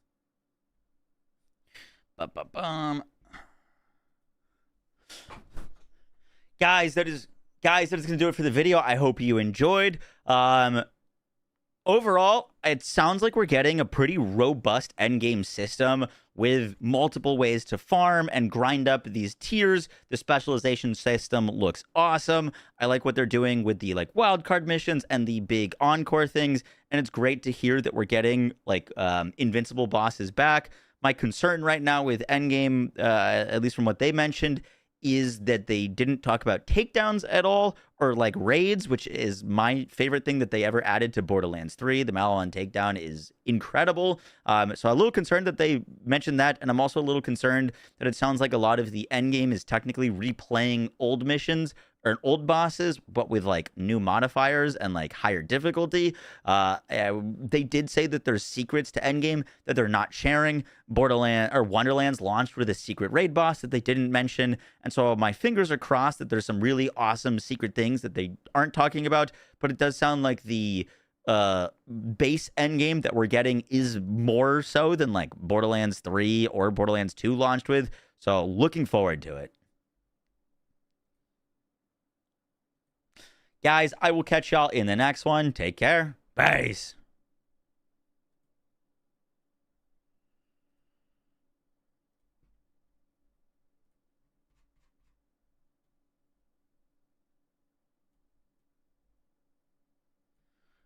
Bum. Cool.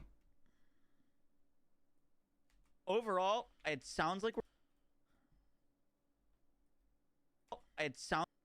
watching you edit's terrible content. I'm aware. I'm sorry. It's that or just end the stream, though, and I kind of want to keep talking and chatting. Overall, it sounds like we're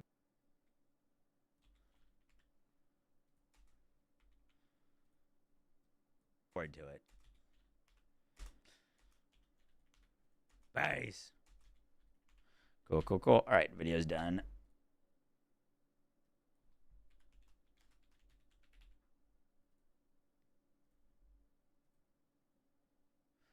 Do.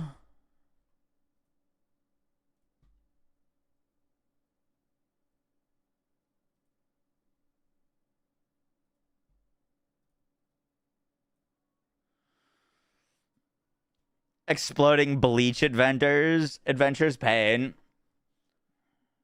Do you hate this on your own voice? I still do, yeah. Unfortunately, I need to edit, so I have to listen to it.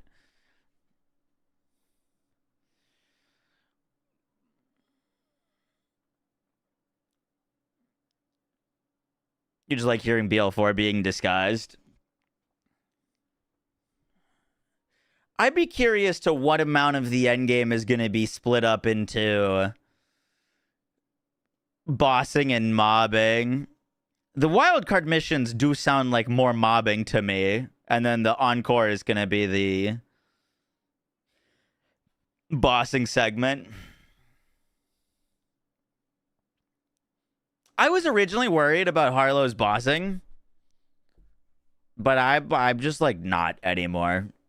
Now that I've had like a harder glance through her skill trees, I think she's gonna be fantastic at bossing.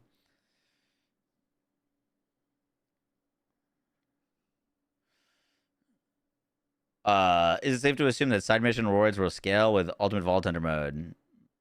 Is it safe to assume? They'll scale with Ultimate Vault Hunter mode.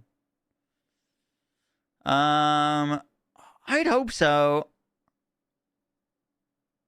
They haven't mentioned anything like a crazy Earl vendor, right? Is that what it's called in BL3? That there's like a mission vendor that if you like missed a side quest mission or like you got a mission reward at like level 20, you could just like buy it again at 50. They mentioned killing him. Yeah, they did.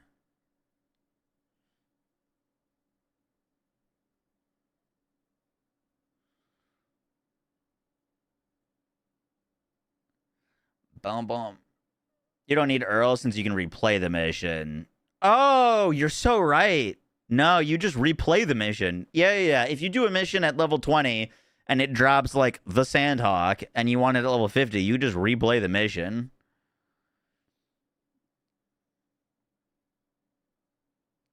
Graham talked about that on Twitter already.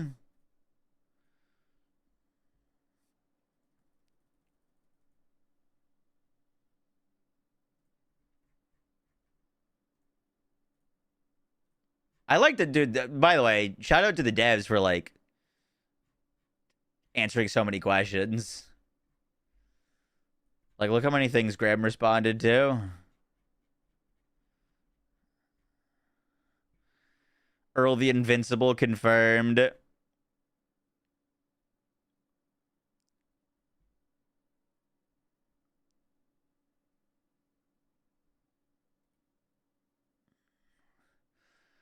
Bum, bum, bum. So, do I have to pre-order? No. You definitely don't have to pre-order.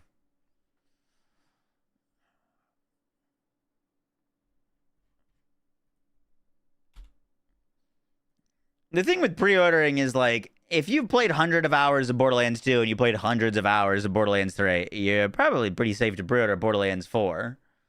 But if you, like, played 20 hours of BO3 and noped out, like, maybe wait.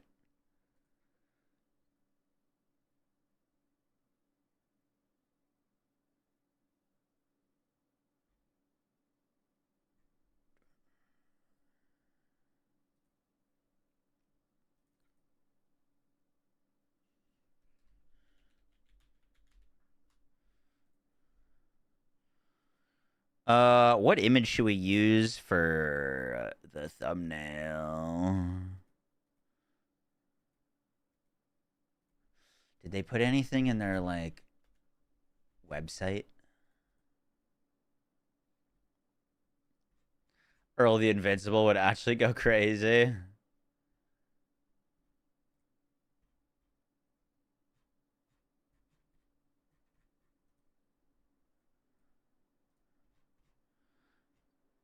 Pearlescents is the thumbnail.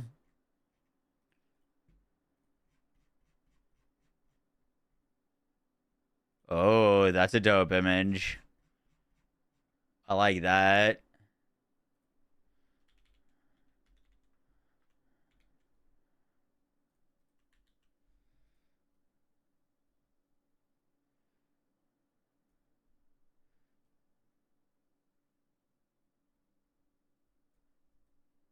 I don't know if that's going to show up in a thumbnail well.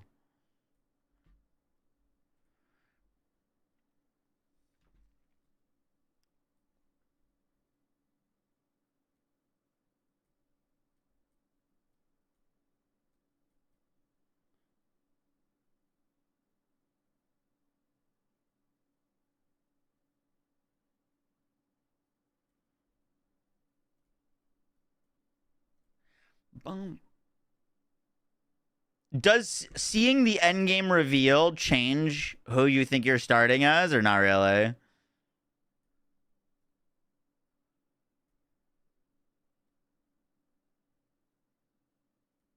I don't think so.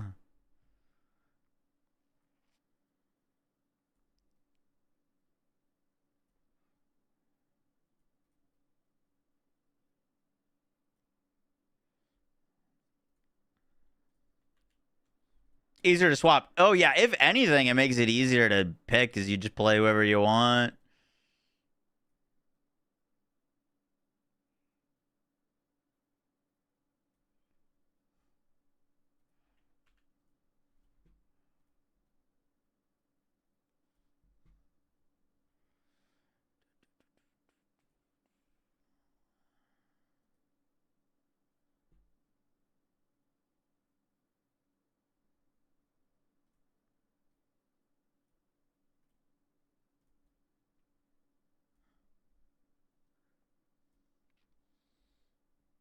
You're going to go Siren Sniper build. Vex does low-key kind of seem like she's going to be the sniper class. We don't have, like, as cut and dry sniper class, but Vex has got, like, some massive single amps for single shots.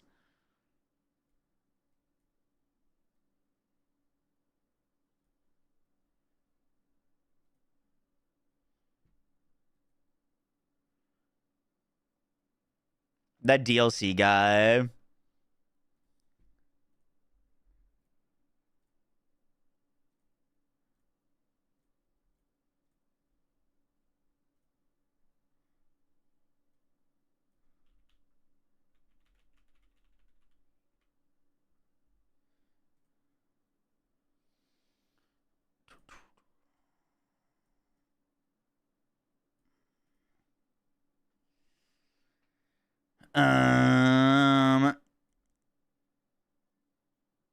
That looks pretty good.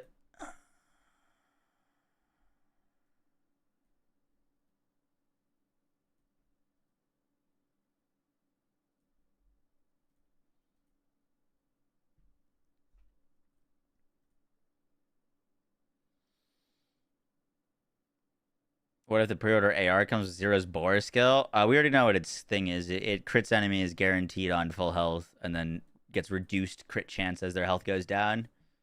Seems pretty strong, honestly. That sounds kind of strong.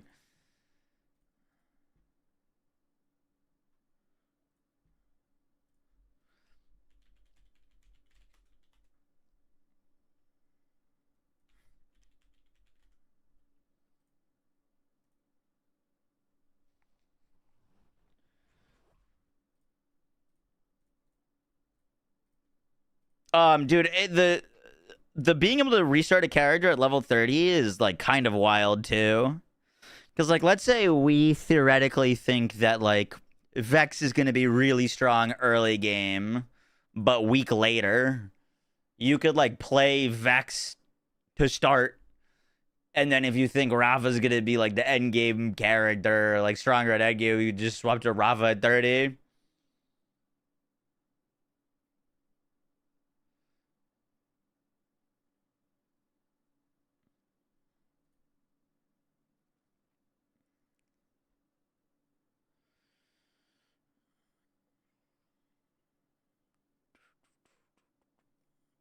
Who's the best character for sniping in all of BL? I mean, I feel like it has to be Zero, right?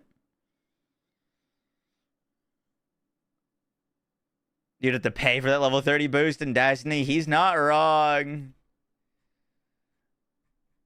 He's not wrong. The grand...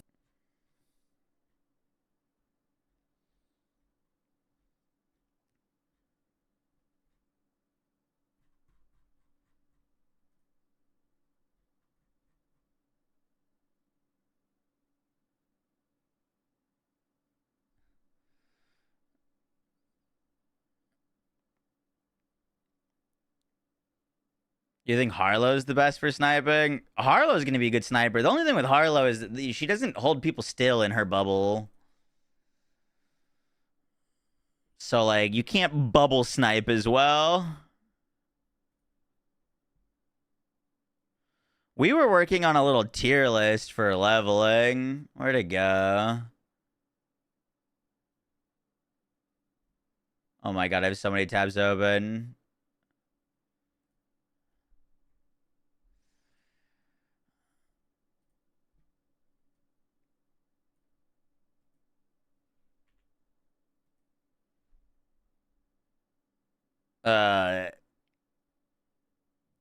I gotta clean this up though, and possibly move some things around.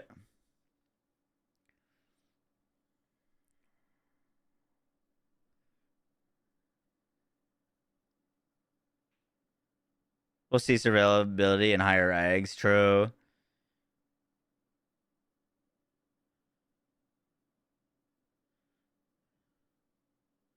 Vex skill tree. You talking about the like lifesteal kinetic skill tree?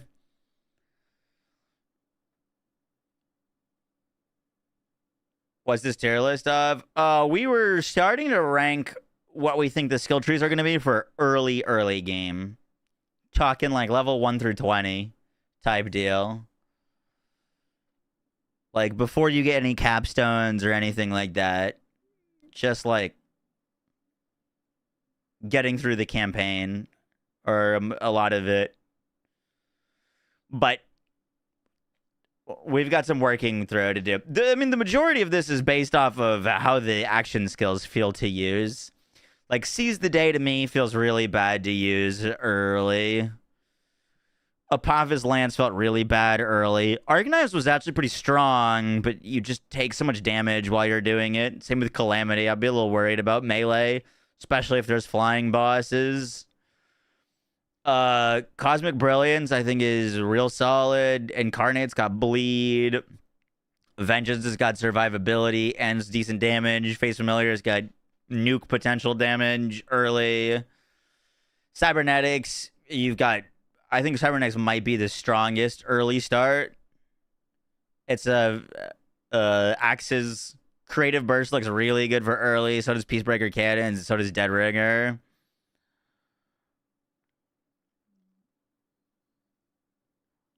I could like potentially be convinced to swap Dead Ringer and Phase Familiar.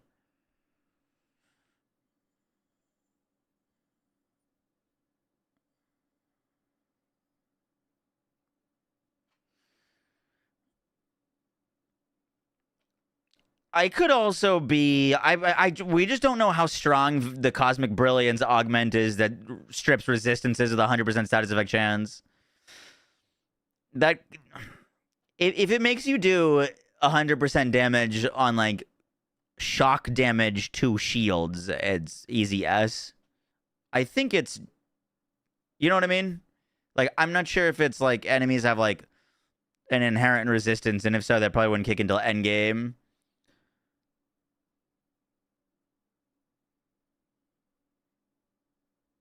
Am I gonna try to do it now? I was not sure. Is this an early game tier list? Yeah, super early. Which one is Cybernetics? By the way, this is not listed from left to right. There's no consideration on like Cybernetics is better than Creative Burst or Peacebreaker or Dead Ringer. We haven't moved them left to right. We probably should. But yeah, I was thinking about making a video on that, and then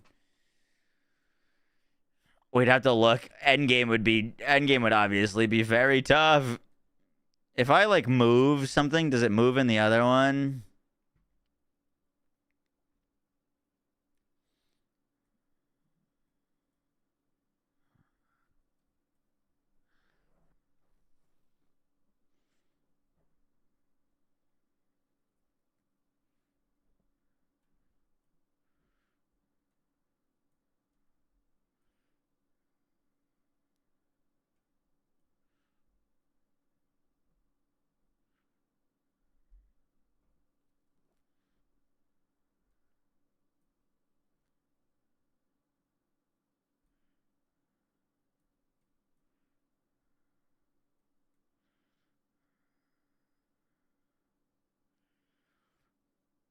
Um,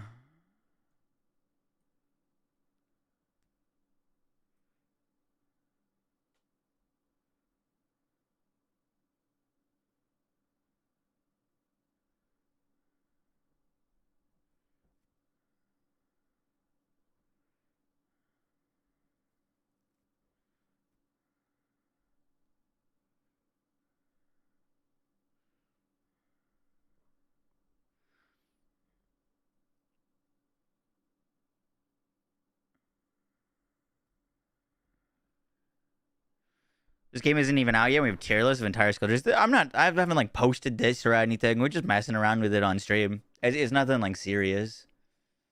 Just having a bit of fun. I don't take anything too seriously.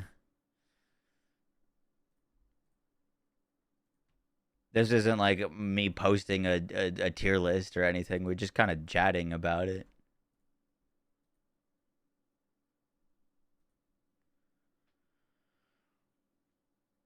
Cybernetics is B. I think Cybernetics goes down to B for endgame, yeah.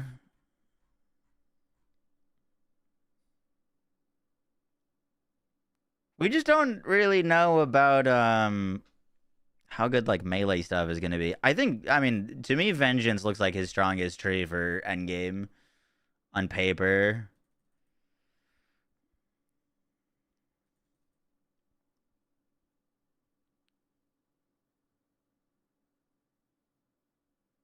Written in stone, outro.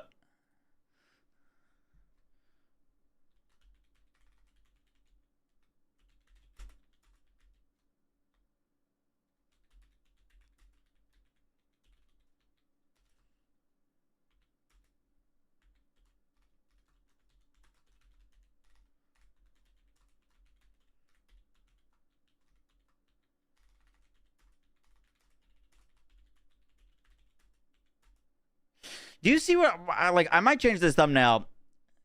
I don't know if you guys can see it, but like, If you look at that thumbnail at that size, you have absolutely no idea what that is a picture of. It just looks like mumbo jumbo.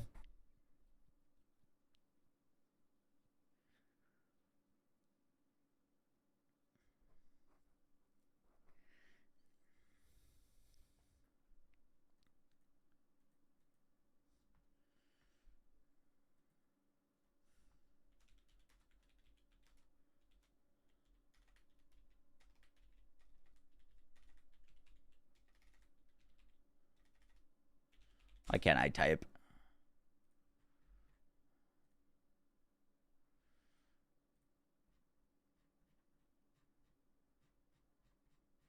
Did they post that roadmap anywhere?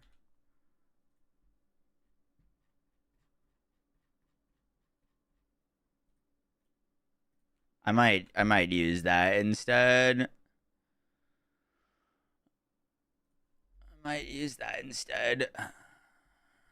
Does Rafa seem good? I think Rafa seems kind of insane.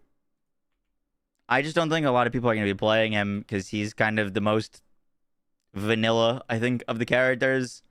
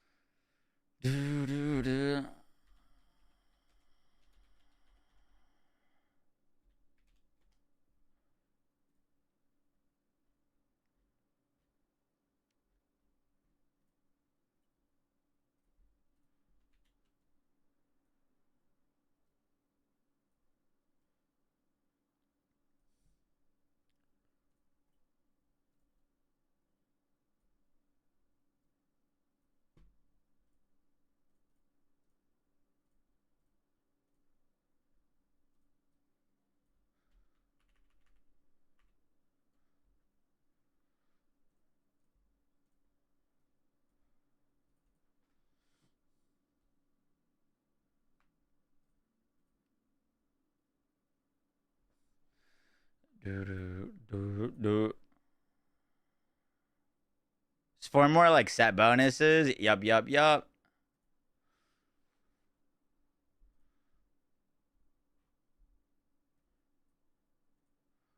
I think that might be a little bit more readable.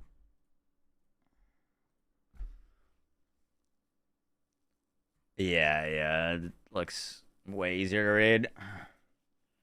Pull it off. Yeah. You can pull it off.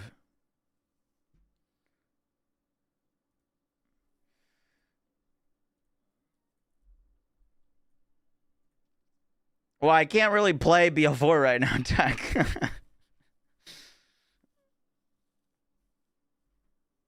And I gotta get this video out. Let me finish this video and then we can do things.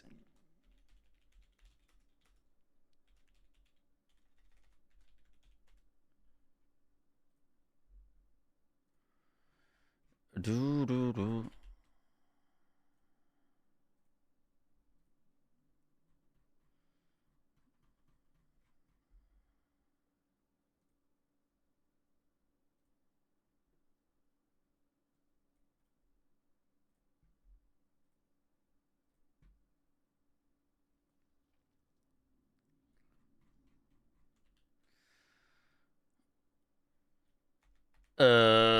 You guys, today we were going over all the new info from PAX West.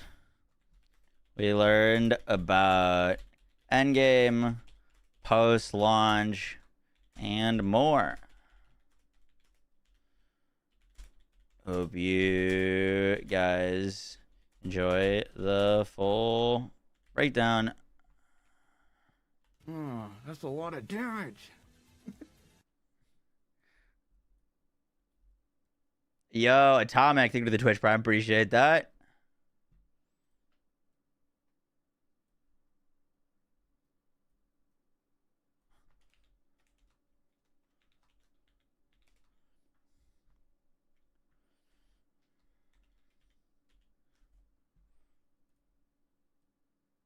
And essentially that you do, they want to respect play.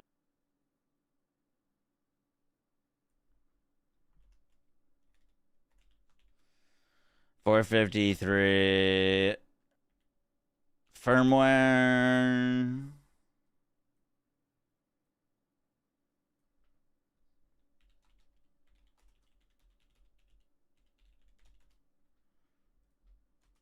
What?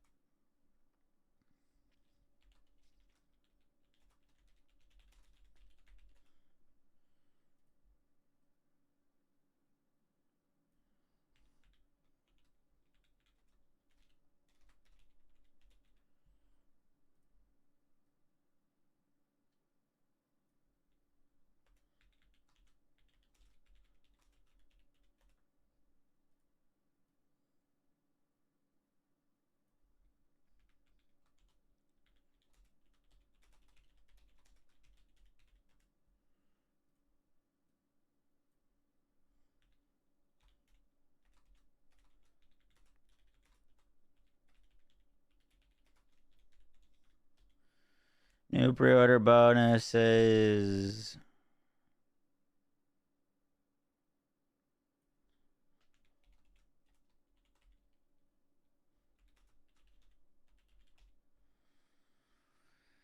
Cool, cool, cool. All right, we're done.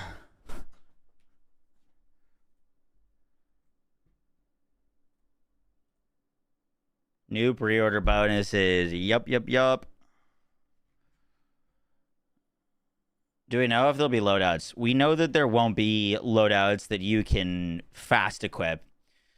You can label things as... Because, You can label things in, like, different categories and then filter by your labels.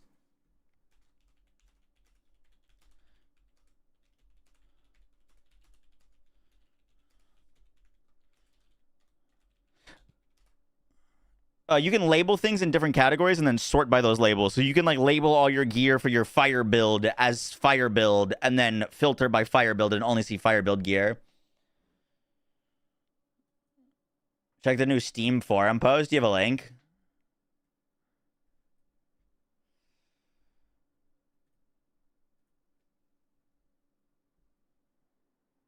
You posted a link, Hunch, this week on Kairos. Inventory sorting is mentioned.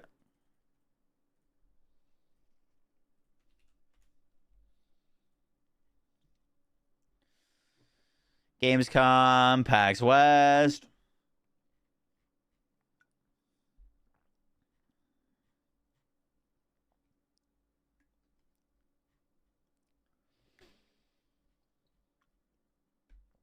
Quality of life news. Sort and filter. You can sort by recent rarity type, level requirements, sell value. That's kind of cool. Manufacturer, comparable stats like damage. Pairing an item while sorting by stat will also show comparison indicators for each item being sorted. Filters.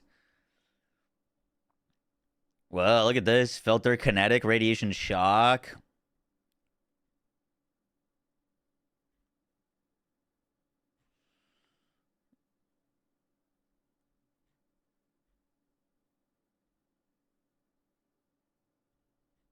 Interesting. Mark all filtered.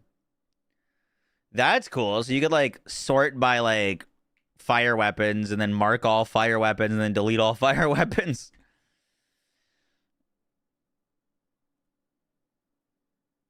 Instantly send items to their bank from anywhere in the world?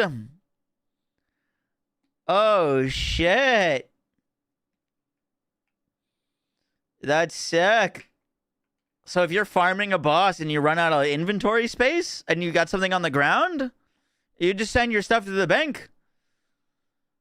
You don't have to like go travel back, put things in the bank, travel there. That is pretty sick.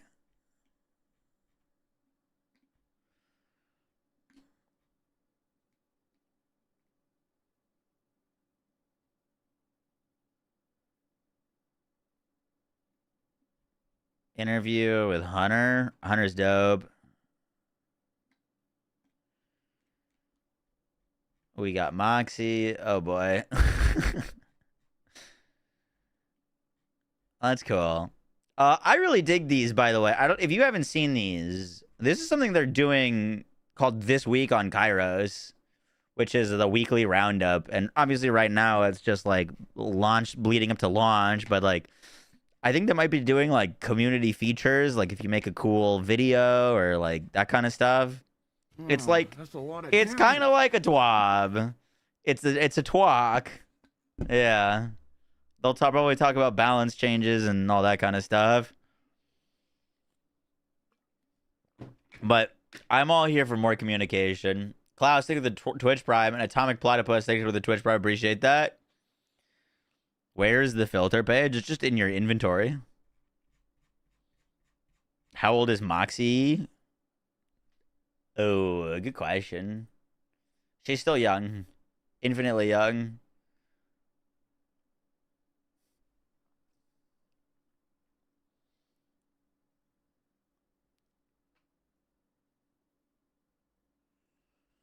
So many bridges. A nod to the TWAB. Yeah. You just pre-ordered it today, Pog. Is it on the actual BL page? I think it is, yeah. It's on their Steam. I think it's going to be in like the community page on Steam.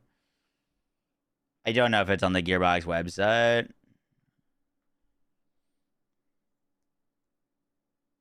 Where is it located? It's on Steam. It's in Steam. January 1942. Yeah. You didn't know that was my birthday?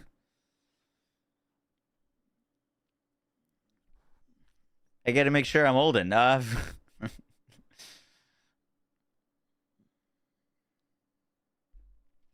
Homie is ancient. That's not nice. Any news about PS5 Pro performance? They've said that they're targeting 60 FPS. I haven't played it, and I don't think I've seen PlayStation gameplay. We saw Xbox gameplay, and it looked pretty smooth. Dude, ride dinosaurs to get around back then. A good one.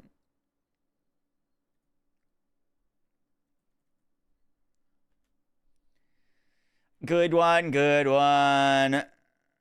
The first gameplay trailer was on PS5 Pro. Oh, you're right. The like 20 minutes of gameplay. Which Valter do you think would have the best ordnance build? It'd be a bit of a toss-up between Rafa or Amon, but I'd probably go Rafa.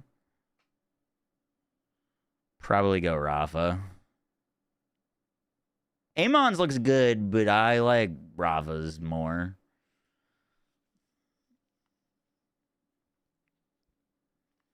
I think Rafa's going to be... If you were looking for 100% uptime on ordnance, Rafa. Have you noticed everything on the roadmap is probably monthly? I think so, yeah. Yo, eating Mike Tyson's ass. Just pre-ordered yesterday, and I'm so ready for this game. Also, thanks for the stream today. You're very welcome, Mike Tyson.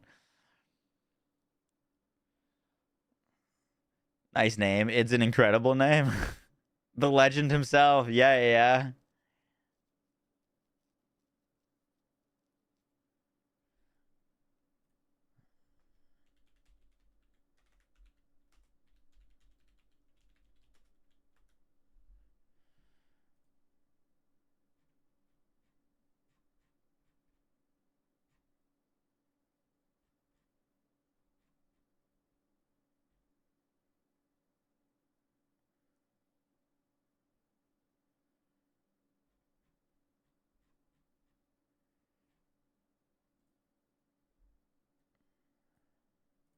Yeah, so this is probably, I mean, this has got to be October. The, like, Hars mini event. Invincible boss. Q1 of 2026. Bounty packs, 3 and 4 story pack, Invincible boss, and more. Can't wait for all the cool events.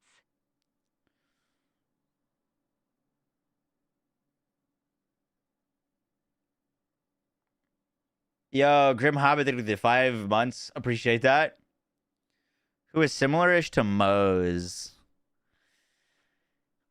I don't think there's a super clear Moze successor. Rafa's got the most, like, infinite ammo type things. But Harlo's got kind of the, like, AoE splash vibe to her. Like, I think if you want to do big AoE damage, Harlo, if you're looking for infinite ammo playstyle, Rafa. Yeah, Rafa's got the, like, you use your action skill and then you don't consume ammo. Move my face cam.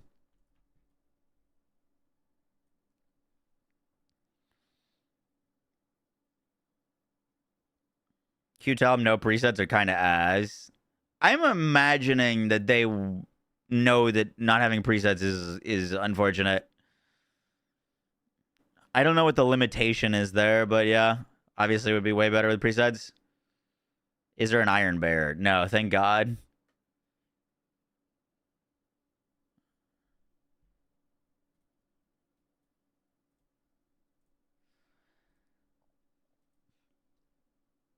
Silhouette looks like a pimp. I was originally thinking it was like kind of like a spirit, like a druid or like a shaman or something.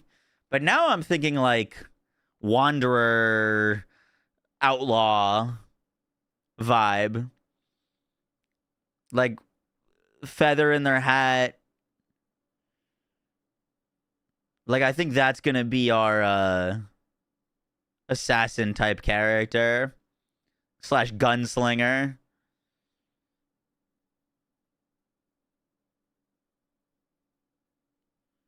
Where does Vax stand compared to the other Vault Hunters?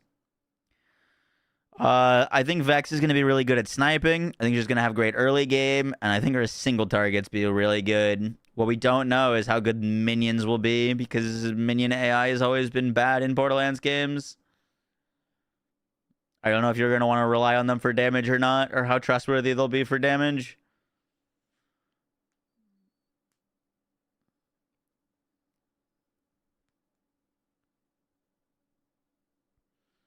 You think first takedown in December? Wouldn't that be on here, though, if it was going to be in December? The, like, Twitch drops are only watching the Borderlands official channel. The Butterfinger thing, I'd assuming I'm being included in because I'm sponsored by Butterfingers.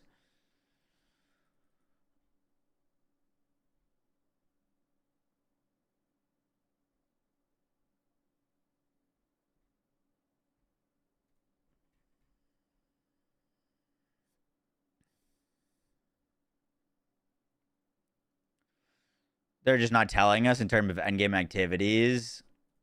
I think it's going to be an end boss. That's my guess. I think there's going to be a secret boss, but I don't think it's going to... A takedown would be too much to be secret about, right? Yeah, Amon, if you're playing as Amon, your camera angle is literally looking down on everything.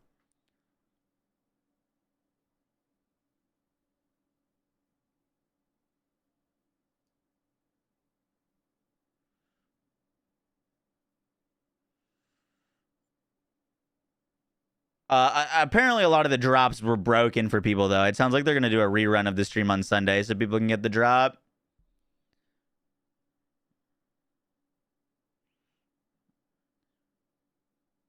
Zero had a higher camera than Salvador.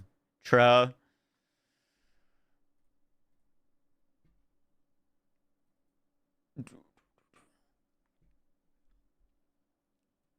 Man, I don't know how I ended up with so many tabs.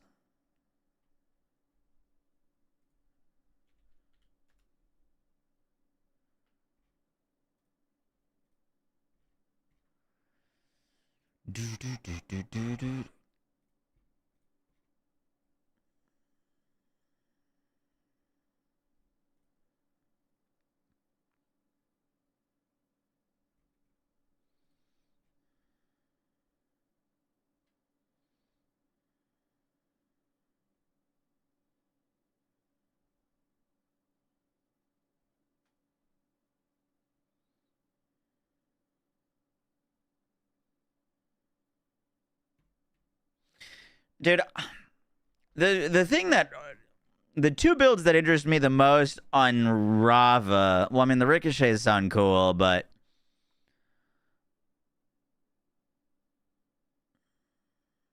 I really like this Project Raiju Apophis Lands tree.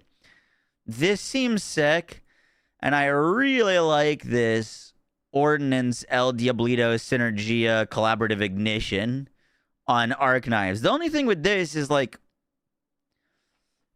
unlike Borderlands 3, I can't spec all of these things. I mean, like, I can use another action skill, but I'm kind of penalized for it. Because I think if I go all the way down and put 5 points in El Diablito, I can't get another action skill.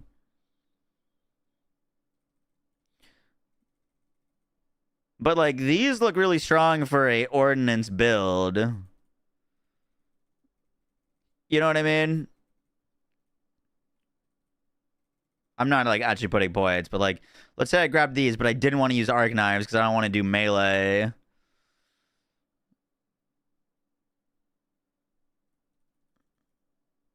Ordnance cooldown.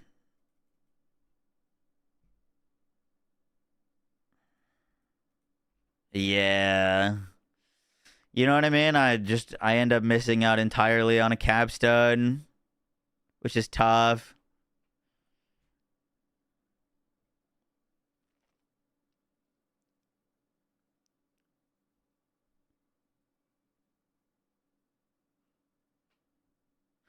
You know, El Diablito would make this deal ordnance damage because it's dealing fire damage. Wait, dude, you know what that means? This means your arc knives will scale with gun damage. This is going to be a wacky game, man.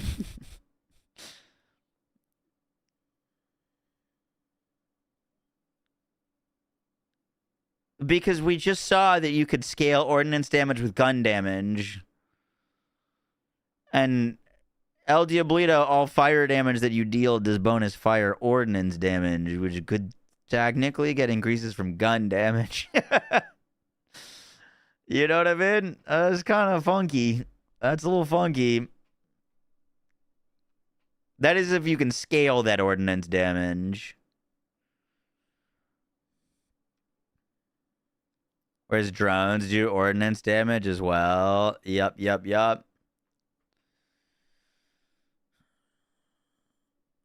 The knives look so bad. I just don't think you're going to be able to use them on a boss. Or, like, for bossing. But for mobbing, they could be pretty strong. As long as you got the survivability to, like, face tank damage.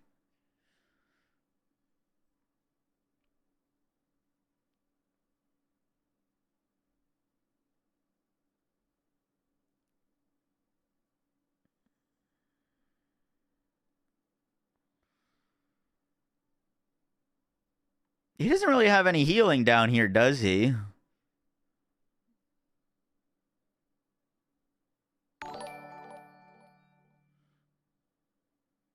If anything, he's draining his health. Slim Psycho, is there anyone who plays like Krieg? Amon. Amon will be the most Krieg-like, for sure. Amon even basically has Blood Explosion.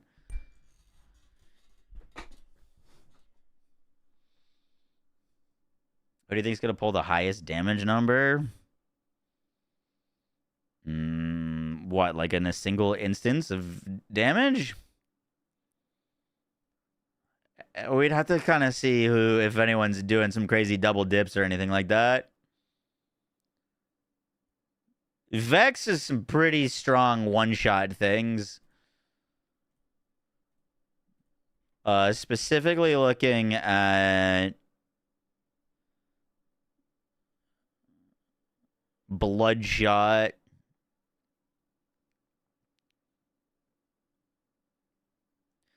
Bloodshot with blood is power could be some pretty big like sniper potential.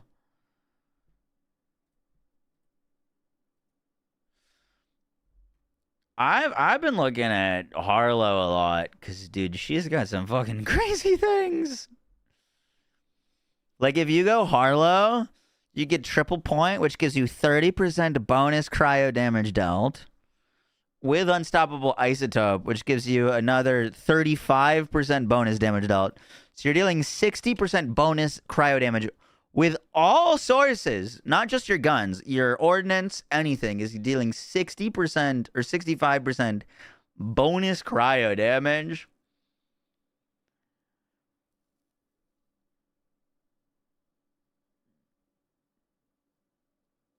Then you can get freeze frame for bonus cryo damage for every enemy in stasis.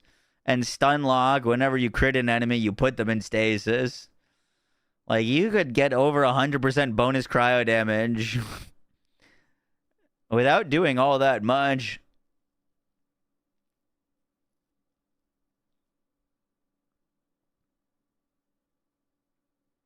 Also, Harlo has so many just, like, fucking busted nodes. Stun lock's crazy. Freeze frame's crazy. Gordian Knot. Dude, a 35% chance whenever you kill an enemy with anything to instantly restore your action skill is wild. And then, where is it, dude?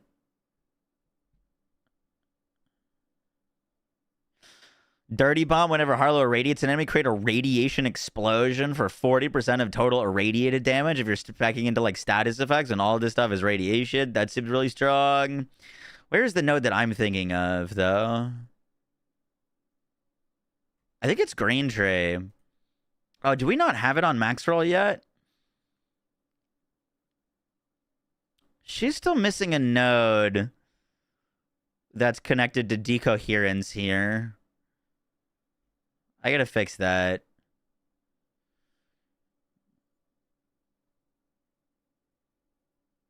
But it's like, if you inflict a status effect on an enemy, they become entangled.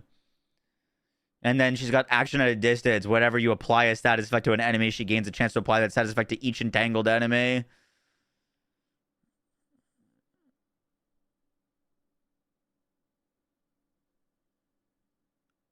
That doesn't work as well as I thought it was. Whenever you status effect an enemy, you apply it to another enemy, but it's only entangled, so that's not as synergistic as I was thinking in my head.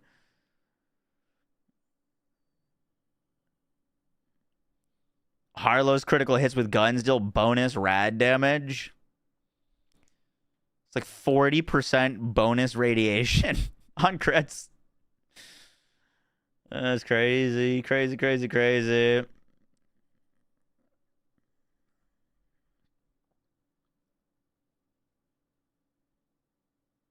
Whenever Harlo applies a status effect to an enemy, it becomes entangled. Yeah, that's sick.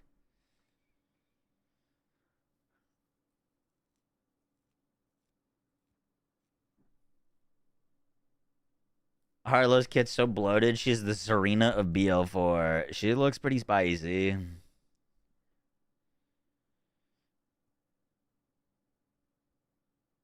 Oh, yeah, I have no doubt that Rafa's going to be nuts. No doubts. No doubts.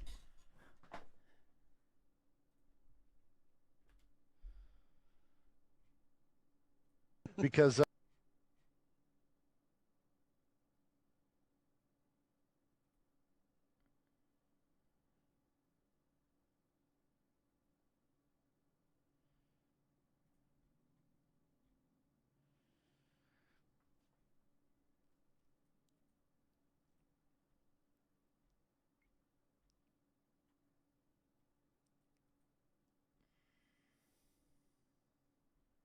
Oh yeah, you know what they didn't have in the thing was level cap increases. I'm assuming we're getting them, but we might not get them for a while. Can bonus crowd damage freeze enemies? I don't see why it wouldn't be able to. I gotta use the restroom. Be right back. Do you make your choice on your character? I'm playing Harlo. Playing Harlo. I'd be crazy not to.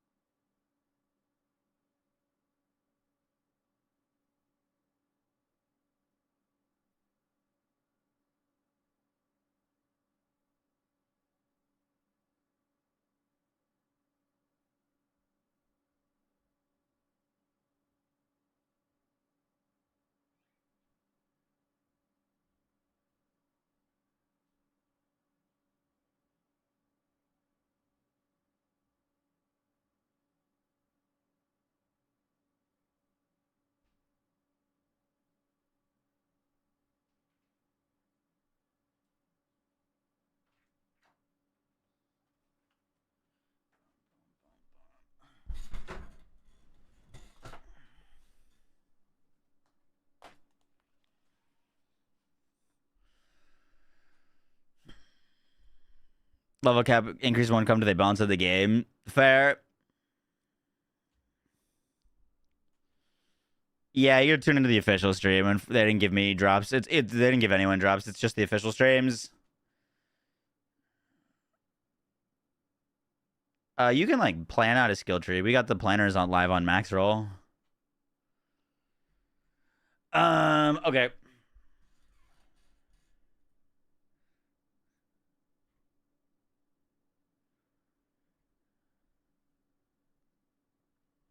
Am I gonna play PoE too?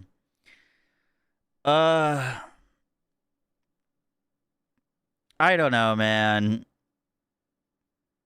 I was going to and cover like do another Ice Deadeye Ranger, and we still might do that.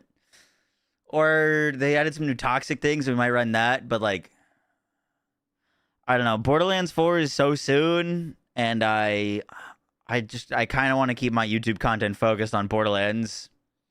Like I just want to be covering as much Borderlands stuff as I can. I'm a little bit worried that algorithm wise covering PoE will kind of screw me.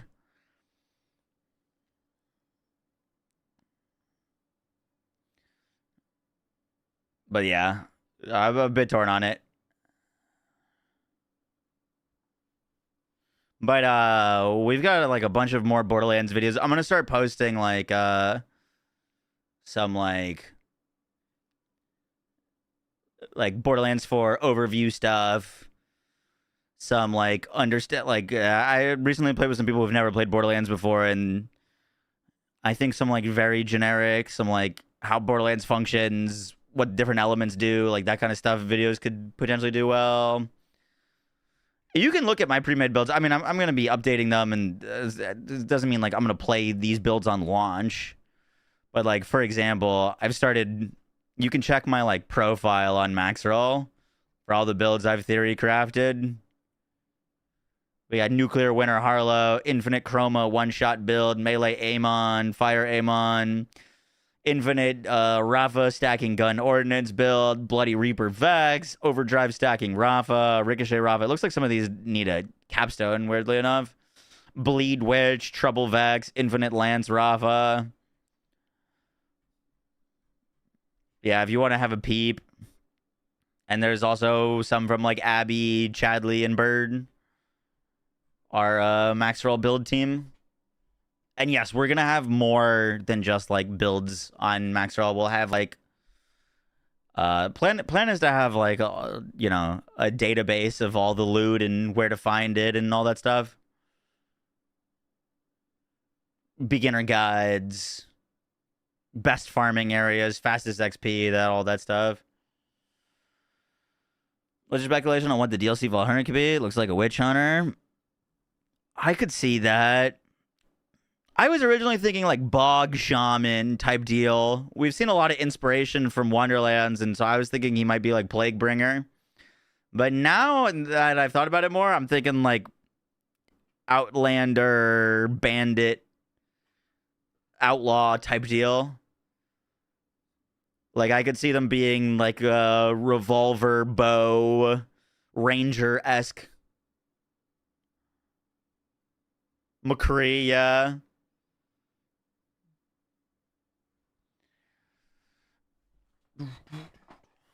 All right, gamers. I do gotta head out there. Good stream, Gearbox. I'm glad they're keeping us informed.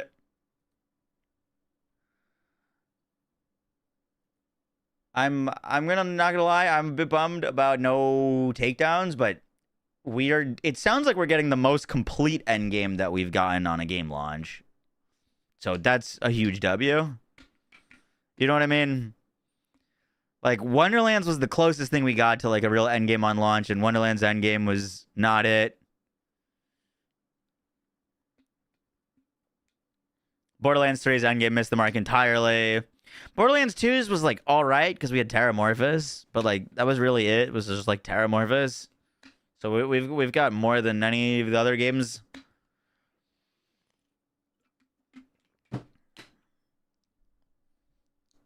All right, let's go raid.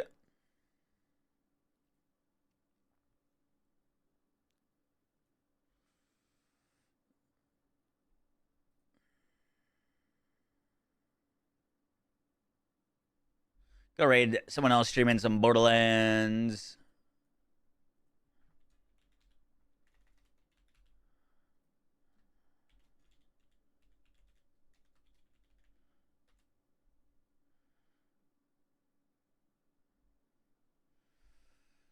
All right, take care, gamers. See ya. Appreciate y'all hanging out. Thanks for all the love. Also, Swim Psycho, thank you for the $5. Yeah, Krieg plays like Amon. All right, peace.